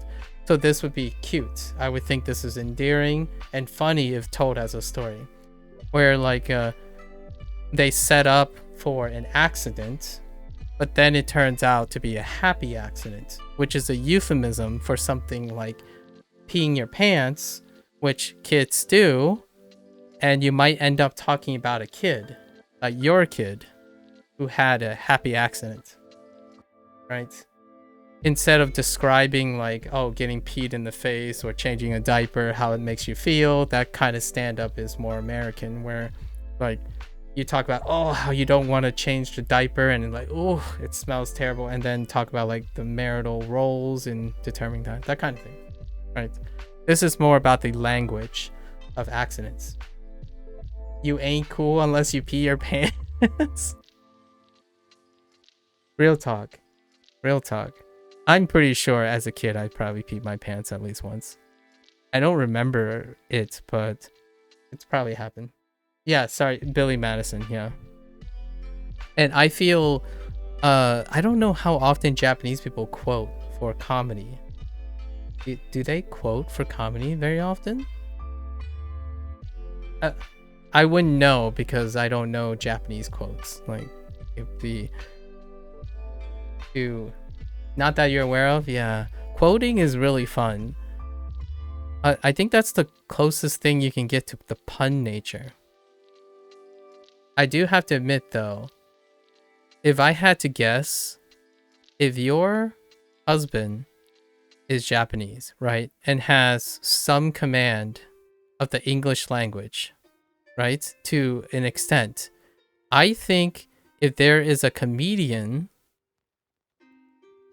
who tells sort of dad jokes, but subverts dad jokes, and it just so happens to involve the English that involves the comprehension of your husband, that could be really funny. Because puns are very funny. A lot of times. And they're usually very prevalent in subverting dad jokes. So like a evolution on dad jokes, but they're predicated on puns. So if you know what your partner's English comprehension is and find a comedian that works on puns, that could be pretty fantastic. It would hit really, really hard because puns are hilarious, at least in my opinion. It's not a coincidence either. I heckin' love puns. Puns are fantastic. You and your sister share lexicon is 90% rom-com quotes. Oh, I don't have a lot of good rom-com jokes. Rom-com quotes. I don't have quotes, a lot of quotes in general, actually. Now that I think about it. Rom-com quote. What's a good rom-com quote? Like, I can't bring them up. I can't recall very well without context. If you tell me a quote, there might be a chance I might know the reference. But I haven't dedicated to bringing up those quotes. Not the way my memory works. Alright. I'm going to buy fried chicken. Or french fries. French fries. At the stall. At this stall. At this... Is this a food stall? Oh, it's a food stall. Yatai. あ、屋台があります。何を食べますか? There was a joke someone said on Overwatch when he was playing that. After I explained it to him, it made him laugh super hard. It's not family friendly, so if I wrote it to you to not read it out loud. Okay. Let me read it.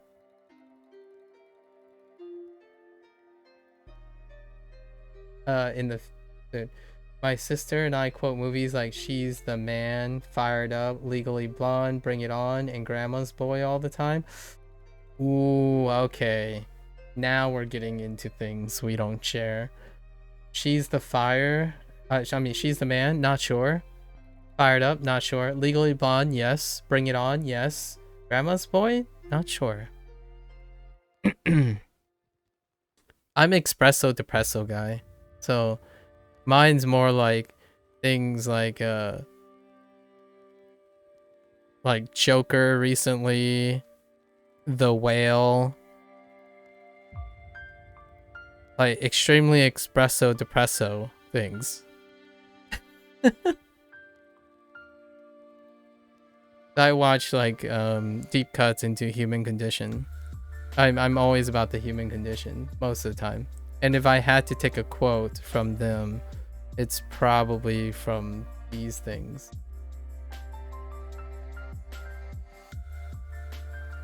The whale is pretty depressing. It'd probably be a line like, "You're the greatest," you know, something about never making a difference in one's life. There was a guy he matched up with like 4 times in a row, and every time the guy said, "I'm going to make you scream" without the S. Oh, okay. It's fine. That's all right. Sorry, kids. That's all right. That's all right. You were talking about the honorific. I learned that the in Chinese reading you use go, and kun Japanese reading you use o, like gokazoku, yeah, and oshushi, yeah. Yep. Yeah, what you call it, in Duolingo, they use pretty much all the honorific form additions, including slightly non-honorific if it was able to be presented. And go kazoku is a good example. Ryoshin and go ryoshin is another example. Or the transition between your personal and trying to talk about some third thing, third person thing, like haha versus okasan, and then like chichi versus otosan, that kind of thing. And then all the honorific stuff like okashi for snacks or snack, okashi, right? Okashi. Even the honorific, the fun joke that I always remember is what was it? Someone made a comment about honorary butt, but I forgot. Oh no, I forgot the context. It was around otearai probably.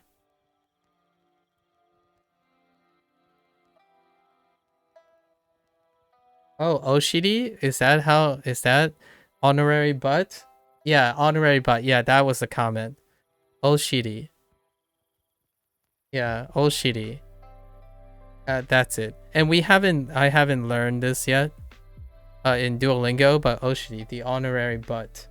They honorifies the butt. And it was around the time of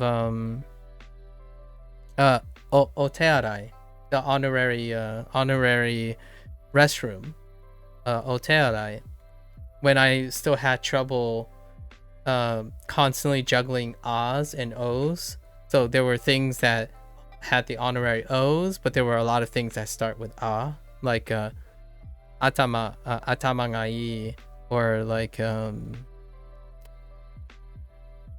abimasu, and then suddenly there's a lot of o things, so I got them back and forth before. So I used to say atearai, and then Indy gave me crap, and then after every time otearai shows up, I'm like, yes, Indy, otearai, I got it, I got this.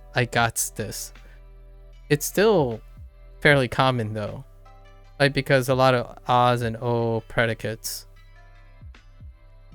still there. It takes a while. Anyways, honorifics. You haven't watched The Whale, but I've heard it's simultaneously amazing and depressing. Yeah. If you like espresso depresso stuff that deals with the human condition, and you like because I actually think Japanese films do quite a bit of that, but in a different way. They tackle less of the emotional component, but they tackle the realness of how to deal with it. So while Japanese cinema has a lot of stoicism, as in like the stoicism is what's elegant and poetic about the Japanese culture, in the Western world, like the Western cinematography, especially like more expressive cultures, those ones tackle the emotional expression of those, and it can be very eye-opening between the like stoicism, the overcoming adversity through stoicism versus overcoming adversity through expressionism, as in being expressive. And The Whale is a combination of both of them. It is both amazing stoicism, but at the same time incredibly expressively depressing. Incredibly. Maybe we will learn it on the hygiene lesson. Oh yeah, the honorific butt. Honorific butt. There was a Japanese show that I really wanted to watch again, but I can't remember what it was called for the life of you. It was about a family that was struggling to exist and about their hardships. That's so many of them. There's so many of those. And if you're into Chinese, just pick up any Chinese film, any Chinese show. All of their shows are about the hardship of struggling to exist in their lives. Any of the modern dramas deal with hardships. That is like the main drama, like Chinese dramas. That's the main setting. How life sucks and the struggling to exist over and over again. Yeah.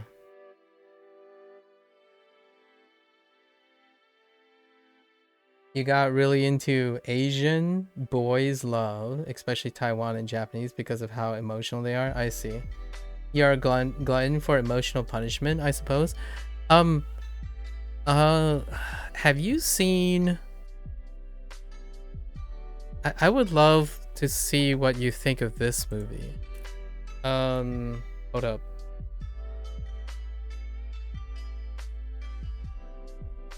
I'm getting so off track. Maybe we'll call this a half day.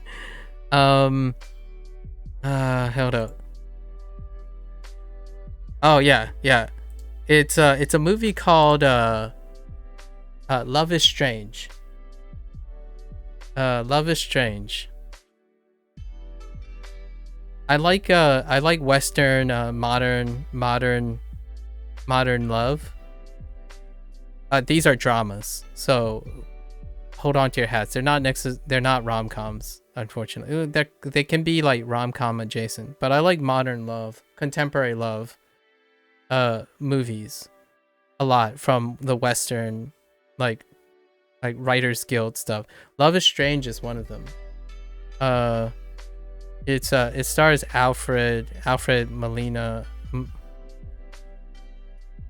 I keep forgetting his last name. Alfred Molina? Yeah, Molina and John Lithgow. John Lithgow?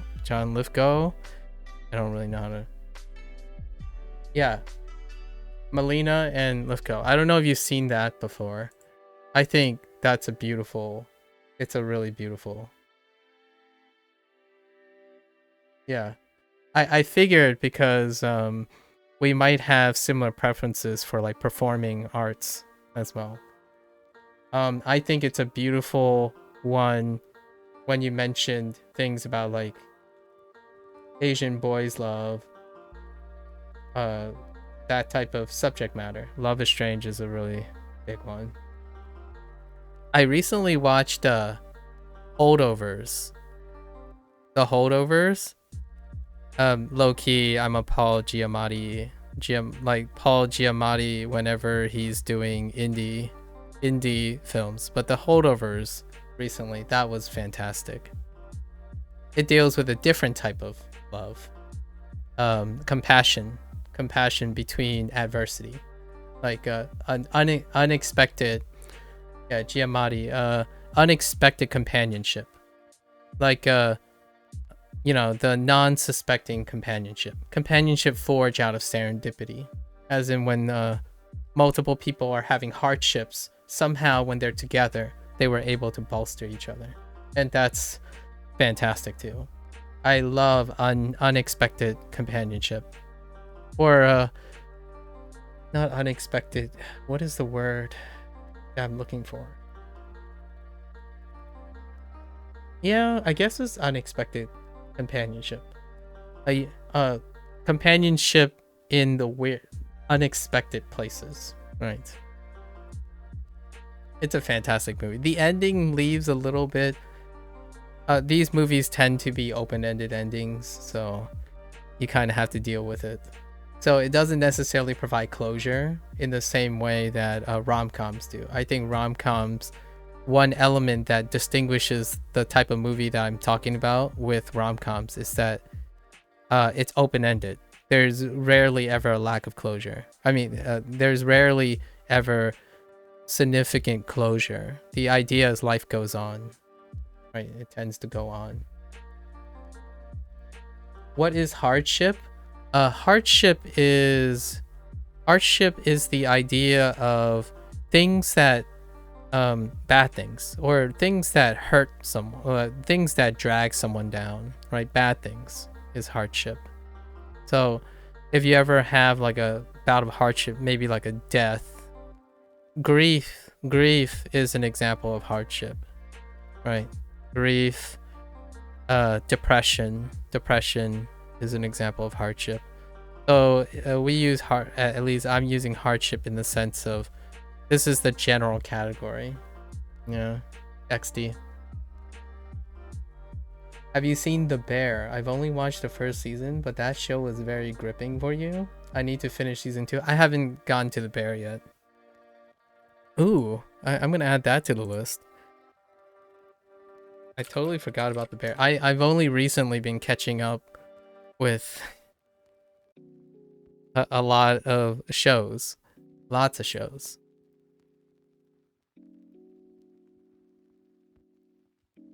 So what are your thoughts about why did you write Giamatti with an exclamation mark? What is your experience with Giamatti? Okay, let me continue this. 屋台があります。何を食べますか？甘い wait sweet? 甘いものが食べたいです。Like, I want to eat sweet things. That's fair. Oh, what kind of food stalls? No, we have foods. There are food stalls. What do you want to eat? Or what are you going to eat? Sweet stuff. I want to eat sweet stuff. That's fair. 池の前でピクニックをしましょう。 You enjoy his work? Yeah, one wild film back in the day with Owen Wilson. Yeah. Wait, Cleve Owen. Oh. That I've never forget. Cleve Owen. Who's Cleve Owen? I haven't seen Shoot 'Em Up. The immediate movie that I was thinking of, and I already spoiled it because I said Owen Wilson.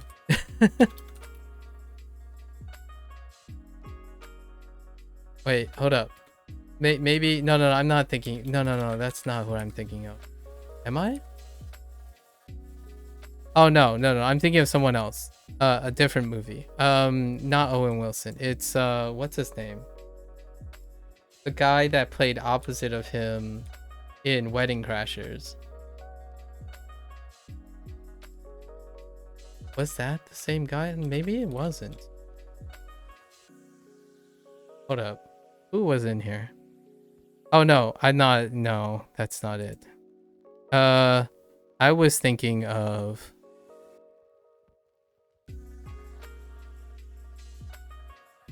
oh, never mind.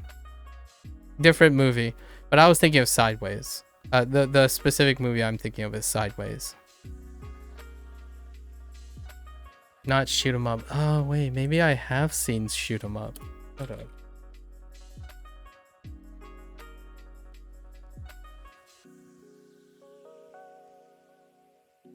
Oh, I have seen shoot 'em up. But that's his like, I don't know. That's his like B-roll stuff. Come on, man.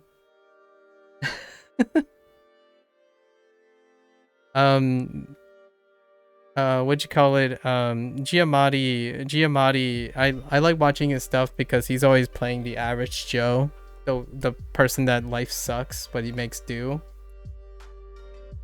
Oh, that's what you haven't, because it was very turn off your brain off. Yeah, okay. Yeah, most of Giamatti's films and shows that I watch is the one where like he's always the misunderstood person, the constantly misunderstood person, but making going through hardship all the time.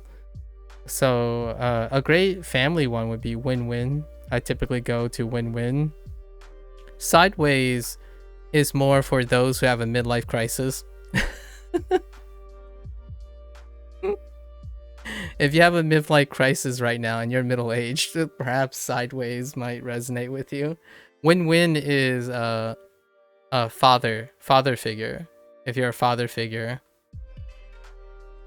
There's another one called like A Modern Life. It's that's if you're trying to become a father figure. Wait. I think it's called a wait, hold up. It's a modern something. Hold up.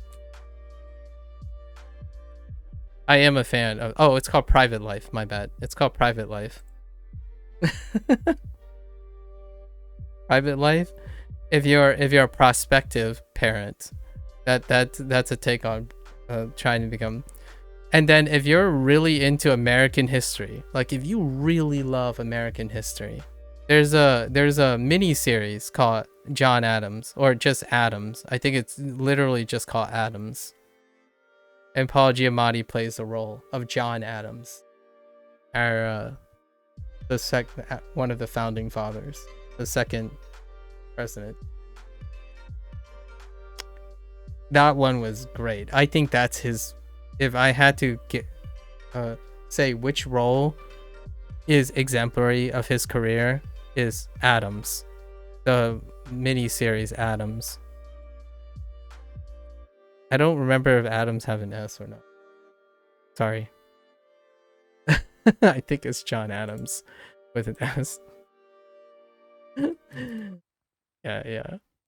It always feels weird to put an S at the end of the name. You can't hear that name without thinking of Hamilton anymore. Yeah, John Adams. Yeah, founding father. Hamilton was involved in the Treasury, the establishment of the Treasury. Okay. Yeah, if you want to see a really... Adams is... It's like both amazing and depressing so much. I think one of the things I watch a lot of is the life of someone. So, you know how like for example, Benedict Cumberbatch portrays a lot of influential people. You know, the people who start their lives, they like start their lives rough, peaks, and then you see their decline all in the span of the movie. I watch a lot of those too. Like reenactments and dramatizations of quote unquote famous people.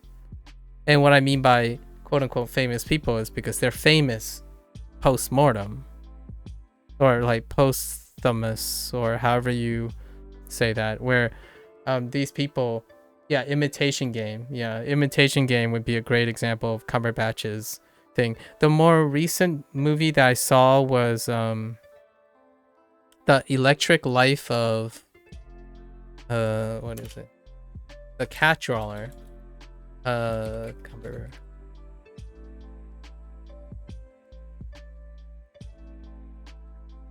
The Electric Life of Louis Wayne.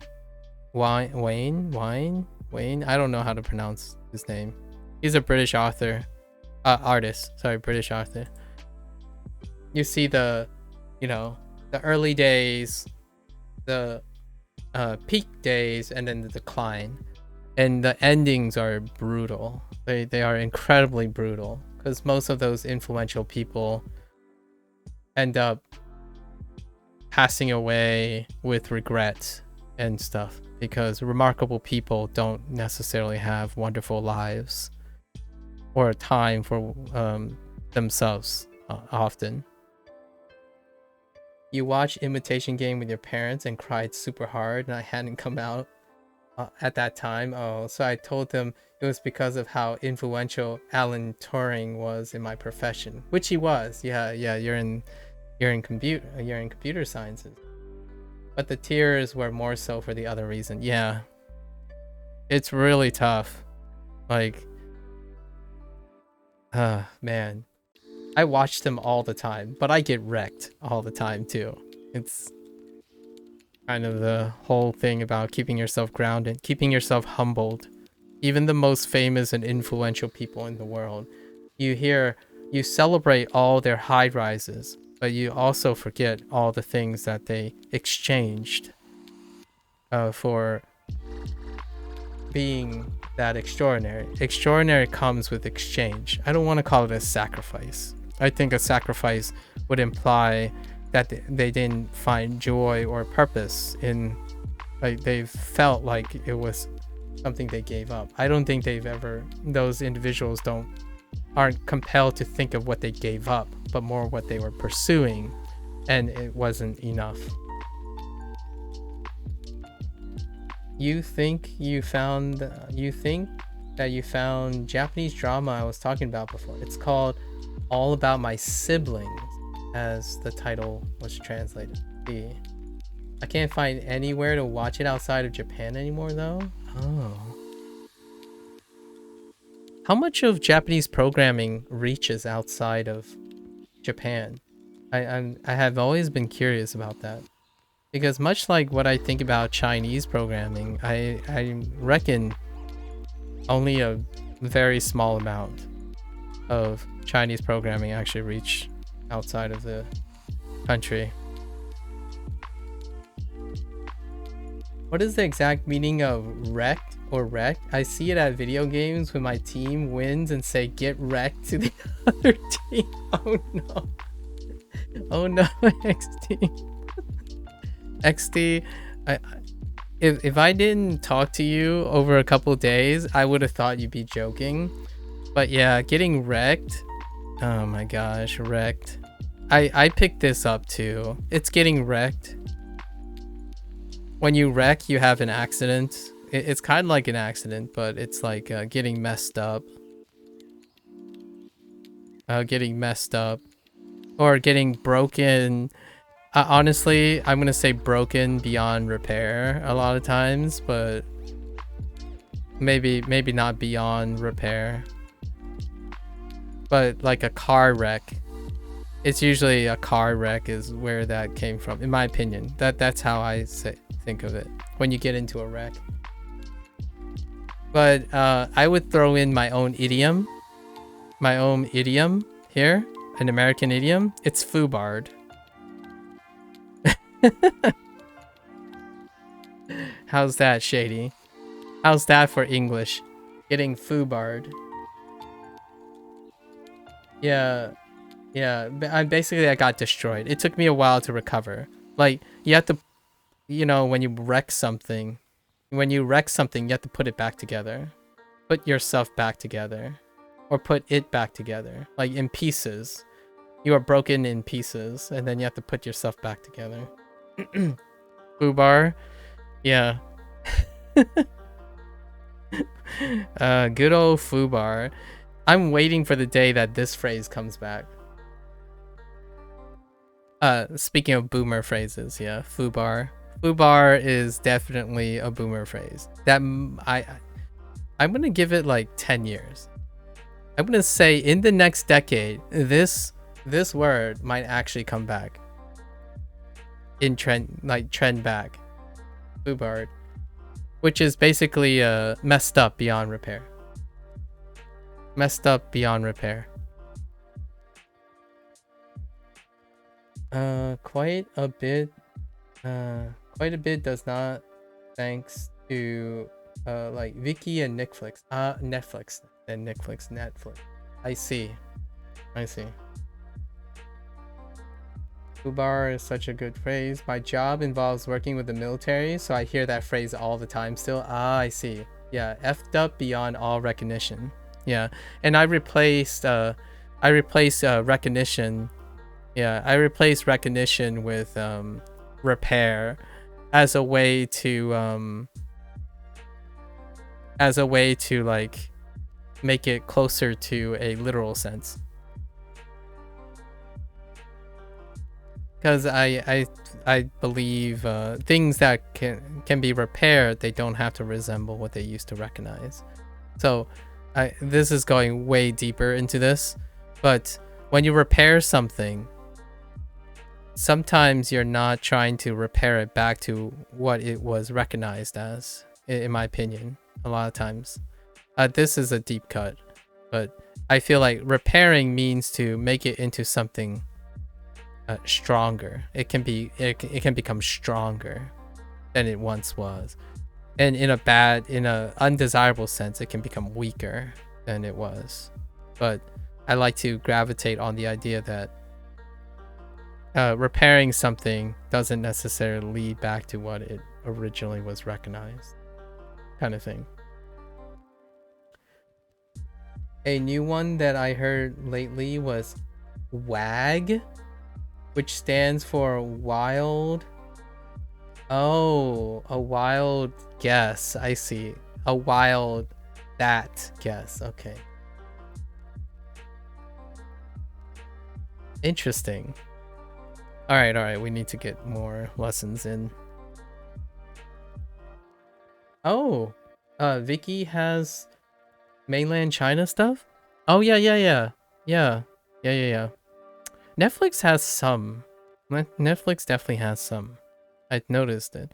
I almost try to encourage my parents to try out the Netflix catalog because they watch a lot of satellite television. So they watch things broadcast out of China for like programming and news and stuff. Okay. 池の前でピクニックをしましょう。Okay. We should have a picnic in the pond in front of the pond.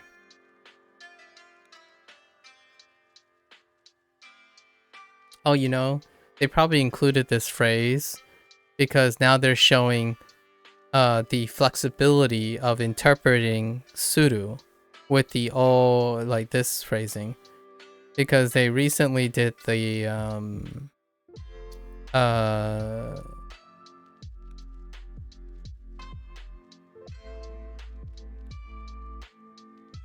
traveling. No, not traveling, but means. They recently did a means thing here for viewing, for the cherry blossom viewing. Yasumi, no, hanami o suru. You paid for an IPTV for a while to watch live TV from Japan. I see. While you lived in the States. Great service, but can be quite expensive. Yeah, my parents do something similar with a different network for a type of program, and it's quite expensive. And they keep hiking the price. Understandably so, because it's very difficult to negotiate things from a different country, especially China. You know, the geopolitics and whatnot. We should buy snacks at a cheaper food stall. Okay. At a cheaper Motto. Oh, they're bringing back Motto. So, Motto yasui. Yatai. 屋台でお菓子お菓子お菓子を買いましょう。買いましょう。 Okay. We should buy stir-fried noodles at this food stall. Oh, hey, I have a question for you, Shady. I asked myself... Oh, it's time to wake the hubby up, grabbing to wrap up, getting... Okay, thank you. After this question, one question. So, they introduced stir-fried noodles as yakisoba, right? But I have a question. When you go into a yakisoba place, do you get yaki udon and yaki ramen? And do they still refer to it as yakisoba?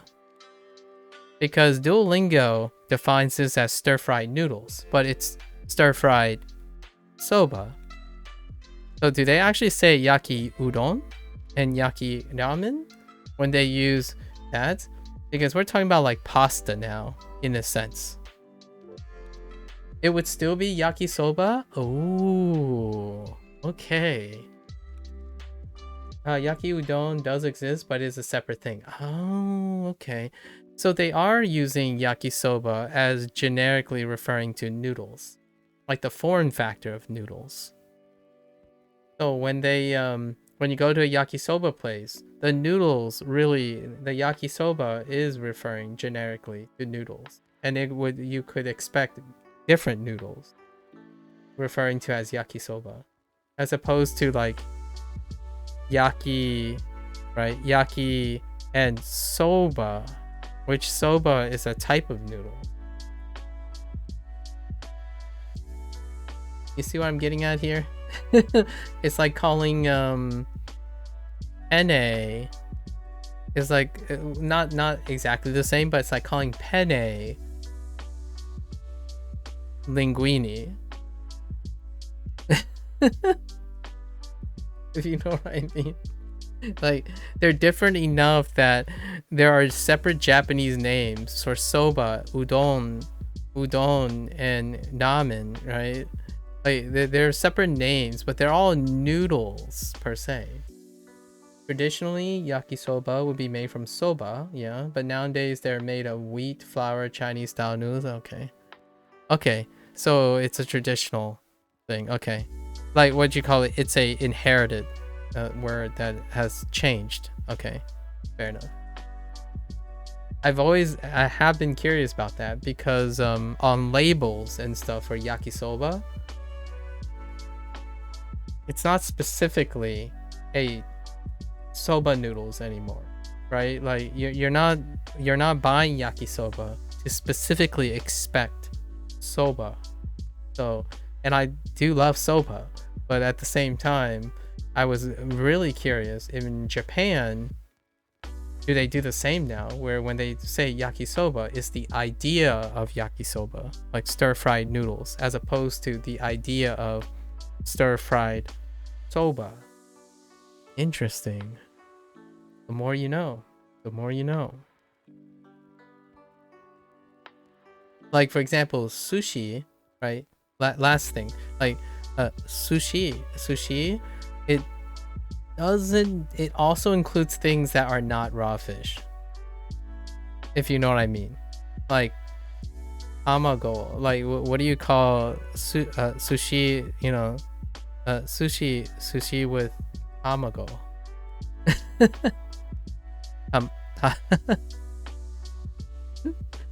That kind of thing. Anyways, I'll let you go, and yeah, I should complete these lessons now. Lots of good talk. Thanks for sharing. As always, always a blast. このこの屋台この屋台焼きそばを買いましょう。Yes, 買いましょう。Wait, 買いましょう。What am I missing here? この屋台 Oh, でat a food stall. Yeah, sushi has turned into something on a bit of rice at this point. Exactly. Exactly.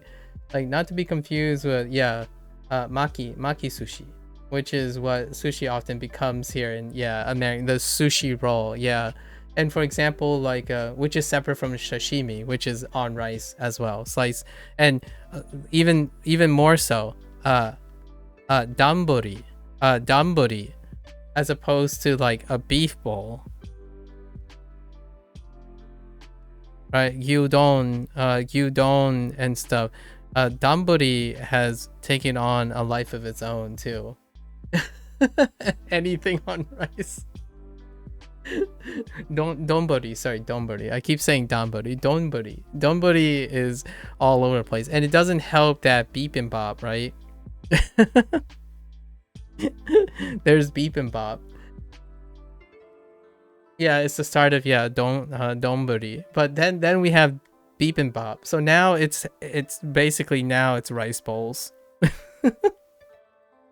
Let's not even talk about like Hawaiian influence with poke,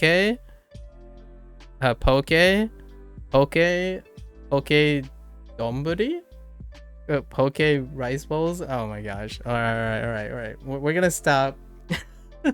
We're gonna enjoy your mapo tofu. By the way, I'm jealous, but enjoy your. I'm envious.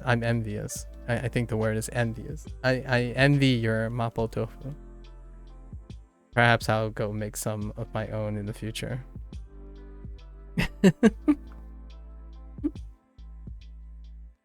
Have a good one, Shady. Have a good one.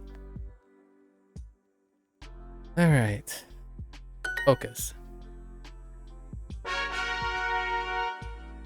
来年 Dainen?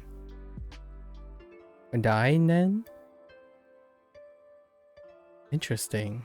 Dainen.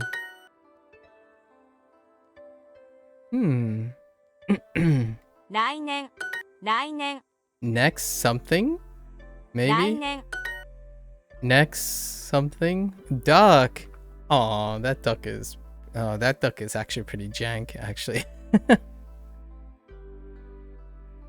It is your classic mallard, though. You enjoy it? Ours is slightly different from what you make, though. I'll take a picture and then not share it with you since I have no way to do that. Technically, you can share it with me. We're Discord. Wait. Are you in Discord? You can always hit me up on a Discord.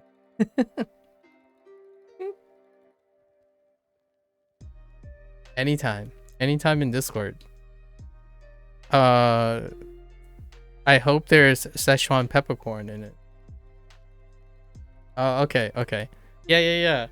I would love to see your pictures. Sub-Zero shares his food exploits too. He recently double tapped on a local Szechuan house.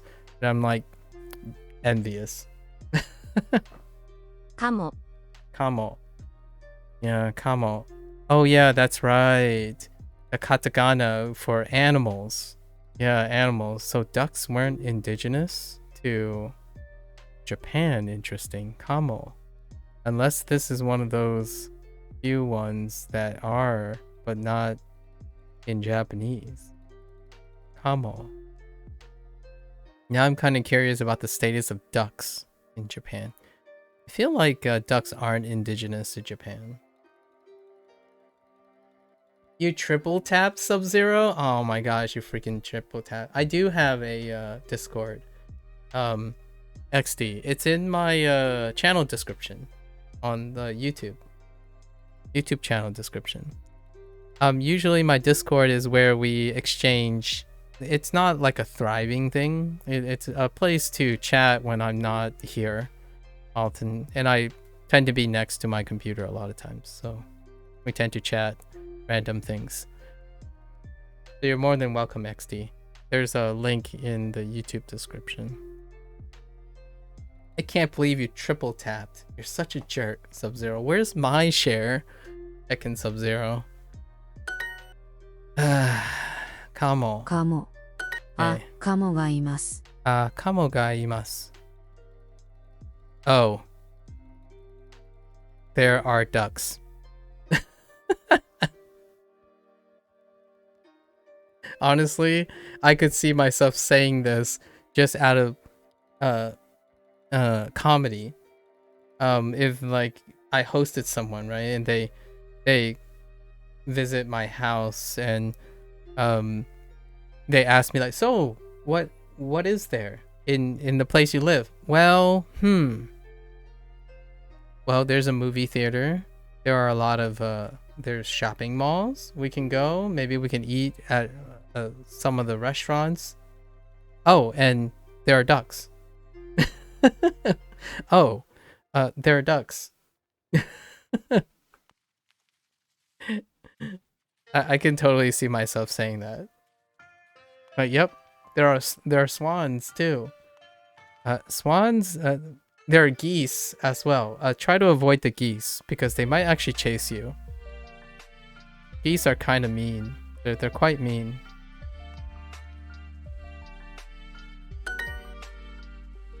All right, we have bridge, which is hashi. So, hashi. Funny enough, hashi also means chopsticks, but I saw the bridge earlier, and as Duo does, explore all the meanings of a specific word. So hashi. Hashi is also bridge. I mean, you can kind of see the connection, right? If you look at the bridge, it's basically made of a lot of chopsticks. Look at this. Look at all these pillars. They're practically very, very large chopsticks. If you think of it like that, then a bridge is pretty much chopsticks, right? Right? Hashi. Hashi. Wait, I didn't hear if it's different though. It still sounds like hashi. I don't know if there's a different pitch accent for あの that. 橋から桜を見ましょう。あの橋から、okay. あの橋から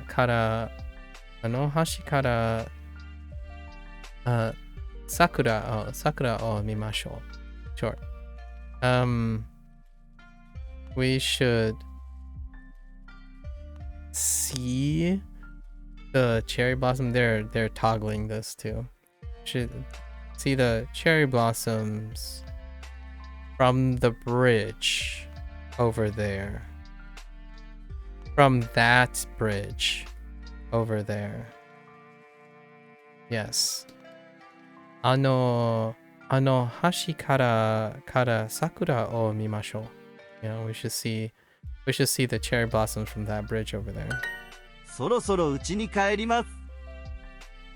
そろそろ家に帰ります。Okay, they're making sure people understand the different, like, I understand the difference between ni and day, so they've been highlighting each ni and day the whole time as it's bouncing back and forth.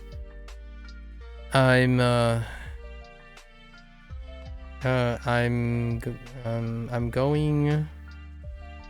going home in a bit. Okay.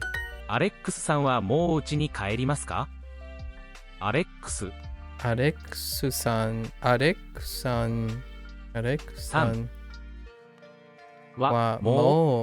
はもう家に帰りますか？アレックスさんはもう家に帰りますか？ Right. Did Alex return home already?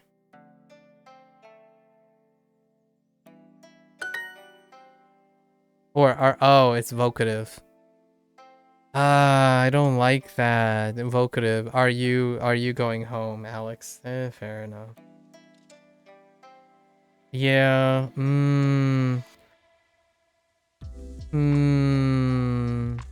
Let me think about that.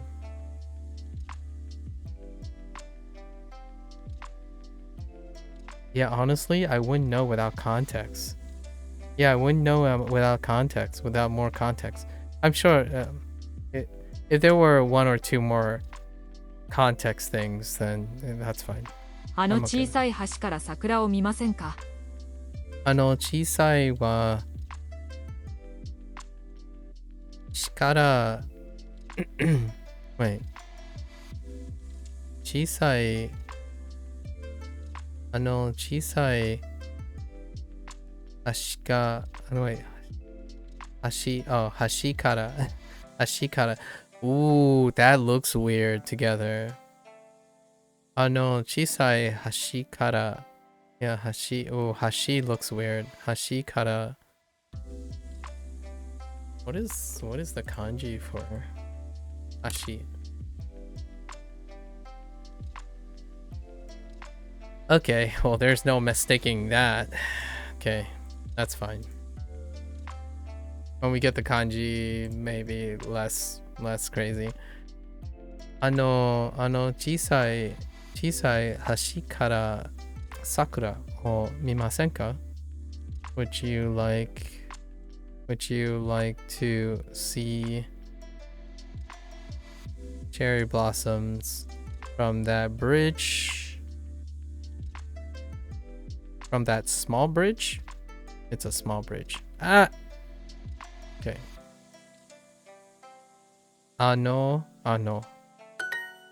私たちはそろそろ家に帰ります。私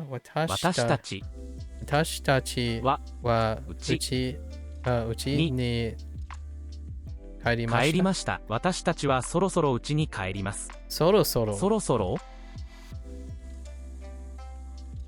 私たちはそろそろ家に帰ります。Okay. Fair enough.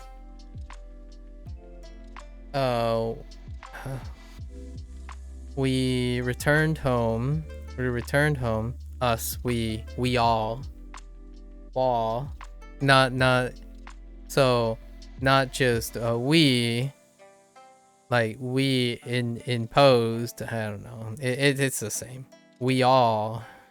Wall. It'll be the day when y'all also includes wall. That would be, oh no, that won't catch on. I don't think that's gonna catch on in American English. I don't think so. But we all returned home in a bit. We all returned home in a bit. Wall. Oh no. Oh, wait. What did I miss? Oh, did I miss something?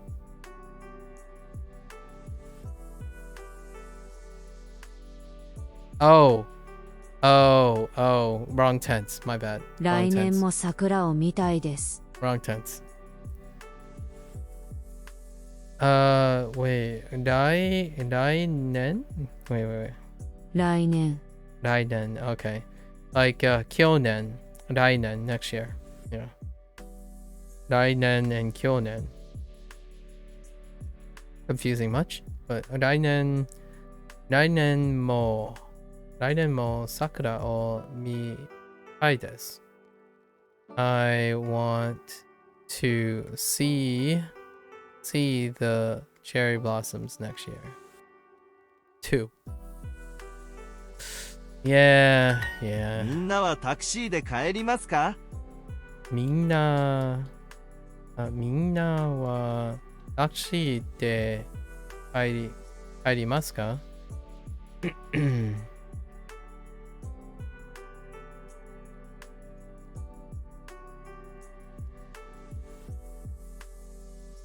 ？Will everyone go by taxi? Will return home? Will go home by taxi? Ooh. Okay. Instead of saying returned home, go home. Okay. Sure. That's fine. 電車で帰りましょう。Where's 電車? No 電車? 地下鉄. That would have been a...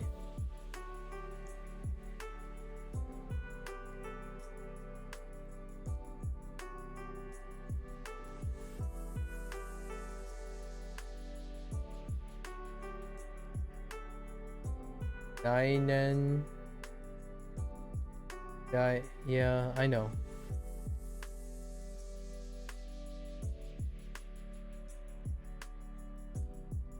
Konnichiwa.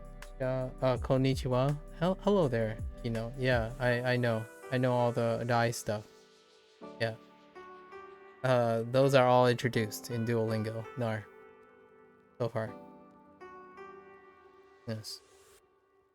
No, they don't help remember since I already know them. Yes. Hello there, Kinorashi. Hello. Konnichiwa, Kino-san. Genki desu ka? Okay. Chikatetsu. I was looking for... This was a missed opportunity for Densha, since we got the kanji for Densha. Missed opportunity. That's fine. It's the image of the subway.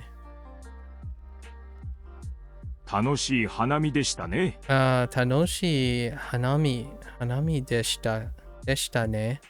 Oh. Ooh. Oh, they didn't highlight this, but this is actually new, doing it this way. However, we're already aware of this because of other people, but they swapped it up.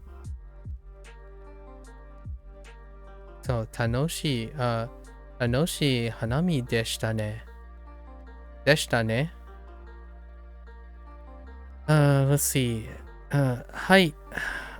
来年もここで桜を見ましょう。What is new? ね is new. ね is new.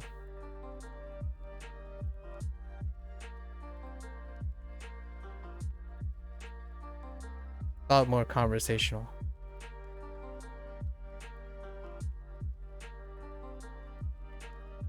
Yeah, so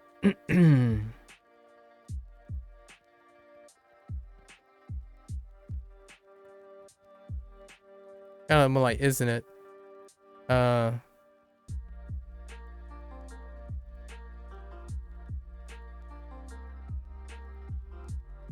Yankee desu.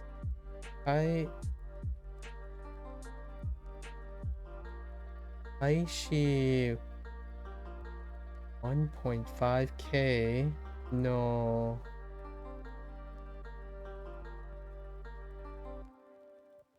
Anki de o benkyou shimashita. Oh, that's cool. Nice. Well done. I'm guessing if I try to put all that phrase together, you got a certain number of points in Anki today. Studied a certain amount of points. I don't know how much 1.5k is, but nice. Way to go. I like that almost every transport in Japanese has the kuruma, yeah, kuruma kanji. Starting to realize that. You're studying with the Ashi 1.5k. Okay, Anki deck. I see. Cool. Very nice. Oh, that's what Kashi means. Okay. It's a specific Anki deck. I see. Very nice.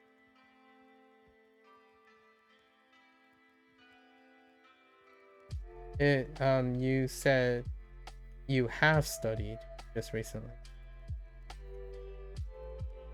Very nice. Cool. I wonder what is the history of Kuruma. You just finished streaming? I see. Good for you, man. Good for you. How long have you been studying Japanese? You know, history of Kuruma kanji and word Kuruma. Considering cars are recent, that's a fair point. I don't know what the first motor vehicle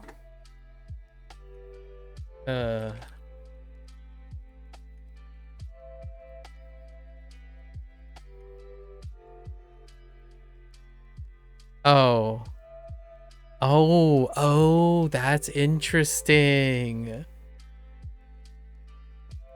Sorry, I just looked up for chia, right? Let me think. Che, yeah, for Mandarin. Che is not the same character. So kuruma is unique. Che is not the same unless it's automobile. Let's try automobile. Nope. Kai che. 汽车 Oh, 汽车. Oh yeah, 汽车. 开车 is to drive a car, but 汽车, yeah, neither of those share. So kuruma. That's really interesting, Nar. That piques my interest about the history of the kuruma kanji. Maybe it's just a simplified Chinese character? Oh, you're right. I need to look for traditional. Hang on. Traditional character for for car in Mandarin. What's the traditional Chinese character?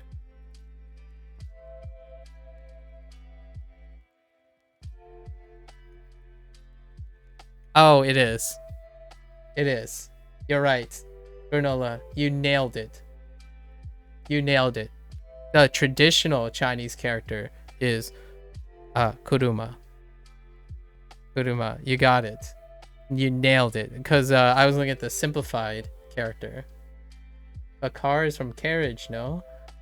I guess. Well, the question, the thing that I thought about when historically is like, so how, I don't know if automobiles were even before that because of Chinese, right? Because of Chinese. And that's, oh man, that's a deep cut right there.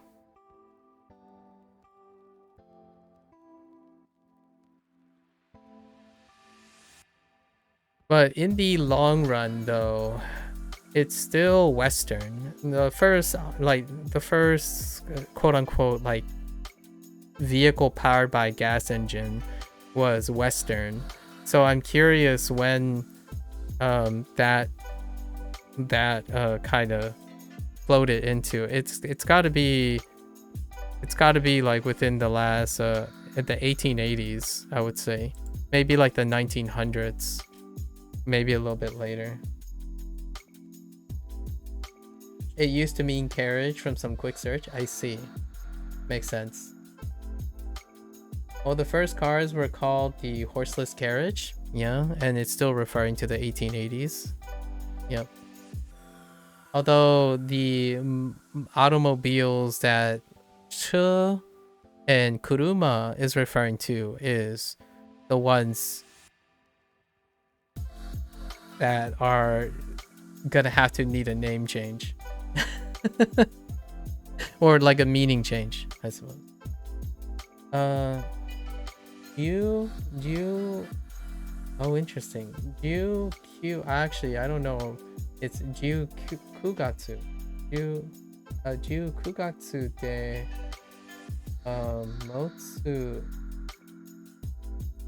Motsu bete.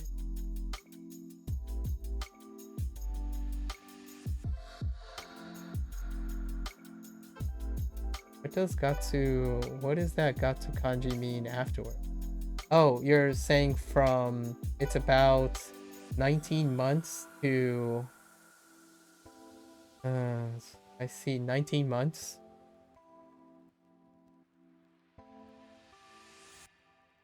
About 19 months or something. Speculation, maybe. 19 months, but not every month, let's say. Oh, but not every month. I see. But not every month. Yeah, I got it. All right, that makes sense. Where Gatsu showed up twice. So Motsubete Gatsu. Oh, but not every. Interesting.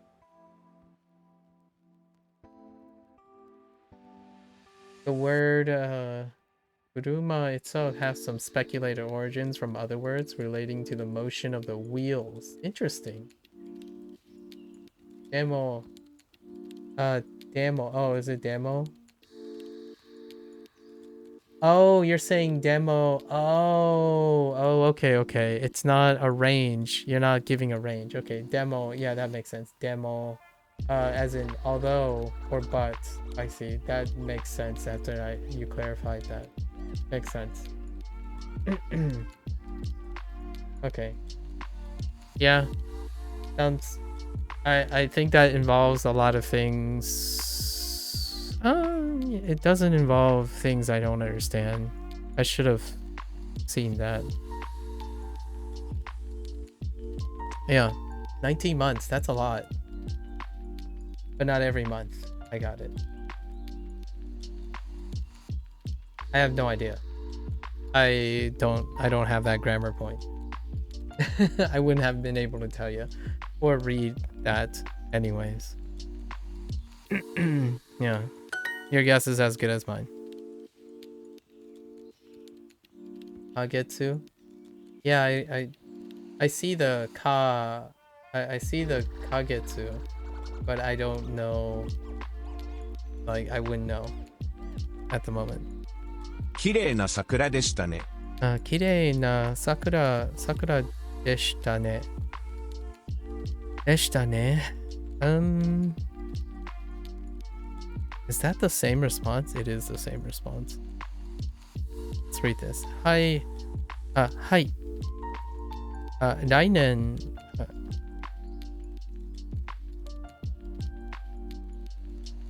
Yeah. 来年もここで桜を見ましょう。What do you say? 綺麗な桜でしたね。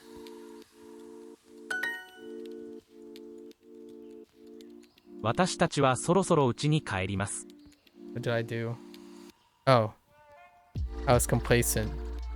私たちはそろそろ家に帰ります。Right. 私たちはそろそろ家に帰ります。私たちはそろそろ家に帰ります。Right.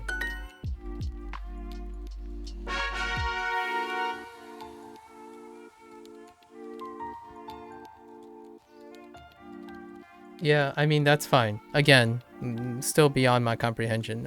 Nothing about my remark has changed. The more you talk about it, the more I'm going to reiterate what I mentioned. It's beyond my comprehension. 私たちはそろそろ家に帰ります。Yep, yeah, I know, I made the error. Come on, stop it. はそろそろ家に帰ります。帰ります。Stop it. The tachi is the same as dachi in tomodachi, right? Tomodachi.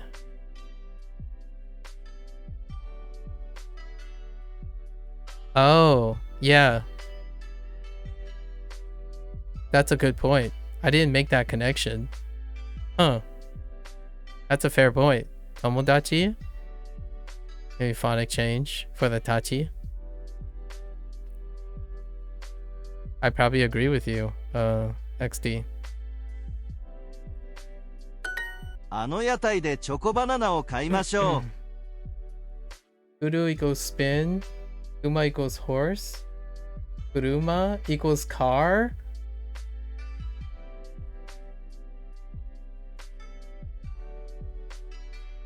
That's gotta be a coincidence, right? That's so funny though. I love it.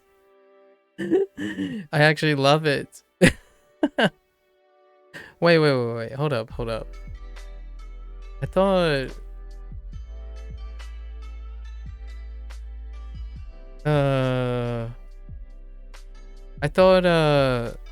his spin was, oh, you're oh, how do you spin? I don't know kudu, by the way. I don't know kudu. Wait, I thought kudu was to come, but... Oh, to Rio. Oh, that. Oh, interesting.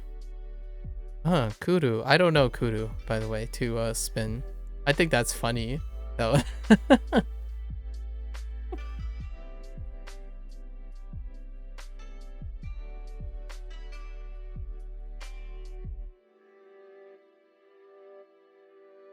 Kudu, yeah.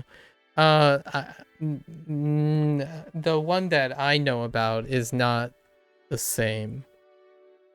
The spin that I know is mawaru. Which is funny because I think the song that I'm using to remember spin, I think it's kudu mawaru. I'm pretty sure that's what they say. Oh, sorry, kudu. Like they say kudu mawaru. Right? I'm talking about the School Rumble song. The anime School Rumble. I think they actually say kudu mawaru. Mawaru. Mawaru is the one that is the word that I was thinking of for spin, or to orbit, or to rotate around. It was introduced last unit. Am I streaming in another place? Yeah, I'm streaming on YouTube. XD is my YouTuber, the YouTube guy that I speak to around this time. No, you're not missing any chat messages. No worries. The speculated reason for Ma was not Uma, from what I saw. It was like an old speech thing. Yeah, I think it's just hilariously funny though. Kudu plus Uma equals horse. So Kuruma equals car. That's hilarious. Oh, okay. Oh, there you are. Oh, hey, you kept the same name too. Nice. Hang on. I really need to listen to the song. Hold up. I could have sworn. Okay. Doo-doo. Oh, actually, I can look up the lyrics. Oh no, it's not quite. Hang on. Come on, give me the lyrics. And I'll get flashbang too. Oh, it's not. It's spinning round and round, So they're saying guru. Oh yeah, they are. They're saying guru mawaru. Yeah, guru mawaru. It's the flip of the kudu. Yeah. So it's basically kudu mawaru. Like guru. A lot of times the g and the k gets flexed back and forth. So yeah, it is the literal chorus of this song. It's called it's by Unscandal. Wait, is it called Scramble? No, Scandal. Unscandal is the group, and it's called Scramble. And there's a the refrain of it is spinning round and round, and guru mawaru. That's how I was remembering mawaru when it was first introduced, because it has a very catchy chorus, by the way. If you guys ever want to listen to a very cute song from I guess it's a slice of life comedy anime, very old school, around the time of like Azumanga Daioh, like that period where those types of things were very popular. I remember watching Azumanga Daioh as well as School Rumble at the same time. Okay. Kudu, like guru gu wa mawaru. Guru gu mawaru. Okay. Let's see. Yatai de Choco. Yeah, of course. Choco banana o kaimashou. We should We should buy chocolate. Where's... What? What? You're just gonna stick with chocolate now? Chocolate bananas? Instead of saying chocolate covered bananas? Listen, this is not chocoreto. Chocoreto. No, I'm just kidding. Fine. Okay, choco banana. We should buy at that food stall over there. Sure. And they want over there this time. It's consistent, but this time they want over there. 家族と車で行きます。浅草で同僚と花見をします。浅草で同僚と花見をします。Okay. I'm going with my parents. Oh, just kidding. Co-workers. Parents. Sorry, I was thinking Ryoshin. Dorio. I'm going with my co-workers.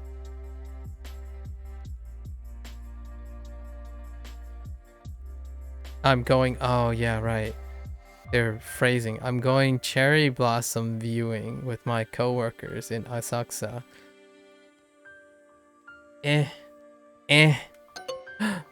Oh, did I shift the thing around too much? Yep. Oh, I don't agree with this. Oh, no. Wait. Oh, no. Did I mess up? Oh, yeah. I don't agree with this. That they can't accept this. This is actually unacceptable. This is unacceptable. Oh, I don't agree with this at all. It's both. Yeah, it's both. I can report it. It's fine. Let's see. Oh, this is... 自転車? The vocabulary here is jiko. So, like jitensha no jiko desu. Jitensha. I can't be exclamatory with new things yet. There's an exclamatory mark there. 池の隣でピクニックをしましょうか。池の隣でピクニックをしましょうか。Should we have a... I wasn't looking for that word. Have a picnic. Where are we going here? We're going next to the pond? Sure. 電車の事故がありました。Okay. 電車事故の電車の事故がありました。電車の事故がありました。You hate to hear this, right? You hate to hear this. 3時28分の電車に乗りましょう。3時28分。8分の電車に乗りましょう。Okay, sure. We should take the... Breathe.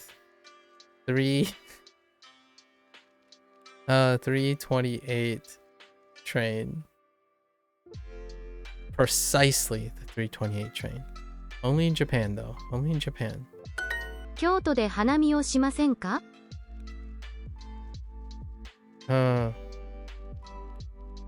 京都で花見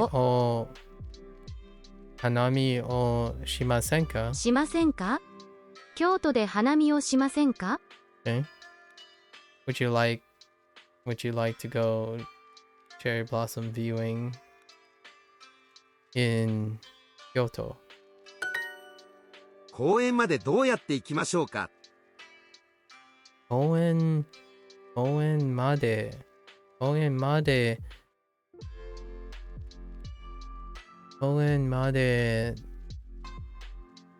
ど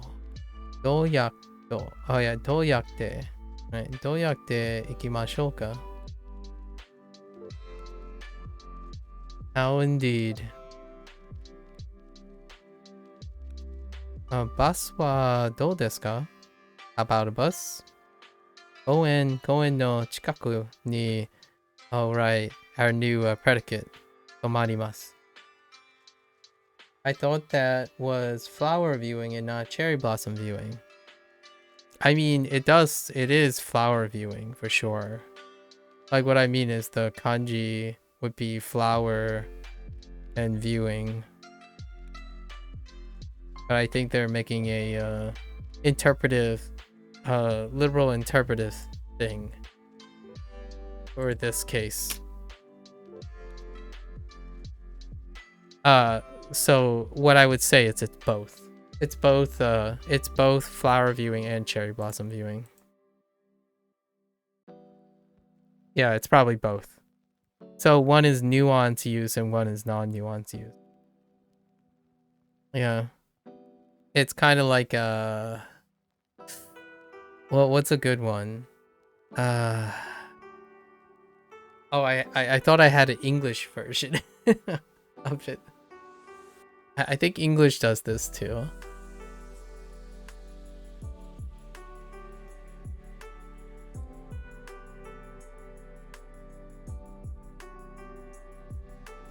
I can't think of one.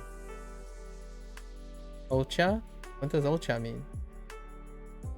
Oh, what is the other meaning of ocha? Oh yeah, green tea and tea. Oh yeah, that's a good one. That's excellent. Yeah. Yeah. A very specific type of tea, but it's also tea in general. That's an excellent example. Nice. I like ocha. That's a great example. Yeah, instead of like matcha, using matcha.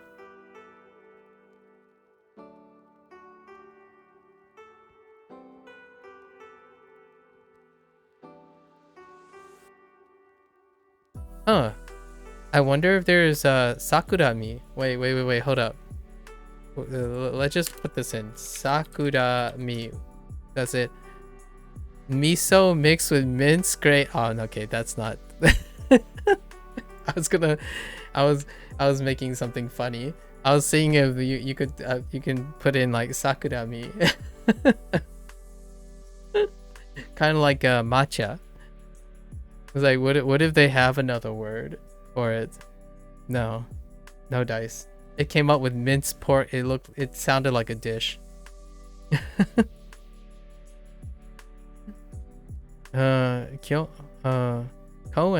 Koen made どうやって行きましょうか? So how? And then we're going by bus because the bus stops at the nearby park. Near the park. Stop near the park that they were referring to. How they're gonna get there. はい、今から電車に乗り換えます。はい。はい。Wait, what? はい、今から電車に乗り換えます。Oh. 今から電車に乗り換えます。乗り換えます。That's a pretty good phrase. They broke up ima and kara just to demonstrate that it's separate. はい、今から電車に乗り換えます。はい、今から電車に乗り換えます。Yes, we just now switched trains. Or we switched trains just now, right? Or we're going to switch train. I mean, it's fine. We're switching to a train. That's fine too. 上野公園までどうやって行きましょうか？ Ocha is from Portugal, no? I think so. Maybe. And with the honorific cha? I don't know. Is Ocha from Portugal? I don't actually know how to say cha in Mandarin. Da.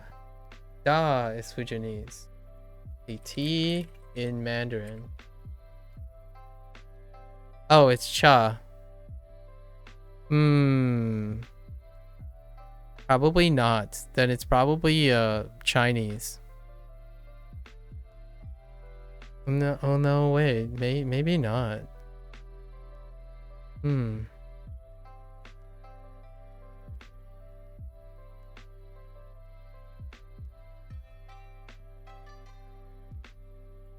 Oh, in today's Mandarin it is cha. So I don't know. Yeah, I think it's Chinese, but I don't remember how to say T in Mandarin. So let's get Google Translate here. And I'll tell you if it's... No, not my phone. Stop activating.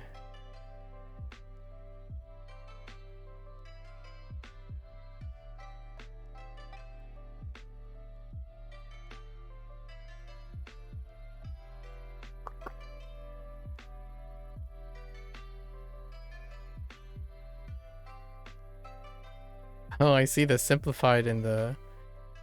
I see the simplified and the...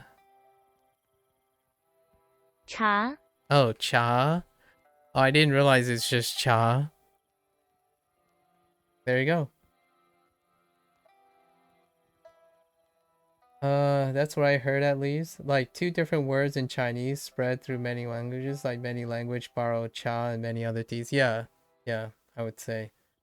Oh, why is this an emoji? Coco. Wait, why is that an emoji? Oh. Okay, Nar. It kind of... Do you know why? I feel like I'm thinking... Sorry, kids. This is not friendly to kids. I don't know. Because I don't know. Let me dig deep in this. The way that emote looks like, it looks like this, guys. So if you're thinking about like coconuts, cocoa, maybe. And what does this look like if you were to complete the picture? I don't know if that's what they're going for, but personally I think I don't underestimate the lewdness of...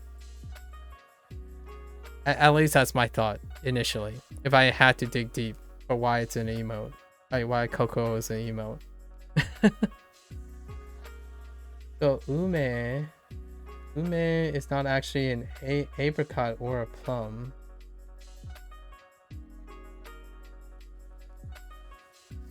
It is something related to both. Interesting.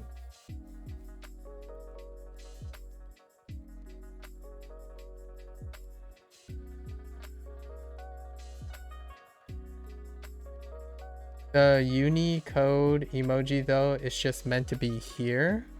Is it? It says Coco to me.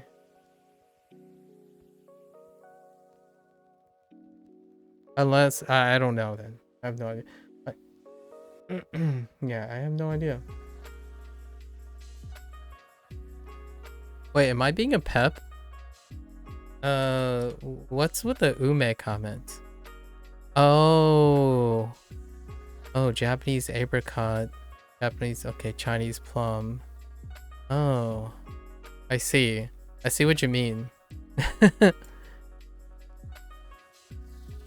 Yeah, the JB Coco.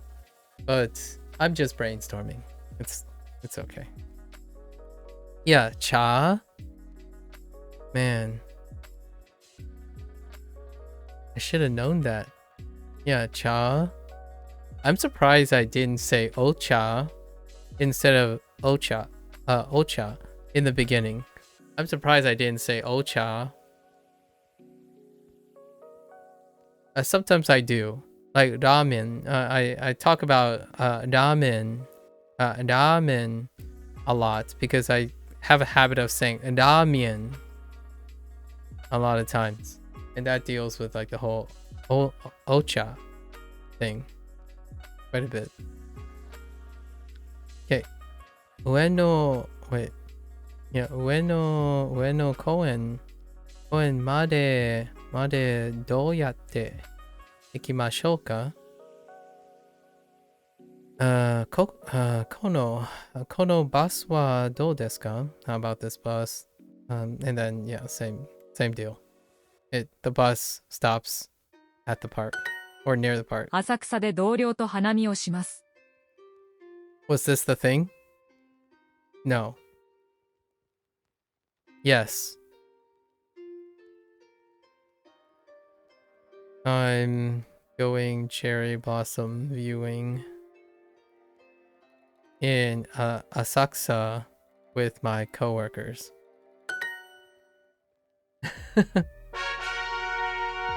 Alright, kanji time. We have... Whoa. Alright. Okay. Okay, Nannichikan. Nannichikan. With Konshu. Interesting. 今週 Konshu, okay. 何日間 Nannichikan. Sure. 何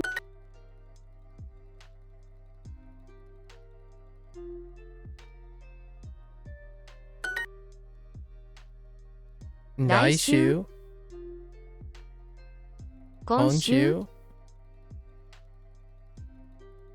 Konshu. 1週間 Ishukan. 何日間 Nannichikan. 3日間 Mikakan. Yeah, those are... 何日間 Okay. Okay. 何日間 Okay. 300今週 Just kidding. 何日間何日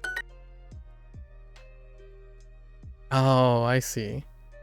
4時間4時間4時間何時間 Yep. 今週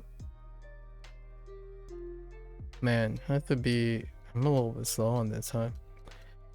何日間来週今週 Okay. 今週今週何時間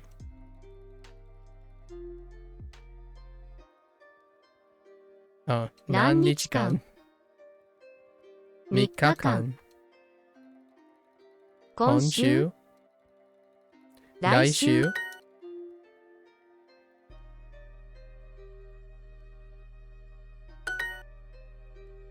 Okay.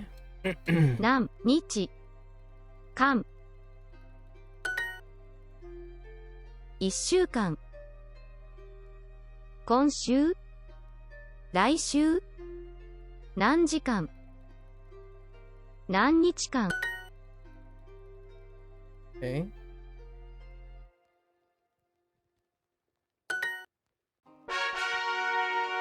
All right.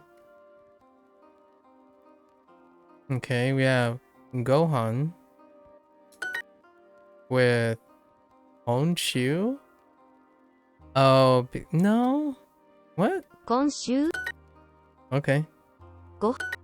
Fair enough. Interesting. ご飯 Why did they clump Gohan with Honshu? Honshu? Huh. 卵 Sakana. 今週 Honshu.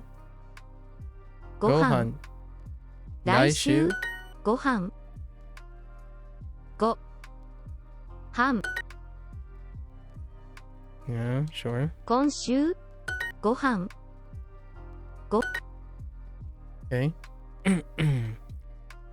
今週 Excuse me. So, Honshu. 魚 Sakana. 来週 Laishu. 食べ物 Tabemono. ご飯 I can see what they include 食べ物。今週今週先週魚ご飯今週卵 Okay.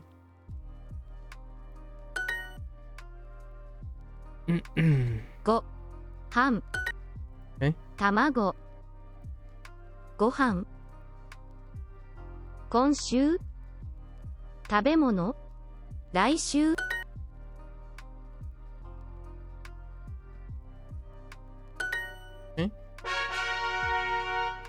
Alright. 今。今 Probably 今 and 今週。That makes sense. 今週 Yeah. 今今。今週ふんああ、今日。今日車車 is just noise. 今週 Okay. 今、今今週 Now the shoe. Or. Okay. 私今今週週。雨今先週 Introducing the dual. We're skipping that for now. Unless it comes at the end. 今週. Okay. 今週 With 今. Yeah, fair enough. Again. Sure. 今今週今週 Okay. 今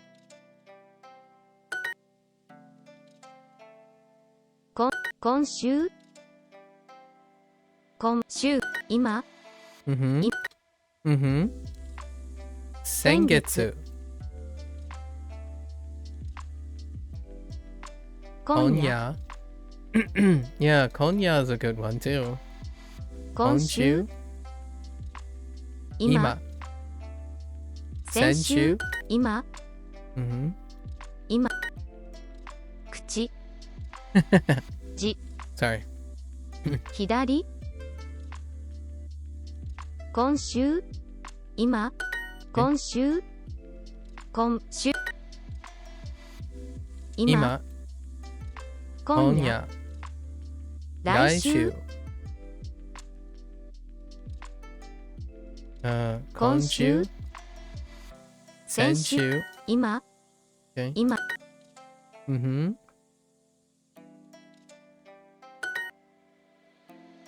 Oh, 住んでいます。今週大きい大学今住んでいます Okay.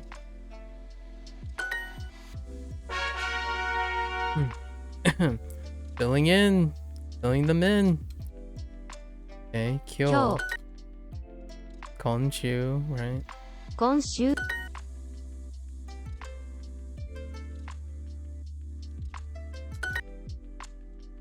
金曜日 The beat. Right. 今日3日 Fair enough. 先週今週今週 Okay. 今日今日今週金曜日今週火曜日先週今日 Alright. That's it for Ima. Now we have Densha. Oh, is this the writing portion? Densha? 電車電車、 Okay. Alright. I know that particle. Ooh, okay. Interesting. They decide to go with the left, right? 電車 Okay. No surprises until this part. 電車 Huh. 電車電車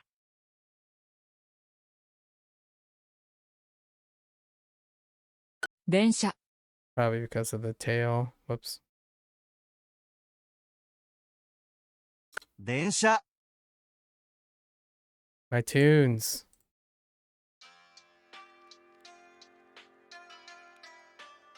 電車電車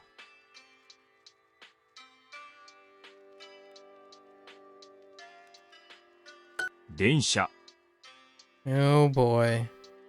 This one has some spacing prep. 電車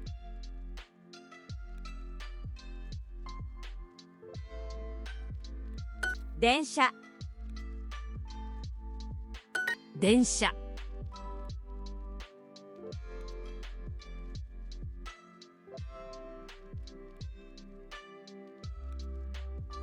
電車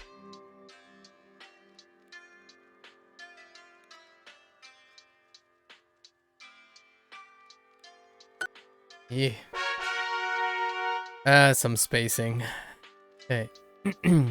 3日間 and 電車 Interesting. 3日間 Okay. 電車3日間何日間田中1週間3日間3日間で3日間 Okay. 10月10月9 9時間時間電車1 1週間週間3 3日間日間電車電車え電車3000何何日間日間何時間間3日間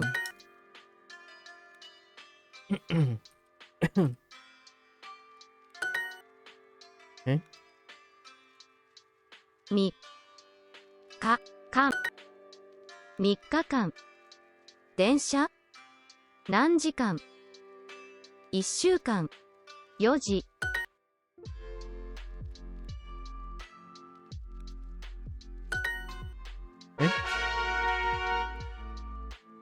Alright. What the? Oh no. I'm gonna go with 電 電 気 気 Yeah, this is it's kind of like a feed forward thing. Denki is gonna probably show up in the next unit. And they're using it to they always pick two different phrases for two different kanji. But the newest kanji always has a kanji phrase or a kanji combination that isn't available yet. So probably gonna go with denki. And we know the other two, I think. Yeah, so it can't be the other two. Denki sounds like electricity to me. We know the other two, by the way. So we already know souvenir and bookshelf. That's kind of how you have to figure it out. Oops. 電気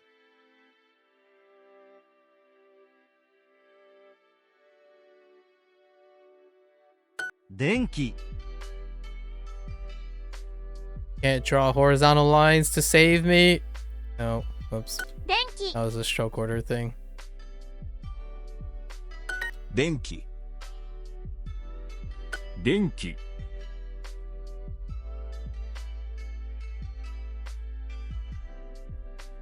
電気、電気、電気、I overshot it. 電気、 Oh my gosh. Save me. That angle is not my friend. I meant to pick up my pen, but that didn't pick up. Okay. Densha. Alright. Alright, let's try this again. With more focus this time. 電車、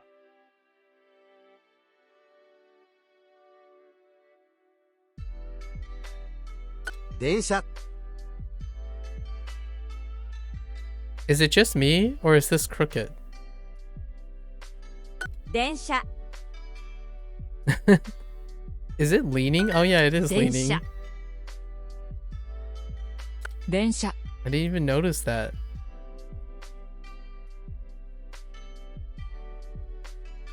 電車、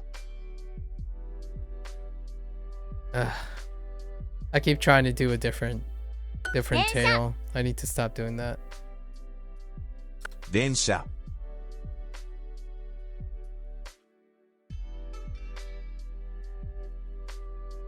電車、 Yeah. Stop doing that. Too far deep. Too deep. Alright, that's 15 minutes. We're gonna try and continue. I was gonna try to do a full day to like go all the way. We'll see. Let's see. 花見、 Hanami. 花見、 Short. うちの近くの公園に行きませんか？ I need to go to the bathroom. I'll be right back.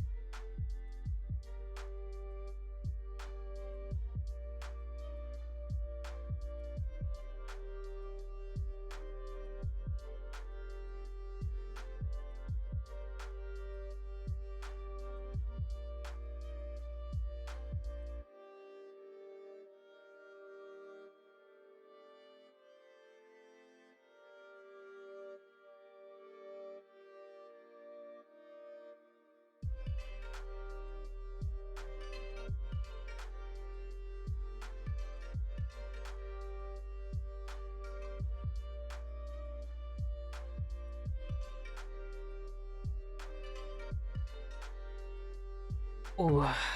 All right.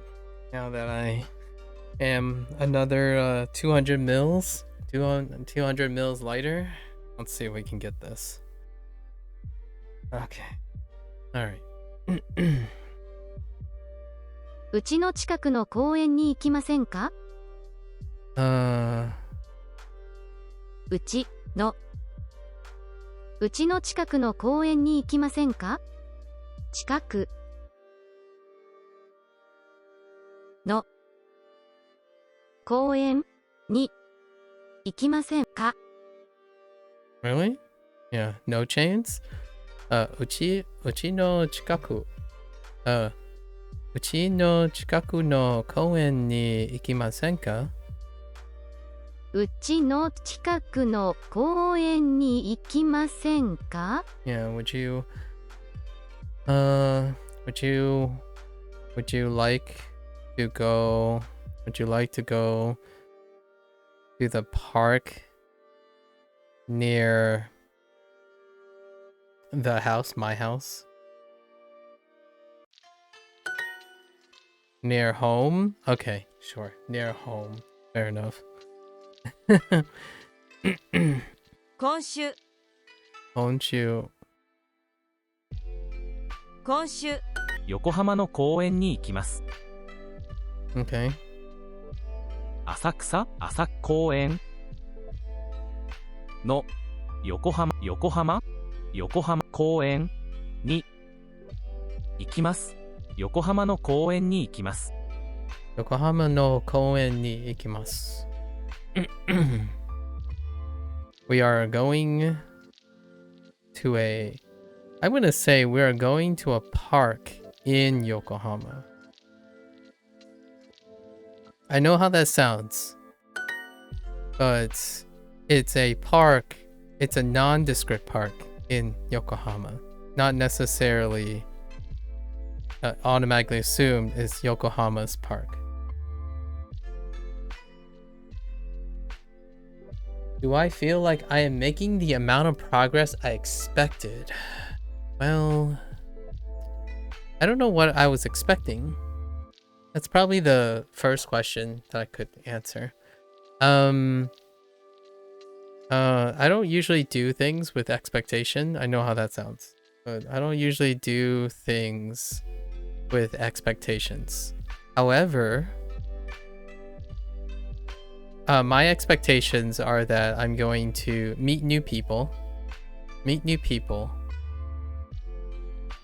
I'll tell you what my expectations are with how I'm feeling, right?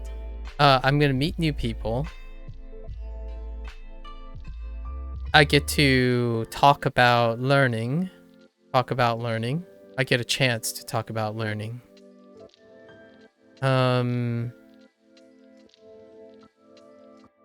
I also learn more strategies or apply more strategy, or actually get opportunities to apply more strategies.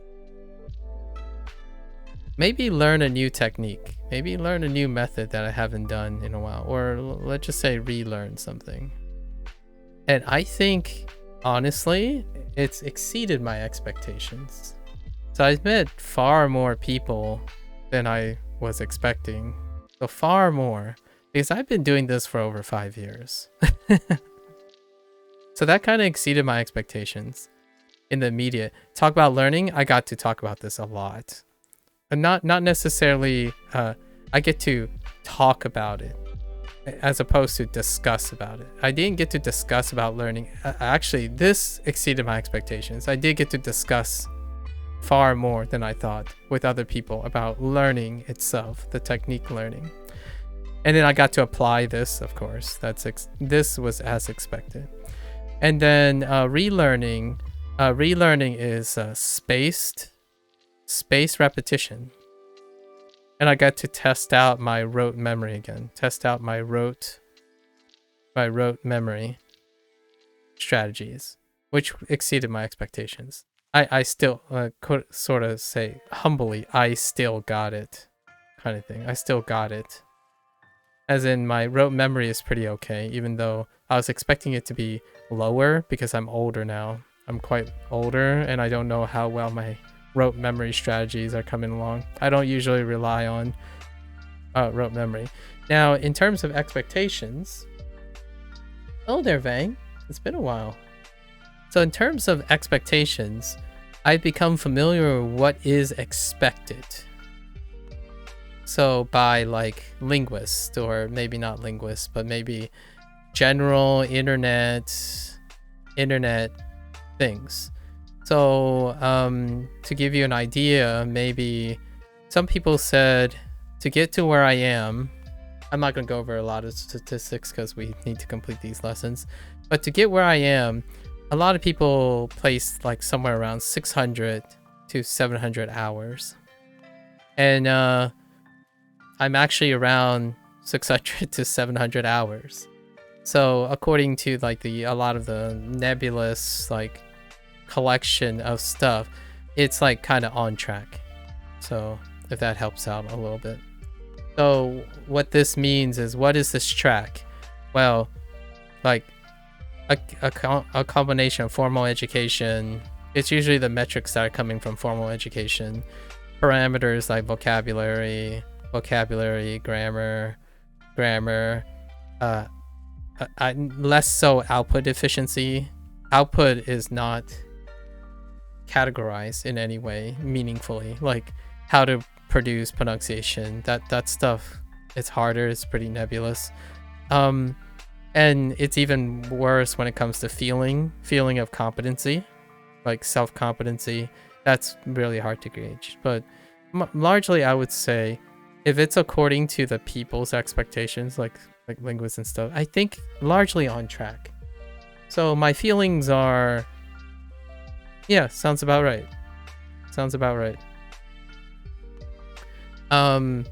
Overall though, while I'm staying on track, right, of most people's, so I'm average, basically. I'm very average.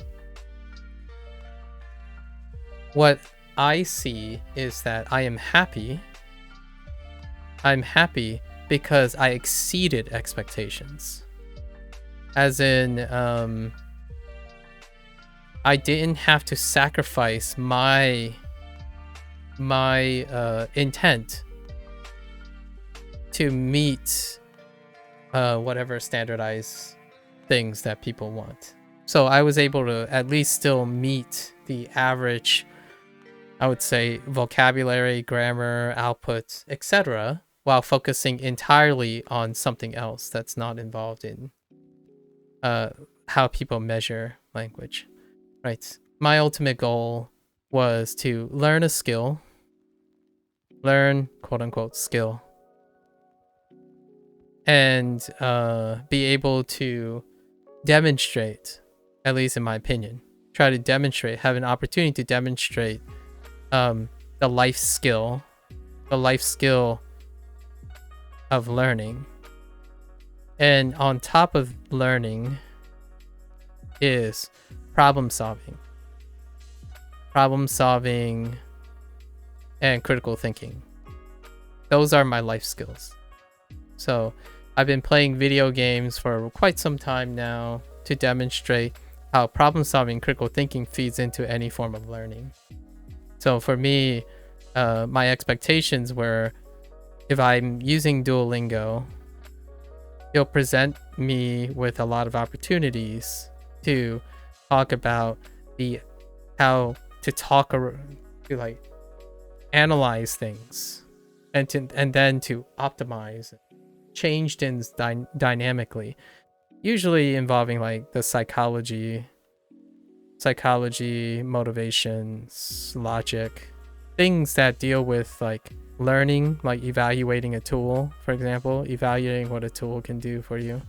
So I would say I feel pretty good that I can still do this. And I honestly think if I had to be brutal with myself, my Japanese, I would say there was a great chance, there was a good odds that I would fall below average on how much vocabulary I know now and grammar and stuff.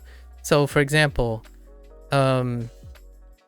if you wanted to know, there are grammar points in N4, N5, right? That's one way to track progress. N4, N5. So this is 100% on N5. And we're looking at like 50% on N4 right now. And in terms of vocabulary, I have 100% coverage of N5's vocabulary. And N4, I haven't started looking at the N4 vocabulary list yet, but if I had to guess, it's like 40%. This is probably a reasonable place. What is the total count? To give like some metrics of total counts, I think I could say conservatively, like super conservatively, all these are conservative numbers. I prefer to underestimate myself than overestimate myself. So I continue to work. I'm at 1,800 words ish. And all the kanji is exclusive to Duolingo, so it's like 120 kanji. And these kanjis are at least used twice on average. So there's 24 usage of these kanji. right? So a lot of times people don't distinguish between how many kanji they know versus how many usages of those kanji, right? And also, to another metric that people don't measure is my hearing covers 95% to 99% of all these things here. My reading, though, I probably place it a lot lower. I place it lower to 90%.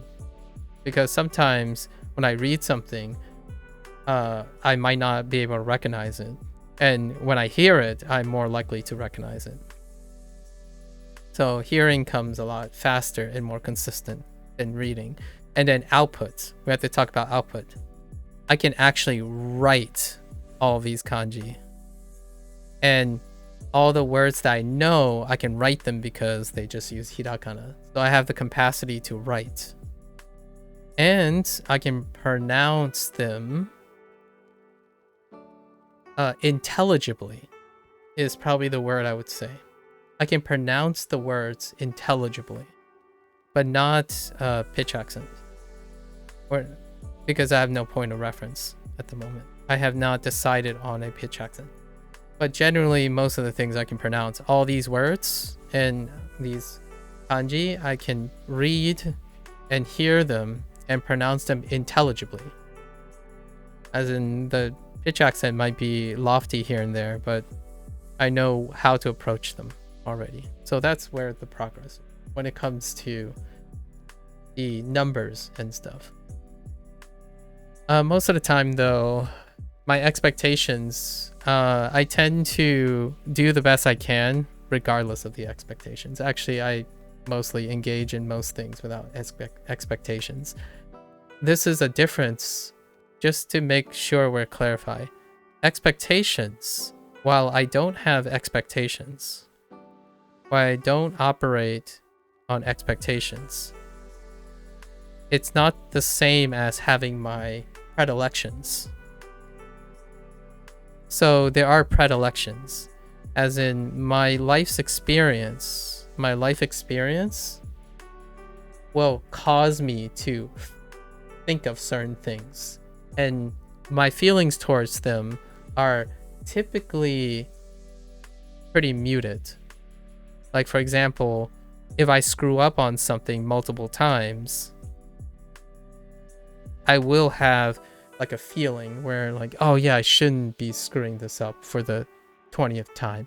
But then they're immediately muted, as in, no, that's okay. That's to be expected. I'm human, right? Right? So I'll make conscious effort and think about it and then change it if I need to. That kind of thing. So while I don't operate on expectations, I do have biases that come up that would affect my feelings. And overall, it's pretty good. It's pretty good. I'm average 5, right? On a number line, it's about average. It hasn't been worse, nor has it been exceeded my expectations. I have encountered problems and stuff that made sense at the moment. Are they still problems now? Probably not. If that helps. Yeah. I like to say conservatively, it's been a while since I learned something because I have to learn it. So most of the things that I choose to learn, which is probably everything that's streamed. Everything that's streamed is that I voluntarily choose to do them. So I do them without expectation. However, if I had a job, then I can probably answer your questions with a more directed thing. Thanks, Gemini. So how have you been, Vang? How is your front with your life and stuff? Oh, Vang. I have been learning Japanese with Duolingo and other things since the last time we spoke.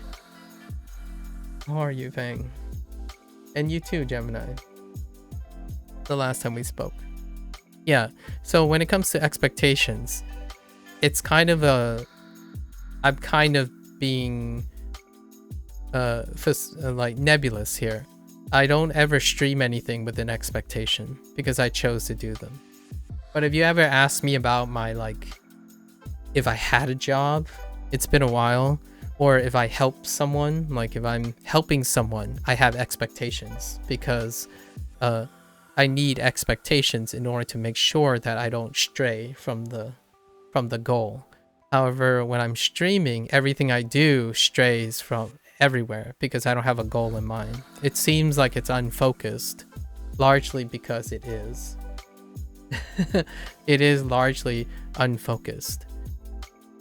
Regarding Japanese, you're gradually understanding onyomi and kunyomi. I see. I feel like someone said that a bunch of times, and it's not just you. That's interesting. I haven't really looked into it. Maybe I'll come across it when I do. Right? Hanami. Hanami. Okay, hanami. Okay. Hopefully that answers your question, Bernola. It's not quite answering your question, but I tried my best for the objective side of things. But yeah. Streaming, you're probably never going to expect me to say something like, oh, that's bad, oh, that's good, or oh, this is bad, as in the sense of I knew what to expect. A lot of times the vast majority of my experiences are, this makes me feel bad, but it's not because I know enough to know that it should be bad, kind of thing. Yeah. Life is interesting that way, I suppose. Life seems a lot more interesting when you're not operating on expectations. You do need I'm not saying you don't though. You do need expectations. If you have a job, you work on expectations. Otherwise, you will become unfocused. So, learning Japanese can be incredibly unfocused for me. It might even trigger some people actually. Because you have to be realistic about this. Learning Japanese for me is optional. It's optional. So I talked about this before. I believe, in my opinion, that anyone, I hope, have the privilege. When you do something optional, it's a privilege, as in you have enough time, you're happy to spend some time doing something voluntarily. So when you're engaged in something voluntarily, the more it depends, the more conditionals you place on the thing you voluntarily choose, the more restrictive it's going to be, and the more it will feel like work or obligation. So if you ever love something, like creating YouTube videos or creating content or enjoying a video game, the more what if buts and stuff, that stops becoming a point of passion. It becomes a point of obligation. You have many people, pretty much everyone, has to already have enough obligations in their lives. Your life will provide so many more obligations for you. The things you love, in my opinion, I would encourage most people to not place that expectations onto things they love. Because the things you love are meant, in my opinion, healthily, to be unconditional. And these unconditional things help you balance the things that have to be conditional, like your job or raising a family. There are things that are unconditional about raising a family versus things that are conditional. You must make money to pay for food and shelter for your kids and your loved one, right? Your significant other. However, your love for them is unconditional. Placing more and more conditions onto your love for something, even someone, adds to the obligation. As in, oh, I must support my child. No, you want to support your child. You want to love your significant other. So all of that stuff comes with no expectations, right? Because the sky is the limit. You are voluntarily choosing to enter this contract, for example, with Japanese learning, or whatever your next thing is, your favorite car, your PC and stuff. So that's kind of how I see Japanese learning. Every day I get to enjoy learning Japanese. So expectations can make it feel awful. Like you could feel like you're stagnating. You no longer enjoy Japanese. That kind of thing. Those are the things that are elements of expectation. Right? You become hyper-focused on practicing certain things. You get caught up with pitch accent, and it ruins your enjoyment of Japanese. That kind of thing. Also making Anki decks for the next set of 200 kanji. Nice, nice. Do I practice kanji, but like you choose a kanji and you make all the word that you know with that kanji, like with E, and you practice all days of the month, the word yesterday, and so on. Duo already does that, and it does that habitually upkept. So I just use the Duolingo section. So when you're talking about practicing kanji, yeah, I do it with Duolingo. So Duo already does that on its own as they come up. So when I mentioned that my kanji is almost exclusively recalled to Duolingo, is because Duolingo does the thing that you described. It's a great way to create association. Originally, and it wasn't Duolingo always did this. It was actually an update. It was an update to the kanji section. And it was around... I was already 30 days in, I think. I was already 30 days in before they started doing that. So I do Duolingo exercises. Like the last 15 minutes that you saw me do, it was clustering all the he's. It was clustering all the imas. Yeah. Yeah, Duolingo was only used for kanji writing at first, yeah. So now I write my kanji outside of Duolingo from time to time. Once every 2 weeks, actually. Once every 2 weeks. Once every 2 weeks. I might increase it as kanji increases. But I write on my own. Be it air writing or something. Hello there, Cradle. Welcome, welcome. Welcome, welcome. So once every 2 weeks. If the volume of kanji goes up, I will probably write all of them, or at least most of them, every maybe once a week, maybe once a week again. So in terms of writing, I air write most of the time. So I use my hand motions. I don't have to like literally write something. I'm always imagining it in my head as I'm doing it.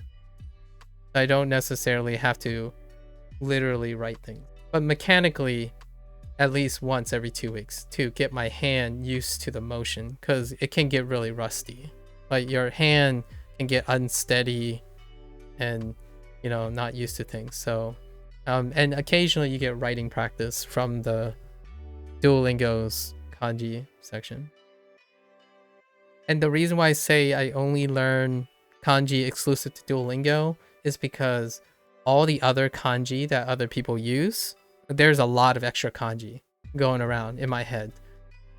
Once they come up in Duolingo, it's solidified. It's like get spaced repetition. So I keep the stories in my head, like the nebulous shape. Like there's a kanji that kind of looks like this, right? Like this would be the nebulous shape I'm looking for. Right? And the reason why I'm drawing it like this is because I'm looking at shapes. As in, like, when you're drawing this, like, if I looked at Lily right here, and then I switch to a different screen, and Lily disappears, how would I draw Lily? I would think, like, okay, her head shape was like this, right? Then her face was like this, right? You would start to mask her silhouette. So that's kind of how kanji works right now. So the kanji that I'm confident that I know is in Duolingo. That's 100% retention. Now, everything else, like when people say genki desu, and then they use the kanji, I'm starting to form associations. However, that's memory associations. It's not output. That's different from output. When you're purely outputting, you require the entire thing in fidelity. So that is what I mean by dual 100%.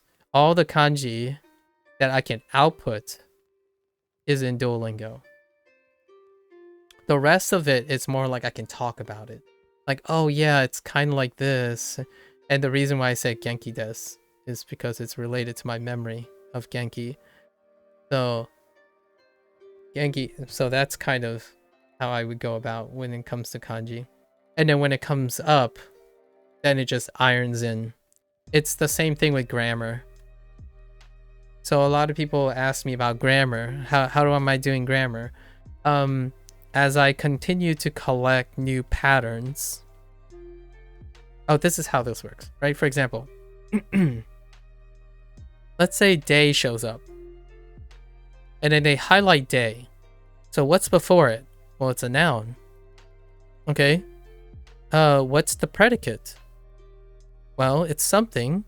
Maybe it's a plain form of something. Okay, check. I log that in. That's log number 1. Right? Then next time day comes up again, what is before it? Oh, it's an object again. But now if you go over here, the predicate's like, but this is like an act that is modified by the noun. That gets logged in to pattern number 2. And as I'm accruing new patterns, I'm going to grammar sources. And what the grammar sources do is they add the rules to all my patterns. They don't replace them. As in, I'm not learning this grammar rule to forget these patterns. I'm adding the grammar rules to explain these patterns. So what happens now is, if I remember the grammar, that's great. If I remember the pattern, it's also great. Remembering one pattern means I'll remember the second pattern, or the third pattern, or the fourth pattern. And any of these patterns will remind me of the grammar rule. So I'm not here, over time, I get to the point where I'm building up. My logs are really big. So I'm practicing tons of logs. And I'm bootstrapping through them. As opposed to streamlining. Over time, maybe if I find that I'm having trouble remembering something, like, for example, outputting something reliably, I would streamline this log. But for the time being, I'm adding more and more logs. And that's what Duolingo is teaching me. Basically, Duolingo is teaching me rote memory. How good is my rote memory? Where you keep adding more and more rules until I can't juggle them anymore. So far, that part exceeds my expectations. I really thought I would struggle with rote memory because I'm getting old. I'm like getting pretty old. And after a while, you just try not to remember.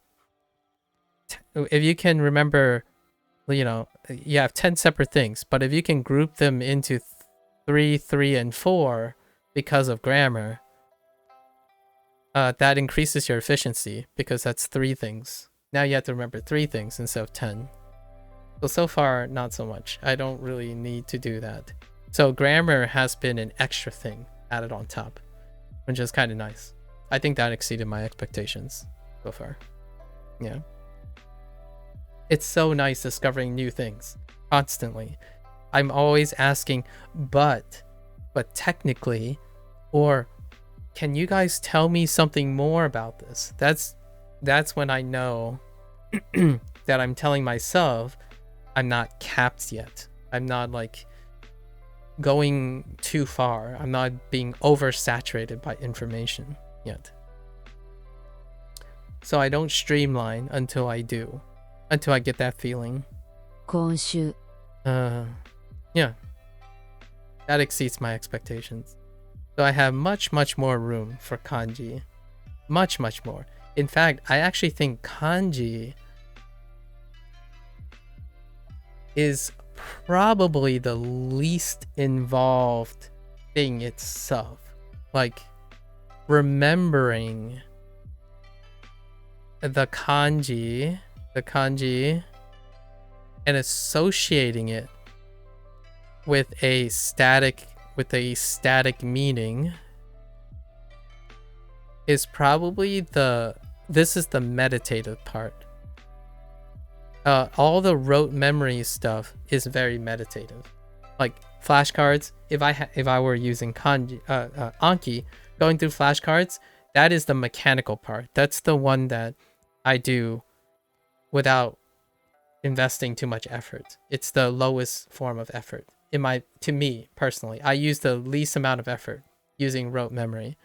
What requires a lot of effort is streaming, talking about the stories, connecting the grammar to English, juxtaposing Japanese and English all the time, and then talking about the psychology behind what is motivating me to remember this, and then forming stories around these things without a context, because these are contextless.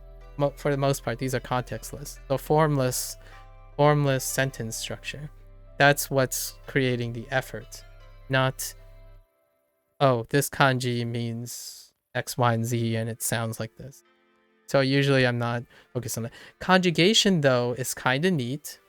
Conjugation is a little bit more involved. So whenever we get to conjugation, be it conjugation of the predicate, right? Oh, we don't have, well, be it like predicate conjugation or adjective conjugation. And then soon, Lotus already spoiled this, but suffixes and prefixes, those inherently deal with more steps. But remembering a kanji and its hirakana and an image and like maybe a summary of what it is, it's okay. I think this part is my comfort part. I think I love to do this before I sleep. And that's what I do.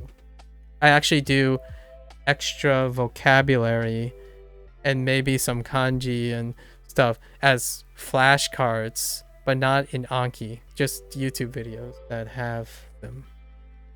And largely it's kind of like semi-active. It's like 50-50. It's like 50 passive and 50 active. It's not like full send. It's super relaxing. Yeah. The thing I'm doing right now is probably the most engaging thing in language learning.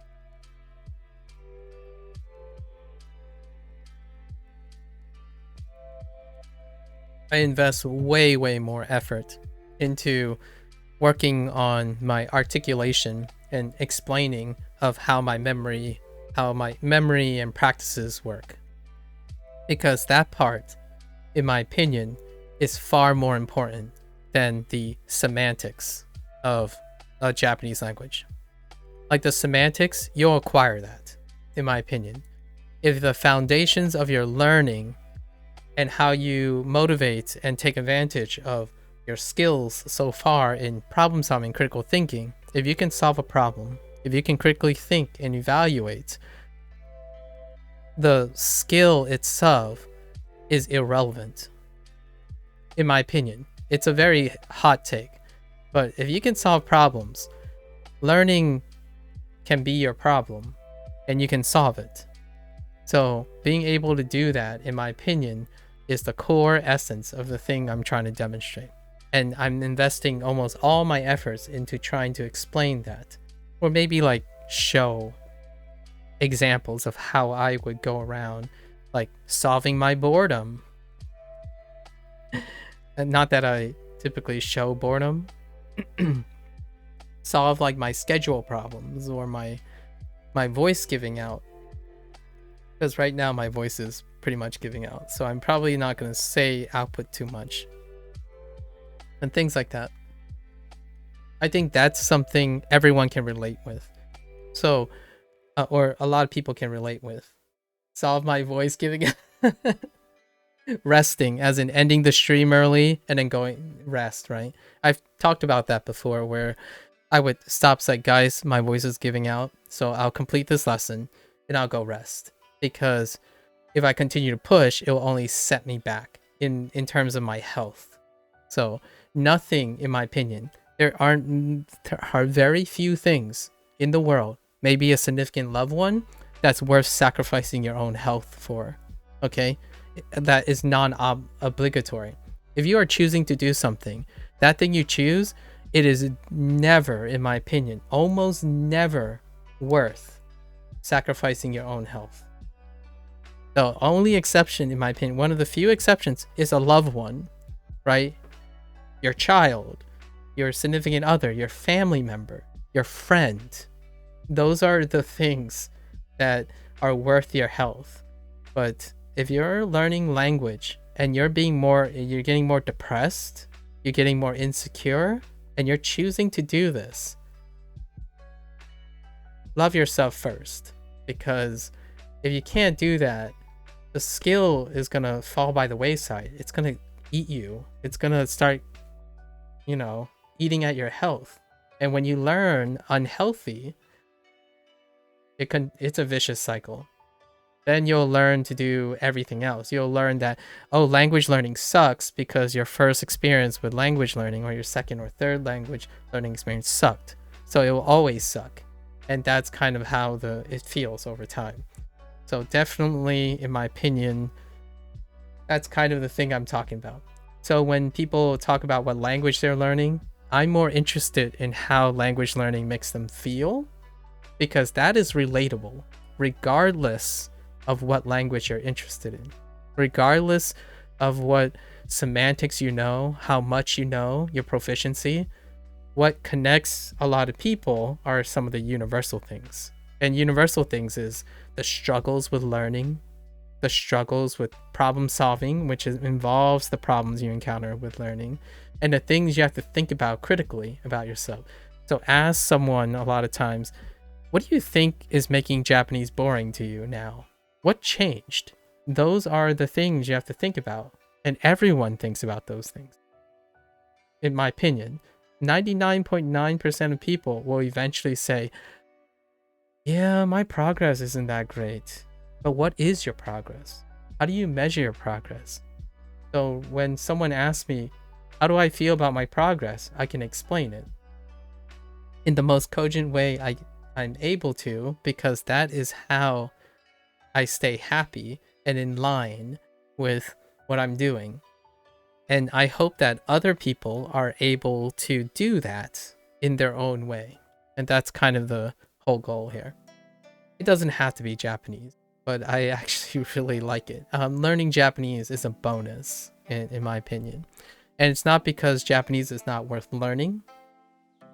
It's because I think people are worth more than the semantic knowledge I gain from learning Japanese. As in, if I don't learn any Japanese, but I'm able to connect with more people, that is worth way more. There's the biggest currency, in my opinion, on this planet. The biggest currency is people. That includes yourself. So do not discount yourself. And I think a lot of times when people think about things are too hard or too easy, they're either discounting themselves in more than one way. If you think it's too easy, then you're overestimating yourself. You're likely to. If you think things are too hard, then you're underestimating yourself. So oftentimes when you voluntarily do something, I often think, do your best. But know that if your best is not providing something for you, you want to reevaluate what you're voluntarily doing. Because your time that you have the privilege to use is priceless. It can be anything. It's different from having to earn a living. Earn a living is obligatory. You should encouragingly be focused on how to optimize that. That is something you have to do. So optimization is very rational. It's very objective. When you try to objectify things that are supposed to give you good feelings, objectifying them takes the feelings away. You can no longer be surprised. You can no longer be disappointed. Or like, not really, like, you can no longer be like, exceed the bounds of your expectations. Or even sometimes it deflates the disappointments. So a lot of people would argue like, oh, if your expectations are too high, you're more likely to get disappointed. If your expectations are too low, you're more likely to get pleasantly surprised. Like, that works for some people. For myself, not so much. I go where the wind blows, and I value the most precious thing, in my opinion, which is the value of myself and every other human being. And that's probably the take-home message, right? I don't want to make people feel second fiddle. So, like, if I don't get my lessons done, that's nowhere compared to the well-being of a person I'm speaking to. I'm just saying, like, if you want some perspective, if you prioritize your hobby over someone else, ask yourself, how many times did you prioritize your own hobby over your own health? Because it's not that far away. If you can easily overlook someone else for your hobby, you are more than capable of overlooking yourself for the hobby. What does that look like? Being super depressed because you can't compete in the esports. Being super depressed because you're not as good as someone else. And this is a hobby you chose, right? Something you voluntarily do. You think you're stupid because someone else is doing better. You're prioritizing your hobby over your own health. You have plenty of time to do that. When you're working, trying to make a living, all that stuff, you save it for that. But when you're choosing to do something optional, make it the best, in my opinion, or try to make it the best. And sometimes I do worry. That's the red flag I see a lot in language learning. The idea that at some point, somebody is going to be disappointed in themselves because they decided, oh, I set myself up for 200 words and I only got 50. Well, that's 50 more than the last time you had. And that's worth celebrating, because no one's telling you have to do this. You're doing it yourself. That is very hard, actually. Sometimes people might think, oh yeah, but doing something you want to do is less hard. Like, well, yes and no. Because you're comparing something that you're bad at to something you're good at. And yeah, sure. But what if you're bad at both of them? So you choose to do something bad, and something bad you're bad at is forced upon you. That's a little closer of a comparison. Because oftentimes, when the things you have to do in life, you're comparing it because you're not prepared for that life experience, as opposed to you're always prepared for it. You know what I do? I choose things that I'm not prepared for. In my free time, I prefer to do things I'm not prepared for, so that I can leverage it in case it comes up later on. So what do I prepare for? Problem solving, critical thinking, and interacting with as many people who maybe dislike me, agree with me, think I shouldn't exist, that kind of thing. That is preparing me for all the things that I might have to be dealing with. To me, that's what skills are for.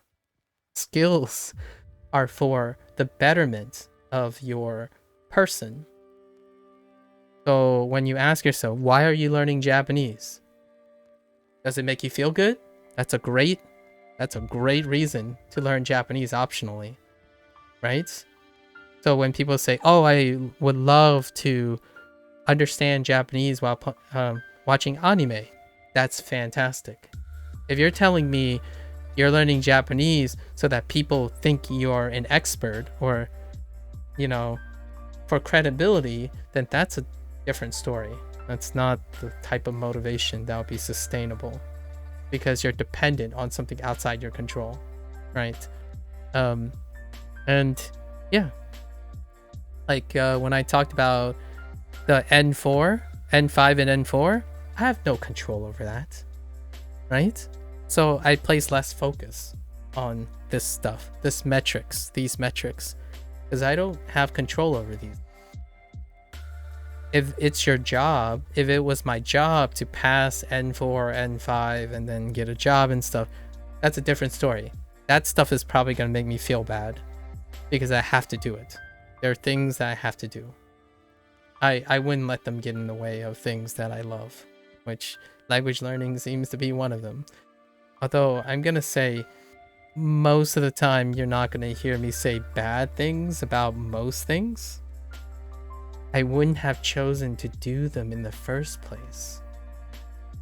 Right? Now, that's not the same as people who do it for profit. So if you do things for profit and you do things for clout, right? Because it's their job, right? Other content creators, it's their job, then they will have to do things that they don't like. They will have to provide critical, like negative experience and op-eds. So that's the expectations. But until I am forced to do something or have to do something, usually you guys are probably not going to see me upset.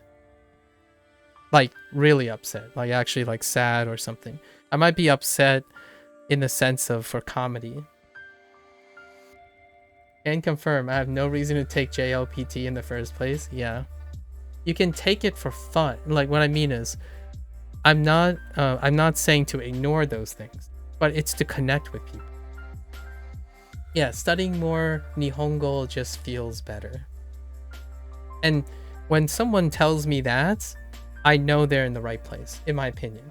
Like professionally, I don't know if I can even say professionally, but as a teacher who sees green flags, when someone says the things that are coming out of their mouth is things like, oh, okay, oh, well, I got this wrong first, but now I know what the correct answer is. All right, now I'm going to just go back and then review and do more things instead of, ah, man, see, like, if I didn't have this point off, I would have gotten an A, and I would have gotten an A, and then, you know, I would have gotten a degree, and I would have gotten a 4.0, and then in 3 years I could have been.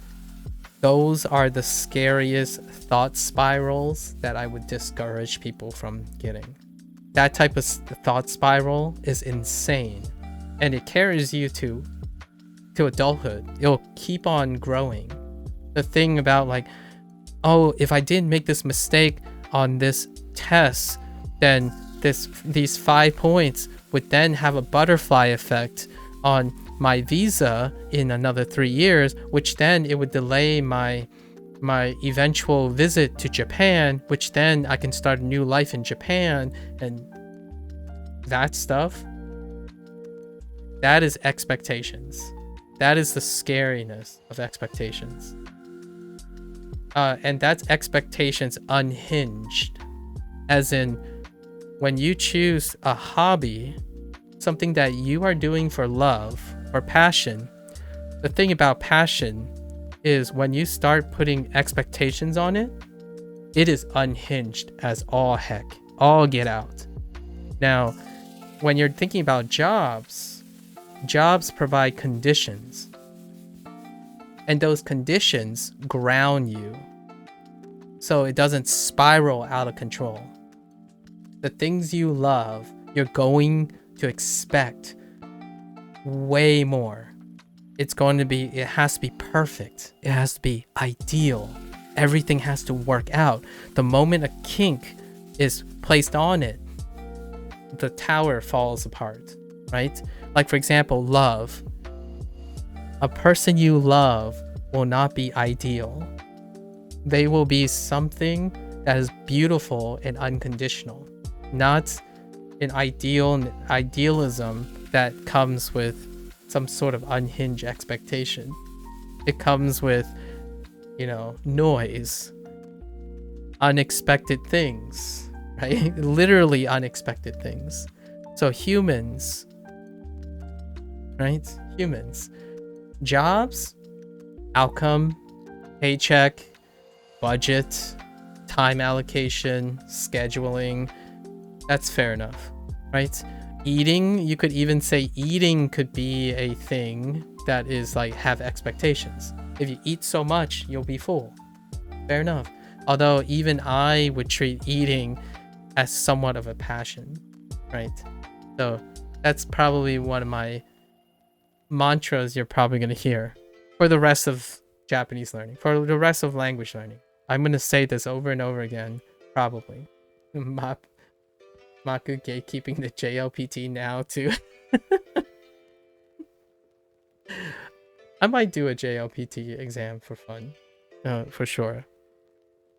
I think that's my major message that I want to express to people. I'm gonna do a half lesson today. I'm not actually doing the full thing, so I've already taken into consideration my voice and health here. But I do want to tell people, right? The one thing I have to say is, if you notice yourself saying overtly negative things about something you voluntarily choose to do, stop, breathe, and find out if it's still worth your emotional health. Things you love should not be kicking you in the butt every day. So when you get up and say, ugh, if I don't do these 50 kanji today, I'm not going to feel good about myself tomorrow. That's a red flag. That's a really big red flag. That will not be sustained. In my opinion, it will be unlikely to be sustainable. I understand that there are people who say, oh yeah, but if you kick yourself in the butt, it makes you want to do it more. It's like, okay, those people are good to go, I guess. But they wouldn't phrase it that way. They wouldn't say, ugh, if I don't do 50, they're saying, I better do 50, or tomorrow I'm going to do 100. Like, the way they phrase it is not something negative. If they slack off today, they're working harder tomorrow because they want to work harder. Not that it makes them feel awful, right? So those are the two different things. So do not feel awful when you're doing something. It makes you think, right? Now here's a deep cut, slight deep cut. Now here's the deep cut. So the question you have to ask yourself is, when someone is upset, like with themselves, I know this is going to sound sappy, but when I see a content creator, especially a live streamer, right, that spends most of their time being upset or being challenged to be upset, I typically worry about, like, when is the breaking point? When is the breaking point? Because as much as I want to believe that there's an unbreakable human spirit out there, like a human spirit that is unbreakable human spirit, I think most people are human, right? So there is a limit. Constantly being surrounded by negative stimuli, you could be Superman or the most unbreakable human being. There is a breaking point for humans. So oftentimes, I usually am more thinking about the person's well-being. And that when you're yelling at your lungs all the time, you have to ask, is it an act? And what I mean by an act is this part of their brand or their, like, skill or something? Or is it hurting them over time? Like, comedy itself can be self-deprecating. And there are ones who channel the self-deprecation to their advantage and know how to rest from it. And then there are comedians that wasn't able to. So we know where that leads. And that's kind of how I always think about when it comes to the internet generation. It's so hard to tell. It's at first I thought it was easier to see some red flags, but it's getting more and more complicated nowadays. It's harder and harder, in my opinion. And personally, that's what I care about. I'm building more, like in language learning. I'm building more to make sure I'm a little bit more and more consistent. I err on the side of caution, though. I don't do this for a living. Not yet, anyways. It will probably start to look a lot different if I were to do this for a living. Because you'll know. There'll be days that I'm tired. There'll be days that I'm not tired. There'll be days that I'm running out of ideas. There'll be days that I need to orchestrate, like schedule and make sure I accomplish. I will tell you that I will have purposes, goals. Those are the elements of doing something for a living, as in they're obligatory. So it's humorous to me. It's a good reminder to myself when someone asks me, what are my goals? And I can't answer the question. Like, what are my goals? I'm like, that's a good question. That's when you know you love something, you love to do something, and it still hasn't become conditional. I think the best example I could think of is when recently Magnus Meatball, the YouTube climbing influencer, right? Magnus met with PewDiePie, and then they did a climbing thing in Japan together, because PewDiePie resides in Japan right now, and Magnus was visiting 5 years ago. He visited Japan, and now he was doing another trip. So he asked Magnus, oh hey, you're pretty good at climbing, right? Why not do a channel on it? And his comment was like, well, you know, I still want something for myself. I still want something for myself. Something that does not, basically, I'm going to paraphrase, isn't subjected to expectations outside of what he can control. So when you turn a passion into content, it's subjected to the expectations of your viewership. And he knows well about himself that he's a professional. So if he decides to make this hobby of his into a job, it's going to be subjected to expectations. So he'll have to meet something. He'll have to do something, meet a specific criteria. So that's kind of a great way. You know, they had a lot of fun together, right? It was but Magnus's job, right, is coupled by his passion for climbing. So it's one and the same at the moment, but he still has to meet it. And he's going to continue to sustain that until he can't. Whatever that looks like. And he'll learn how to problem solve through that, right? Anyways, that's all. That's a thing. I like watching passionate people. And I want passionate people to continue being passionate.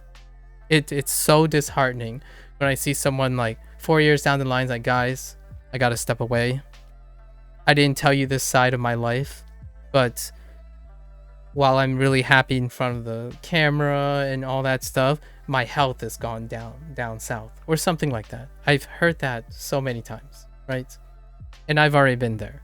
So I don't even, the years that I was performing the best, I was using my health, my excess health. And then eventually it becomes non-sustainable. And that's kind of what's in store for a lot of people who burn really brightly. At least in my opinion. They don't have to burn out, in my opinion. Yep. Okay. Let's get back. Hanami o shimashou. And that's it. Okay. Wait. Yes.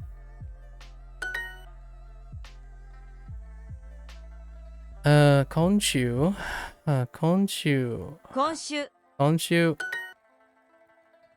Where should we see the cherry blossoms? Where? Okay. どこで桜お、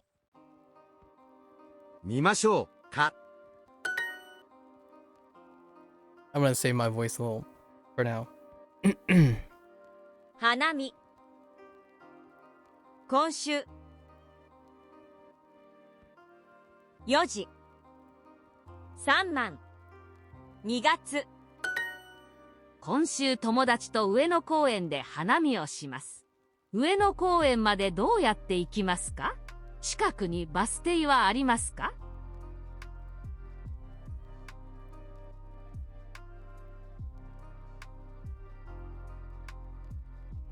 Yeah, directions. So, this person is saying, Honshu, Honshu tomodachi to yuan no koen de hanami o shimasu. So, I'm going cherry blossom viewing, in UNO Park with a friend. This week. And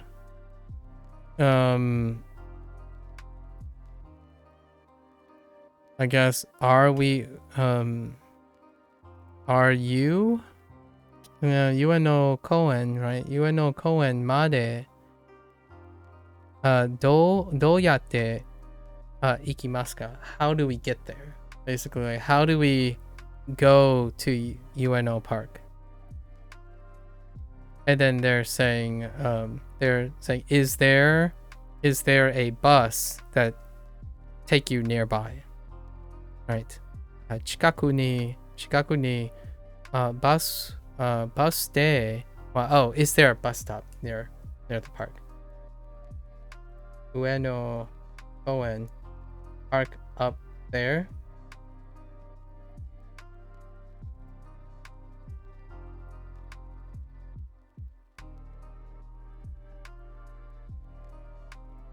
Yeah, it's Ueno Park.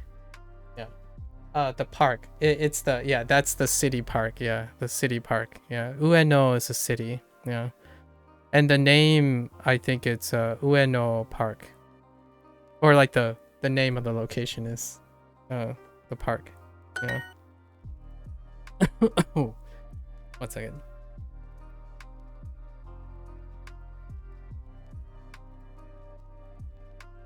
Which by the way,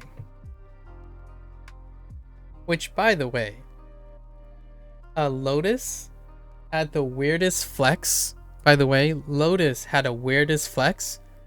He showed me of a picture of him doing a Duolingo exercise on his phone about Ueno Park while literally being in Ueno Park.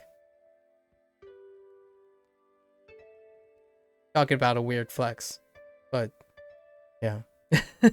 I saw it. It was definitely him. I don't know if I can confirm it's Ueno Park, but he was clearly wait, I'm not sure if that picture had like a sign that said Ueno Park, but he was in Japan before, like recently. So it was pretty funny. It was like and it was an older lesson. I think that's a pretty funny flex. I feel like he was ready for this moment. He's like, oh yeah, you know what? I did this. I'm like jealous. Okay, sorry. It's like, this is how I it's a memory that I'm using to remember Ueno Park every time. Ueno Koen every single time because of Lotus's image. Like, never forget. 1回先月1つ今週花見。今週の月曜日、仕事の後、みんなと花見をします。公園の桜はとても綺麗です。一緒に行きませんか？ Okay. The speaker is, I guess, extending an invitation is fine. Yeah. So they're asking pretty much a coworker, probably, is inferred here. So, 今週の、月曜日. So, this week, I guess this week, on Monday, 月曜日, after work, right? 仕事の後, after work.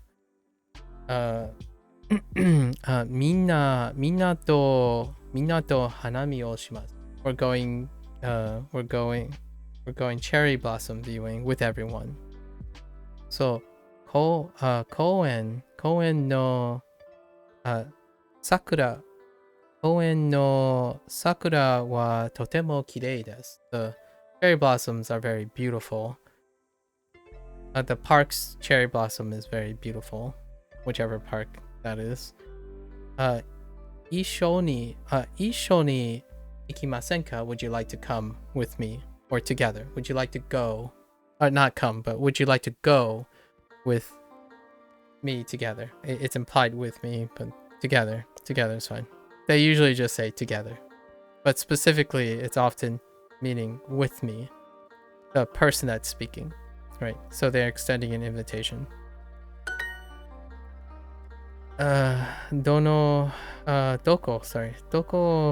どこで桜餅 yeah, right. 桜餅を買いましょうか? We should, where should we buy a cherry blossom mochi? Okay. Blank で会いましょう. 公園? 公園. It's a place. 桜餅. 桜餅.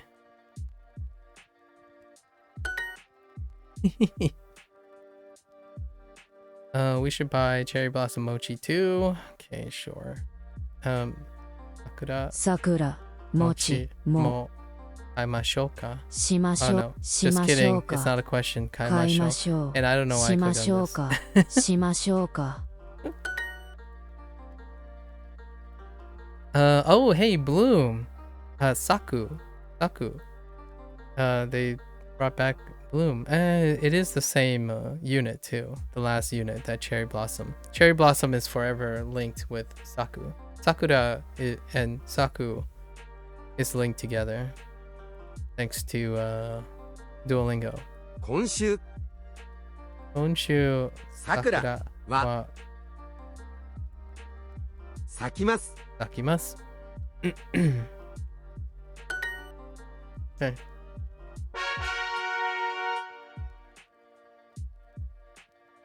Moment of truth. Yeah, we're gonna cut this into a half day. So let's do like 2 or 3 more, and then the next day I'm gonna try to complete Unit 12 and do the introduction to Unit 13. Any of these days we can normalize. I need to squeeze in a full day at some point. 電車 I have a new schedule. カメラを忘れました。 Camera. Wow. When was Camera? I think Camera was at least 30 units ago. 30 or 40 units ago. カメラ Camera. It's with the sightseeing one. Like traveling or like going on a trip. Sightseeing. It was also the unit that Hana was introduced. Hana, Yama, views in general. Yeah. カメラを忘れました。 Oh. 忘れました。忘れました。 忘れました。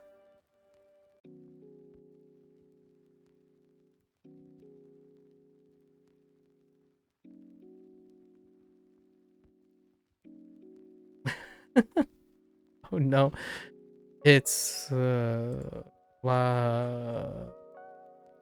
no, wasureru? Oh, forget. How ironic. Or not how ironic, how coincidental that I forget.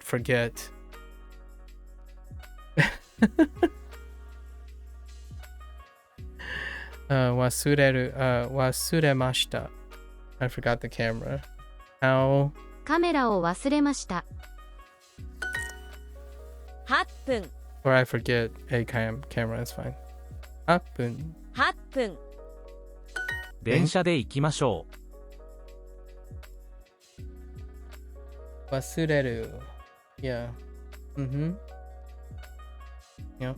忘れる。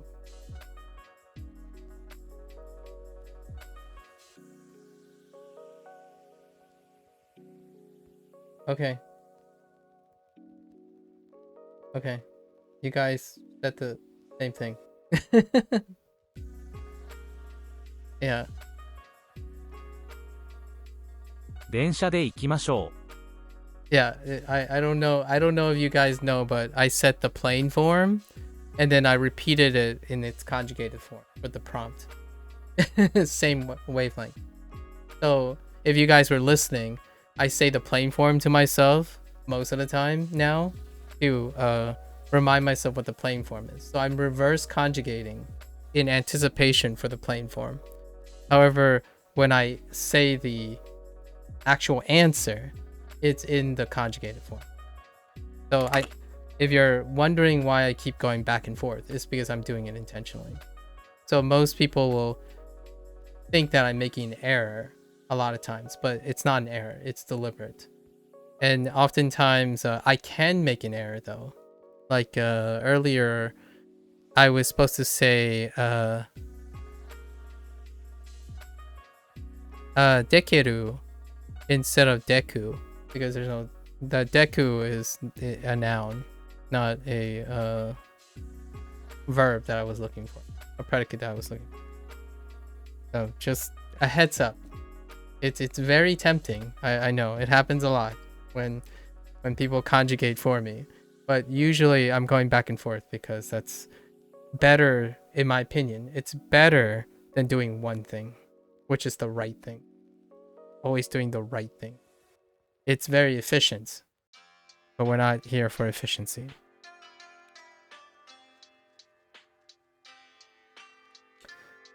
You see what I'm doing? I personally don't really think that way, but whatever works for you. Yeah, that's fair enough. Yeah. Exactly. I mean, I know what you're doing, so that's perfectly fine, right?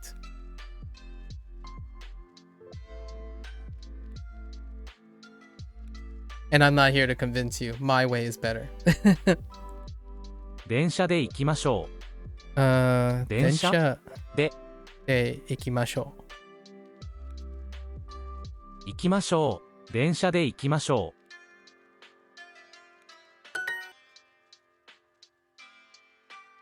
う。電車。電車。We should take the 328. Oh my gosh, I haven't seen that written out like that as a prompt. We should take the 328 train. Sure.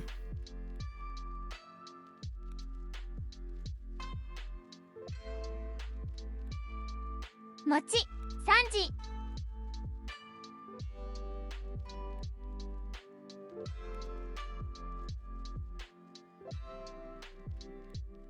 10。8分の。 They're introducing Hapun. Hapun is added to our list of minutes. 電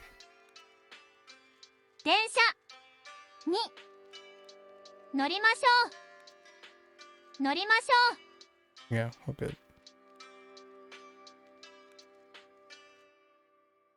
Yeah, so 3時28分の電車に乗りましょう。乗りましょう。Nah, that sounds too peppy. 乗りましょ8分。 8分 Yes, we're going by train too. Alright. はい。はい。電車電車も。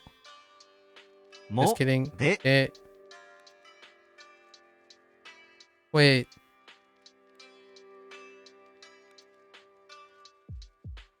Oh. Fine. That's fine. 私たち私たちも. That would be one of the occasions to throw that in. Yeah. True. 行きます。行きます。そう。はい。私たちも電車で行きます。電車で They probably like this phrasing a bit better. No? Oh, they wanted the other way? I disagree with that. It can be either. All the particles are already ascribed. Okay, fine. Fine, Duolingo.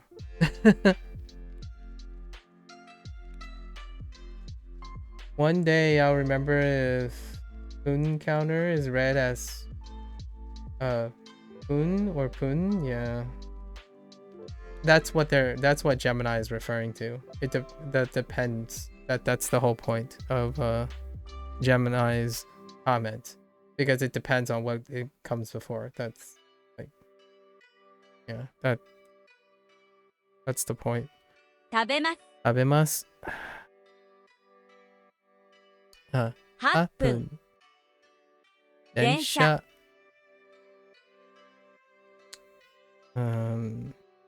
今週花見。切符はもう買いました。一緒に2時8分の電車に乗りましょう。2時に駅の北口で会いましょう。Okay. I guess they'll meet up and find a train?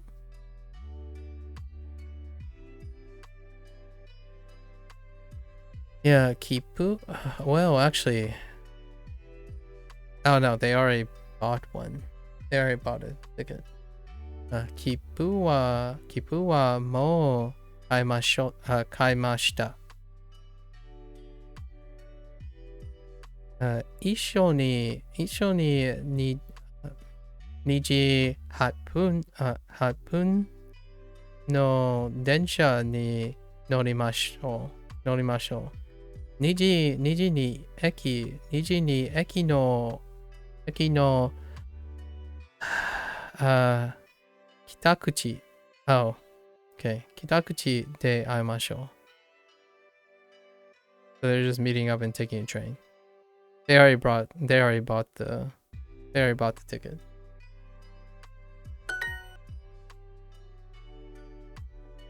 Nomimasu. 今週 I don't want to think about 花見 8分電車。ここの桜はとても綺麗ですね。一緒に写真を撮りましょう。あ、カメラを忘れました。Oh, what is the problem? They forgot the camera to take the picture of today's very pretty cherry blossoms here, where they are. So I did that backwards, which is a different way to interpret the thing. So instead of reading from left to right, I was reading backwards, right? If you can process the logic going forward and processing the logic going backwards, it's a great exercise. So they can't take a picture, right? That's the problem, because they forgot the camera, right? Forgot the camera. What you call it? We should take a picture together. And what are we taking the picture together of? The beautiful cherry blossoms here, right?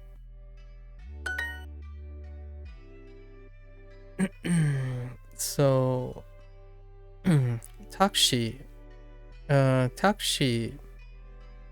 で渋谷に行きましょうか。Should we go to Shibuya by taxi? I need a time. 1時1時38分、8分の、電車に乗りました。Fair enough. Take the 138 train.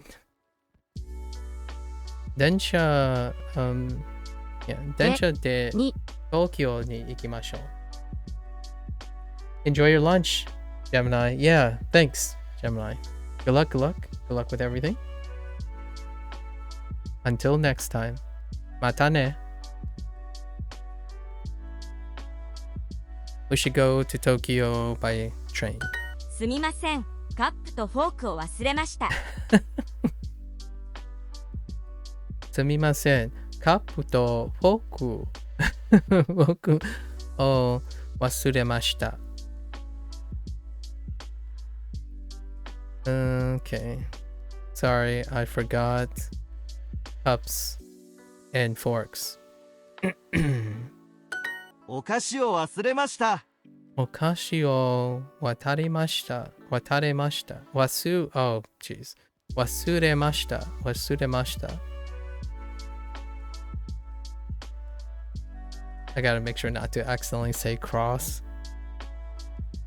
お菓子を忘れました。I forgot snacks. What did I do here? Oh yeah. Hi.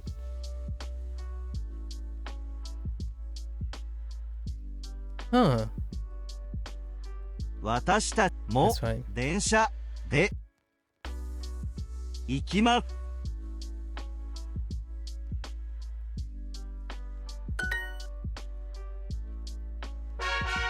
Slightly contentious. Slightly contentious. じゃあ、電車に乗り換えましょうか。じゃあ、乗り換え、what? じゃあ、電車に乗り換えましょうか。に、乗り換えましょうか。乗り換えましょうか。じゃあ、電車に乗り換えましょうか。Okay. I guess, are we going to switch to a train? Okay then. Are we going to switch to a train? Sure, that works, right? We switch to a train. Should we? Oops. Yeah, should we? My bad. 乗り換えましょうか。リゾット。船。I don't like this word. 事故。事故。Not because of what it sounds like, but what it means. I don't like accidents. It's a very ambivalent feeling. Lobster. Lobster. ロブスター Lobster. 島この電車は横浜駅に止まりますか？この電車は横浜駅に止まりますか？ Okay.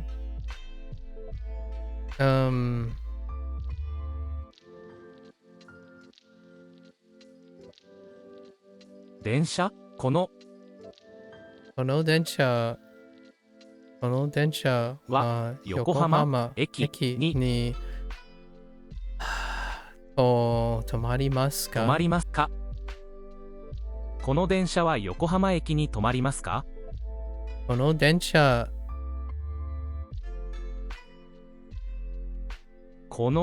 車は横浜駅に止まりますか？ Okay. For a moment there, I thought the particles were backwards and I was confused. この電車は横浜駅に止まりますか？止まりますか？ So we have two new ones.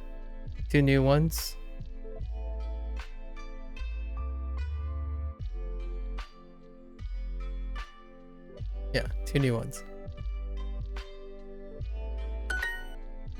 Two new predicates. There was an accident at the neighboring station. Interesting. Onari. So 隣 Tonari no eki de 事故 jiko ga arimasu. が Arimashita was. ありました Yeah.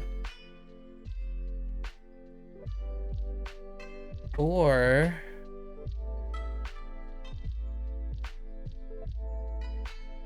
no, I think this is right.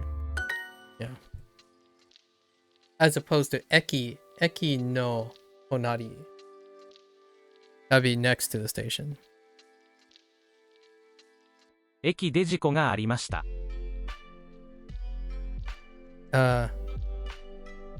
駅で事故がありました。事故がありました。 駅で事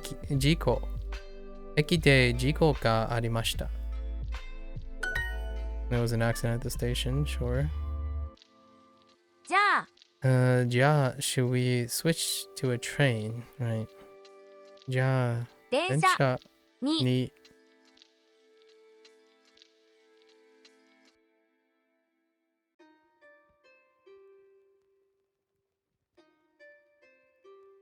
Oh no, wait. We have 3 phrases.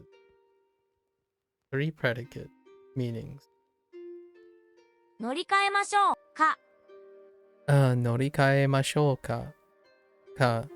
乗り換えましょうか。じゃあ、電車に乗り換えましょうか。バスで行きますか？バスで行きますか？バスで行きますか？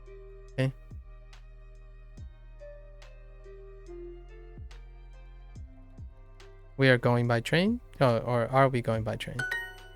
Bus. I said train.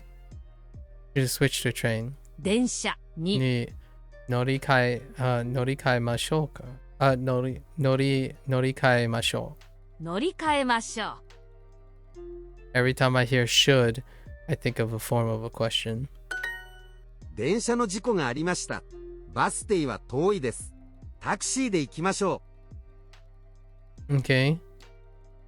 They plan on taking a taxi. That went somewhere else. The bus stop is too far away, so it's not a bus. And then there was an accident on the train, so that's how you rule it out. So that's kind of a cute way to eliminate with the prompt.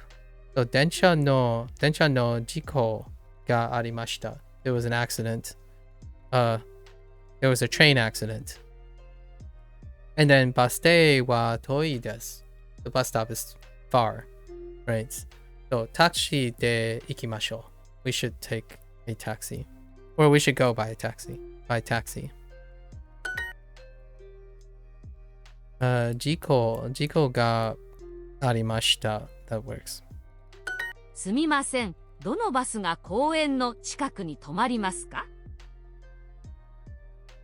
A person is looking for a bus which goes to the park. Which park to go to where the train stops? Oh, wait. Wait, was it Densha or... Oh, no, it's bus. Okay, all right. Got me double taking. That's fine. Got me double taking for a moment. ここで電車に乗り換えましょう。Switching off to a train, モ sure. ノレールは千葉駅に止まります。モノレールは千葉駅に止まります。The monorail stops at Chiba. Guess we'll...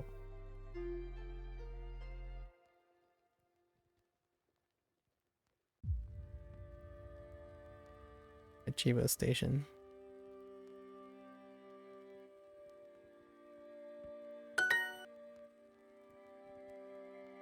Densha wa something.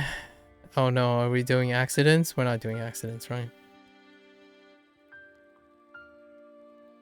Yoko Wait, Yokohama Eki. Alright, sure. That's so weird. Sorry. Yokohama Eki ni tomarimasu. Tomarimasu. Yep. Okay. Off バ we ス go. に乗り換えましょう。バスに乗り換えましょう。We should switch to a bus. Okay. Will this train stop at Yokohama Station?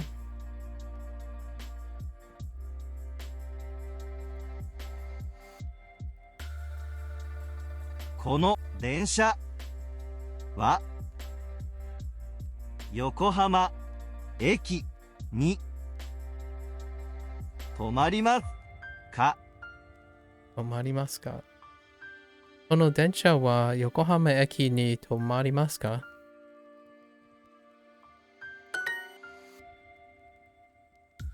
はい。はい。はい。We're switching to a train just now. Okay. 今から電車に乗り換えません。乗り換えます。Okay. So, はい。はい。今から電車に乗り換えます。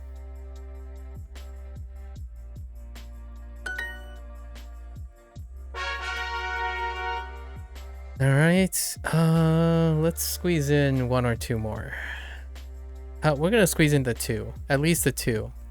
And then hopefully we'll be a little bit less digressy tomorrow. Okay. やっと上野公園に着きました。やっと上野公園に着きました。上野公園に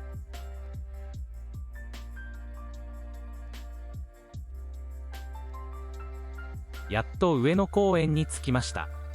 Okay.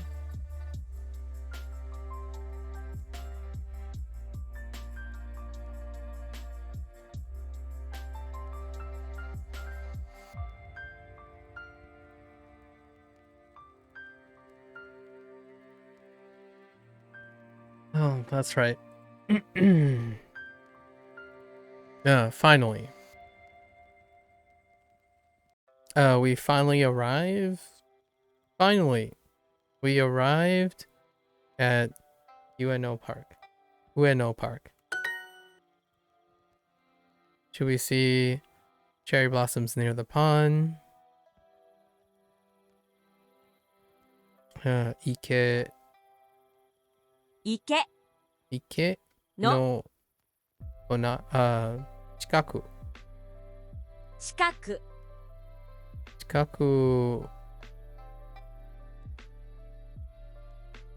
近くで桜を見ましょうか？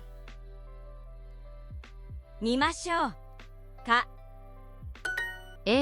ホットドッグをもう一つください。ホットドッグwait. ホットドッグをもう一つください。ホットドッグをもう一つください。Yeah, we forgot about the one more. もう一つください。ホットドッグをもう一つください。ホットドッグ。Of course you would bring that back.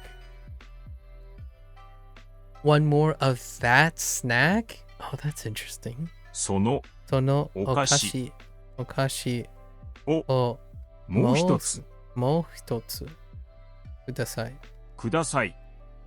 あの屋台でチョコバナナを買いましょう。チョコバナナをあの屋台でチョコバナナを買いましょう。Interesting. やっと Wait. やっとあの屋台でチョコバナナを買いましょう。Oh, 買 never いま mind. しょう。 I was thinking of something else. Never mind. Just kidding. あの屋台でチョコバナナを買いましょう。バナナを買いましょう。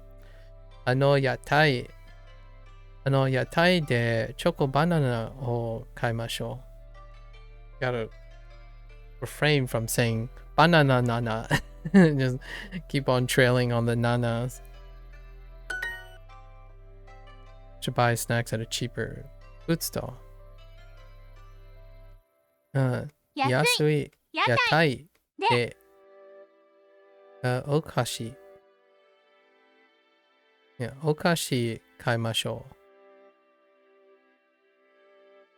お菓子を買いましょう。お菓子を買いましょう。cheaper もっと安い屋台でお菓子を買いましょう。池の隣でピクニックをしましょうか。池の隣でピクニックをしましょうか。そう、池の隣でピクニックをしましょうか。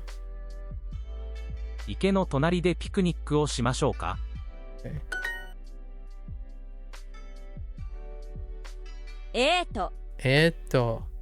ホットドッグをもう一つくください。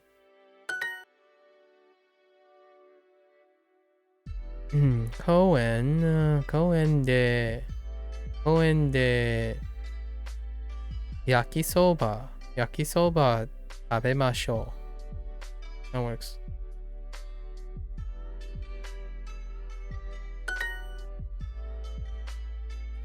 そろそろ公園に着きます。Wait. Yeah, that works.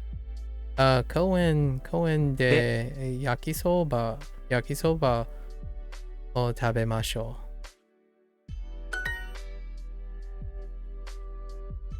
う。屋台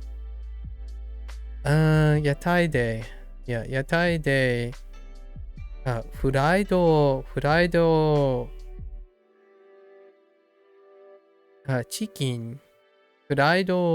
イドチキンを買いました。この焼きそばは美味しいですね。この焼きそばは美味しいですね。These stir-fried noodles are tasty, aren't they?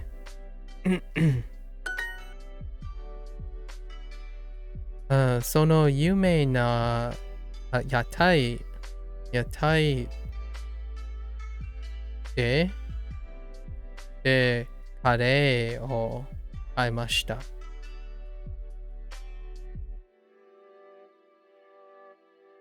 Works for me. やっと渋谷に着きました。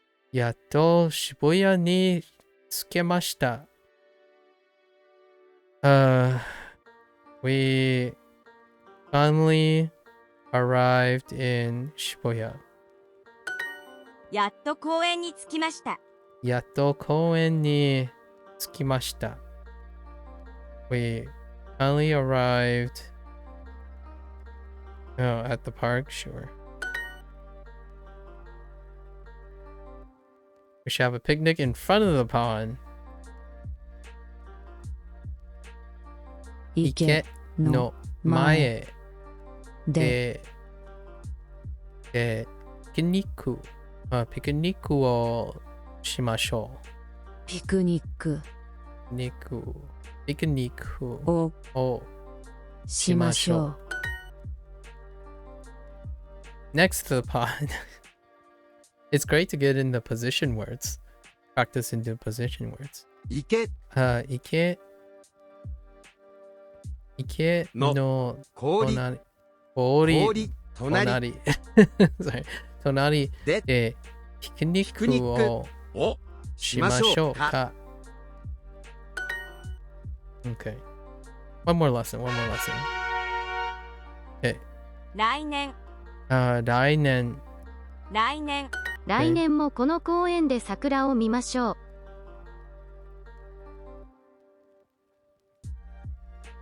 来年このこの something. I didn't hear that. 来年もこの公園で桜を見ましょう。この公園で桜を見ましょう。来年もこの公園で桜を見ましょう。Okay. 来年もこの公園で桜を見ましょう。来年もこの公園で桜を見ましょう。We should watch or Oh, interesting. Oh, hey. Oh, okay. Oh, I see why they did that. Yeah, we should watch the cherry blossoms. We should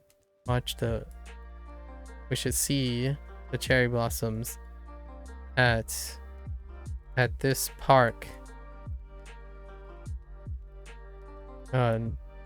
next year also, or two. 来年あの小さい橋から桜を見ませんか？あの小さい橋 No, wait, yeah. あの小さい橋から桜を見ませんか？あの小さい橋から桜を見ませんか？ Okay. Would you like to see the cherry blossoms from this small bridge? From that small bridge over there, I suppose. We should come here next year too. 来年ここに行きましょう。Oh, 来年もここに行きましょう。Or come here. 来ましょう。来ましょ To come here next year too. 来年もここに来ましょう。あの橋から桜を見ましょう。あの橋から桜を見ましょう。Same expression without イサイ。あの橋から桜を見ましょう。Yeah. Oh, ducks. I totally forgot about ducks. Camo? Yeah, camo. Camo? Camo. カモ Camo. カモ Okay, camo. Okay. カモがいます。カモがいます。カモがいます。These are ducks. Okay. 今週電車来年8分花見 there are ducks in the pond. Okay. 池 池wait. Actually, that's a good point. Uh-huh. 池にカモがいます。That's a great point. That's a really great point.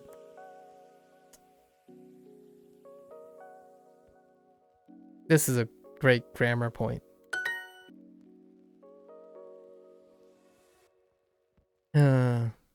Jiko. 事故 Jiko. ロブスター Lobster. 船 Une. 島 Shima. カモ Amo. とても綺麗な桜でしたね。来年もこの公園で花見をしましょう。 Okay. The person wants to come back next year. Makes sense. とても綺麗な桜でしたね。来年もこの公園で花見をしましょう。We should come. We should watch, or we should cherry blossom. We should go. We should watch the cherry blossom. We should watch. We should go cherry blossom viewing. In this park. Next year too.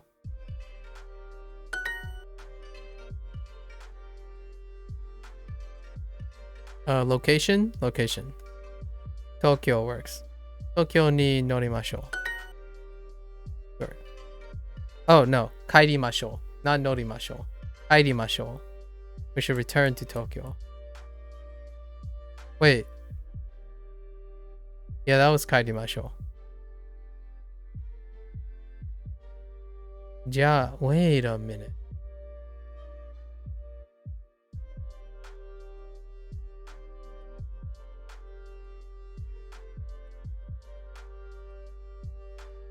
I'm not actually sure because you wouldn't.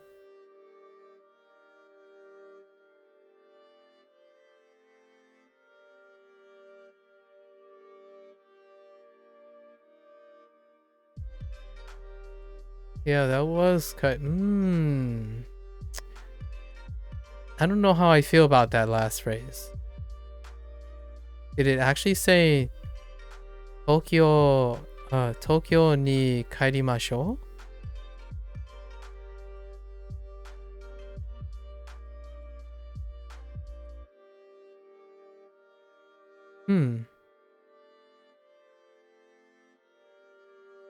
I don't know how I feel about that one. Yeah, I would have used modoru. Madoru.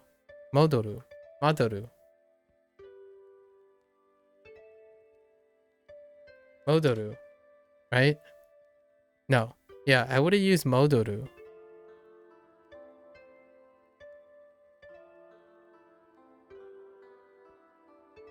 I don't have the kanji for norimashou. Oh wait, I do.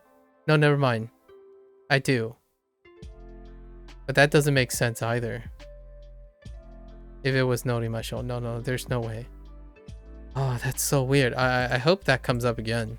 I'm pretty sure that doesn't make... I don't think that's a great use of kairimashou. That might be a little misused.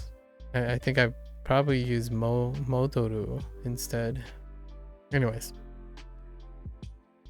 Oops. This one's fine. じゃあタクシーでうちに帰りましょう。その what? This what? What do we have? We have shopai. This salty.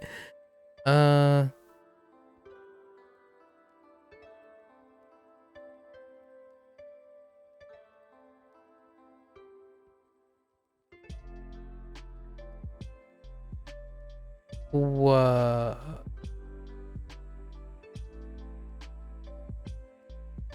Oh, wait. This smart? This big? Oh no. Wait.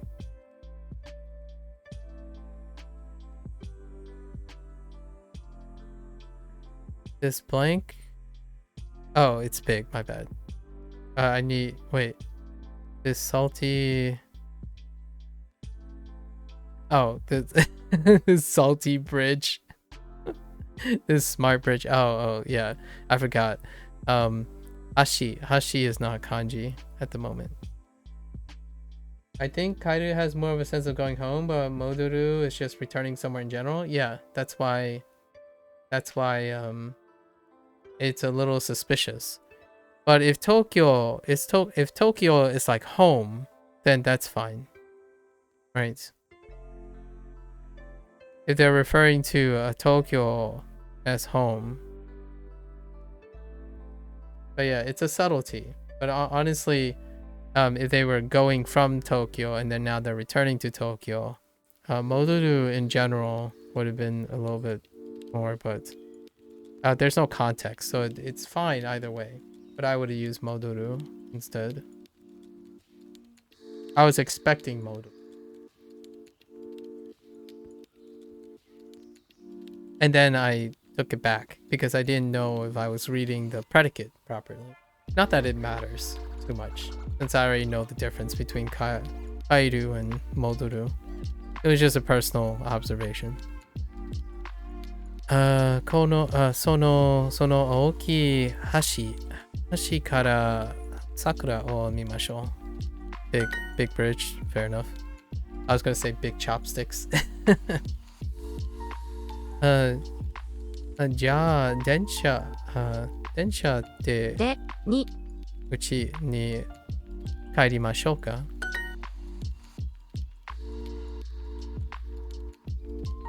Alright. 来年も桜を Where's the 見たいです。Yeah. 見たいです。Oh.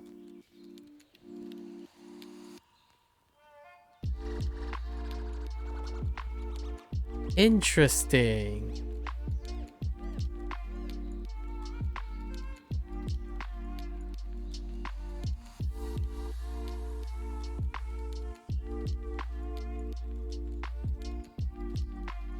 Huh.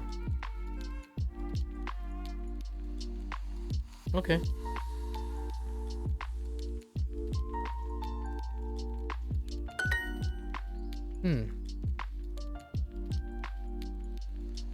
I don't know if that's worth a grammar point or not.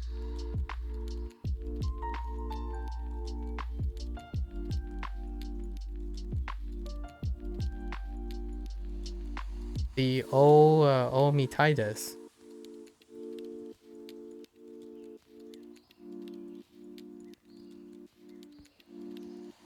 Okay. 橋 Hashi. I want to take it from the. Okay.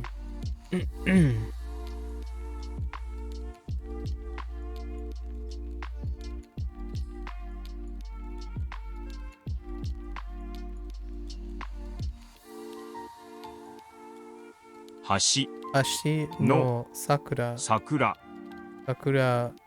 Kara. Oh, Kara. never mind. Just kidding. No. Hashi kara. No. Sakura.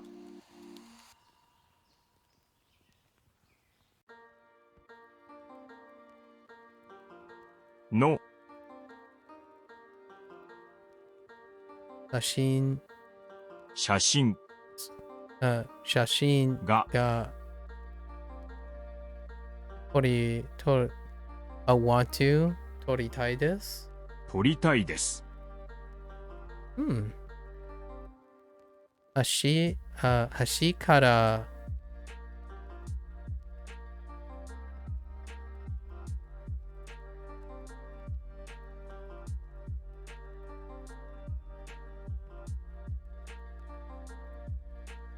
橋から桜の写真が撮りたいです。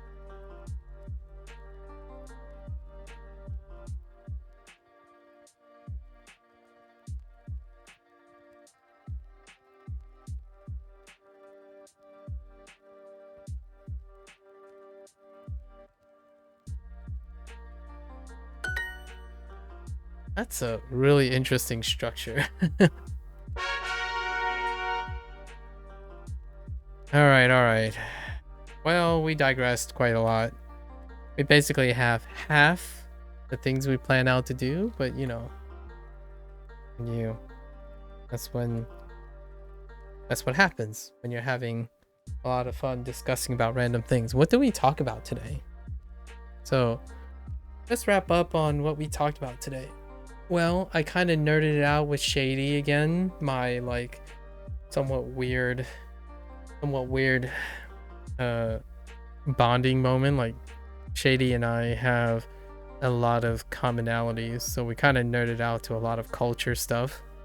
That's kind of fun. Candid conversation between like minds.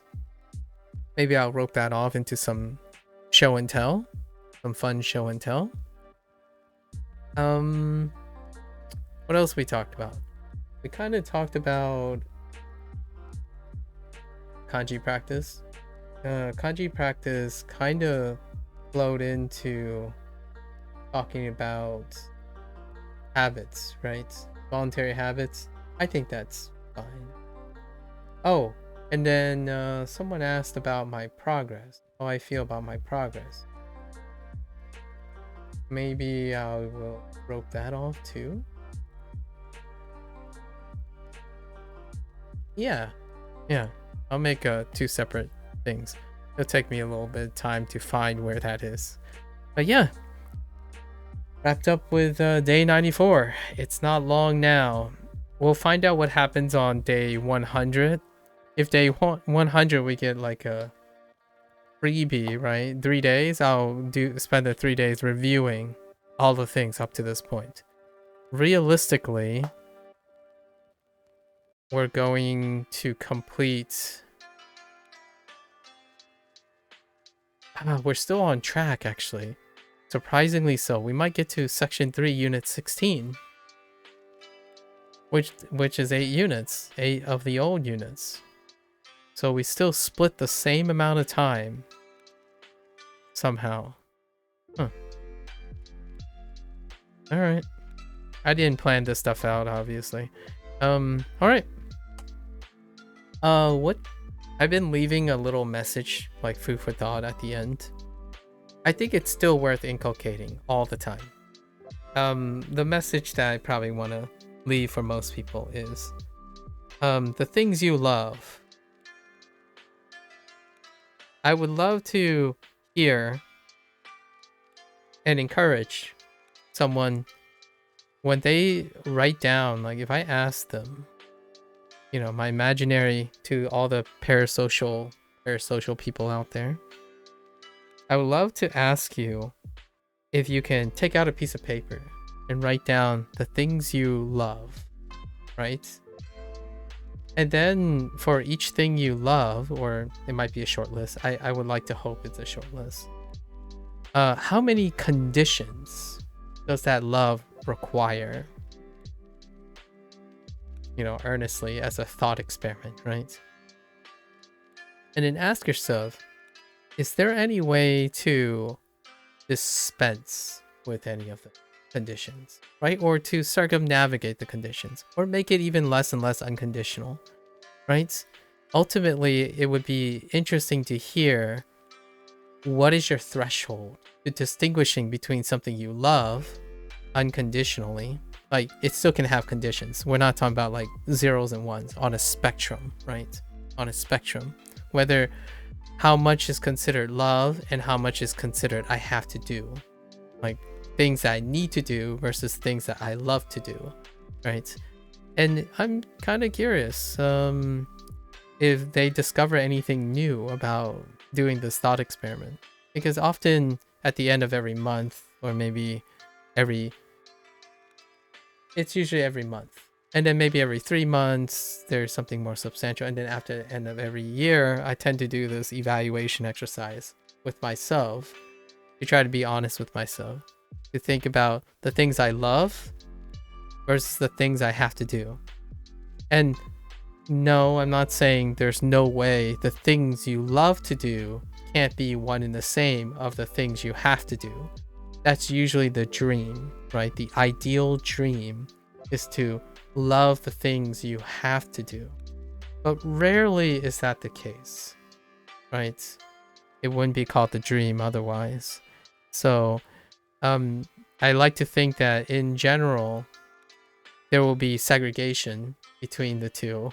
I like to think that the things you love, there are fewer conditions to love it versus the things you need to do, which will have all the conditions necessary that you need to optimize and understand.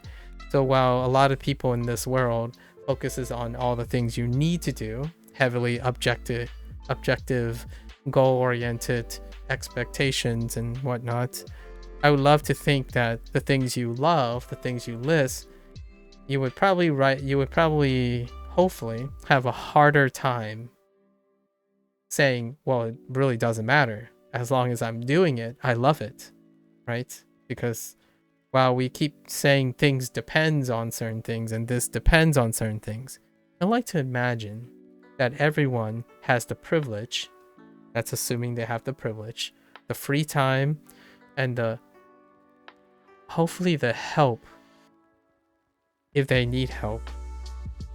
Just some part of their lives where they love to participate in something that is unconditional. So it doesn't matter if it needs to go right or wrong. You don't need anything for it to happen. Just doing the thing brings you joy and love. And that's kind of my illustration of passion. A lot of times I think nowadays when people talk about passion, it overlaps a lot with what they need to do, like work and stuff. They want to love the thing they have to do as well. And that is very idealistic. And I want to voice some caution with that. Because if the things you love is also the things you have to do, the moment you stop loving it, or the thing you're doing stops providing reward back, you have nothing to default to. There's nothing to safety net, no escape. There isn't an escape from that, right? When you work really hard, like the old school style, when you work really hard, you come home to a loved one. That loved one is unconditional. It makes all the things you need to do unconditionally acceptable because of what it brings you, the thing you love to have, right? The support and warmth of a family is one thing that's unconditional to all the things you need to do at work, right? It's kind of the cliche thing, like all this work that I do, that I have to do, that maybe I don't want to or maybe not love to, is to provide the love and warmth for, say, a child or your loved one, your significant other. So oftentimes nowadays it's becoming one and the same, where you're turning the things you love into the things that you have to do. And over time, it feels like this idealistic concept of coupling what you want to do and love to do is, in my opinion, a very, very risky idealistic perception of hoping for the best case scenario. That your dream and everything you need to do, you don't need plan B. The thing you love is also going to be the thing you have to do. And I wish to everyone that you have a plan B, as in something you love that you don't have to do, and something that you have to do but isn't required to love, right? So when you go to a job, you have the ability to do what is necessary, while at the same time, you come home to something that offsets what that's necessary. It is truly and unequivocally the most ideal case to need to do something you love, but that's rarely ever the case. So that's probably the message I want to leave at the end, right? I have a privilege and I'm very grateful for it. When I have to work, Sometimes I separate my privileges and my passions from what I have to do. It's not because you can't have it all, or you can try to not, like, you can try to have it all. It's largely for when it fails. And that's when dreams die. And when dreams die and you have no plan B, like the warmth of a loving person or the warmth of a compassionate person, then things will get a little hairy, right? You have no plan B. There's nothing to love. You hate the thing. You now hate the thing you love. So what is there to fall back on? What is there to make you feel happy again and to try again? That's kind of what I'm saying. So it's not for the sake of being pessimistic, but it's also for the sake of being sustainable. Yeah. Always keep something that you love that you don't have to do. When you love video games, you don't have to be good at it. You can try to be good at it. Certainly, it doesn't keep you from trying, but you don't have to be good at it. When you have to be good at something, I hope you stay good at it. Oh, hey, Lotus. You came back just for my closing remarks. It went well. I got sidetracked like 4 more times after you left. So we got our normal length of stuff done. We'll try the full day tomorrow. We'll try again tomorrow. And I'm leaving off with a cogent statement about it's the same topic that you left on coincidentally. Yeah, guys. If there's anything I really, really want to continue saying is I think a life without something you love unconditionally, whatever it is a life that is very risky. Very, very risky. As in, I don't know what that is or what it looks like, but if you do this thought experiment and you write down what do you have to do and what you love, right? How close is the things you have to do? How close are the things you have to do versus the things you love? Because if they overlap, I would love to encourage anyone, if they overlap, to try to come up with something that doesn't overlap between them. Because in my opinion, that is your plan B. When one fails, as in you can't meet what you need to do, and that thing happens to be what you love, then they both fail. And you have to find the kindness of other people in order to bring you up from that thing, because the very thing you love is also the very thing that failed, and that means that it's the worst possible scenario. It's also the scenario that makes the biggest dreams come true. Don't get me wrong. I risk, I reward. If the thing you love is also the thing you need to do and you make it work, you're like balls to wall living the dream, right? Get a plan B, you know? You can love more than one thing. So always have a plan B. What do you fall back on? I wanted to become a medical doctor. I liked the science and medicine, but I had a plan B. I also like science, right? Science became a hobby, but then when science became my path, I found other things to love, because sometimes you have to do things as a job, and love may not necessarily compensate for that. It can work for some time, and then when it fails, you need to make sure you have other things. That's personally the safety net. If you want to be independent, make sure to take your plan B the next day. MAKU 2024 or something. Like, oh my gosh. Plan B. Yeah. Your contingency plan. It's one to leave it on a real note, like a super real note. I can't tell you how many times when I say the same thing, right? A person would tell me, well, why don't people tell me this when I've sunken my own way of existence? And what I mean by that is, I'm paraphrasing.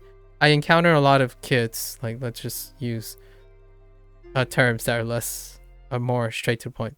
I encounter a lot of kids where they have one dream, one love, and they thought that's what they need to do. And it's not even what they need to do, really. Like, what I mean is, a job can be anything. But what they did was they lumped it all together. Their dream, what they're good at, and what they need to do. So it's all the eggs are in one basket. And when you're young, right? Let's say you're 16 and you're moving into your 20s, that transition, if you put all your eggs in one basket, life is way longer than that. Eventually, you're going to encounter a problem. If that moment happens, they spend like the next 5 or 10 years feeling miserable and wondering what else they can possibly do. Well, they can't envision anything else possible to do.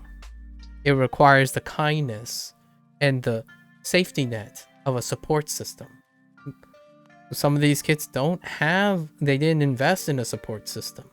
Not even their parents, not even their siblings, not a good close friend.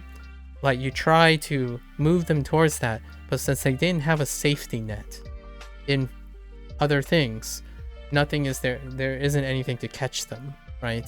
And if you want to become independent, a lot of times kids want their independence when you become an adult. You need safety nets because you only have yourself to rely on if you want to be independent. Personally, me, I'm a little bit of a sap. I now know how to ask and have support. When I was young, I did the same exact thing.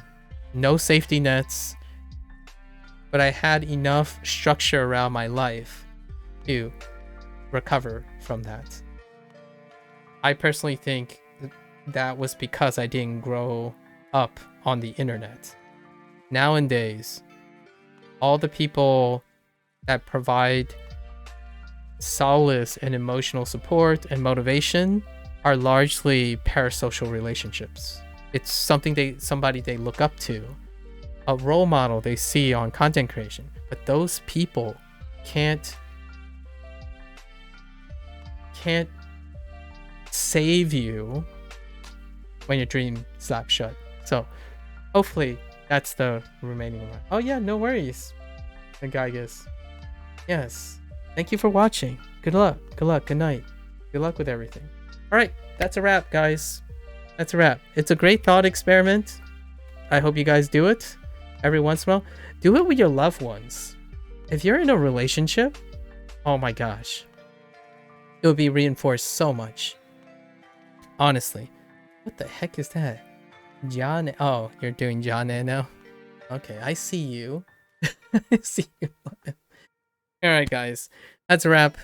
Until next time, stay safe, stay healthy. Work on that, life, self-love, share some love, right? It sounds sappy, but it makes life worth living for a lot of people, including myself. So, as always, mata ashita. じゃあね。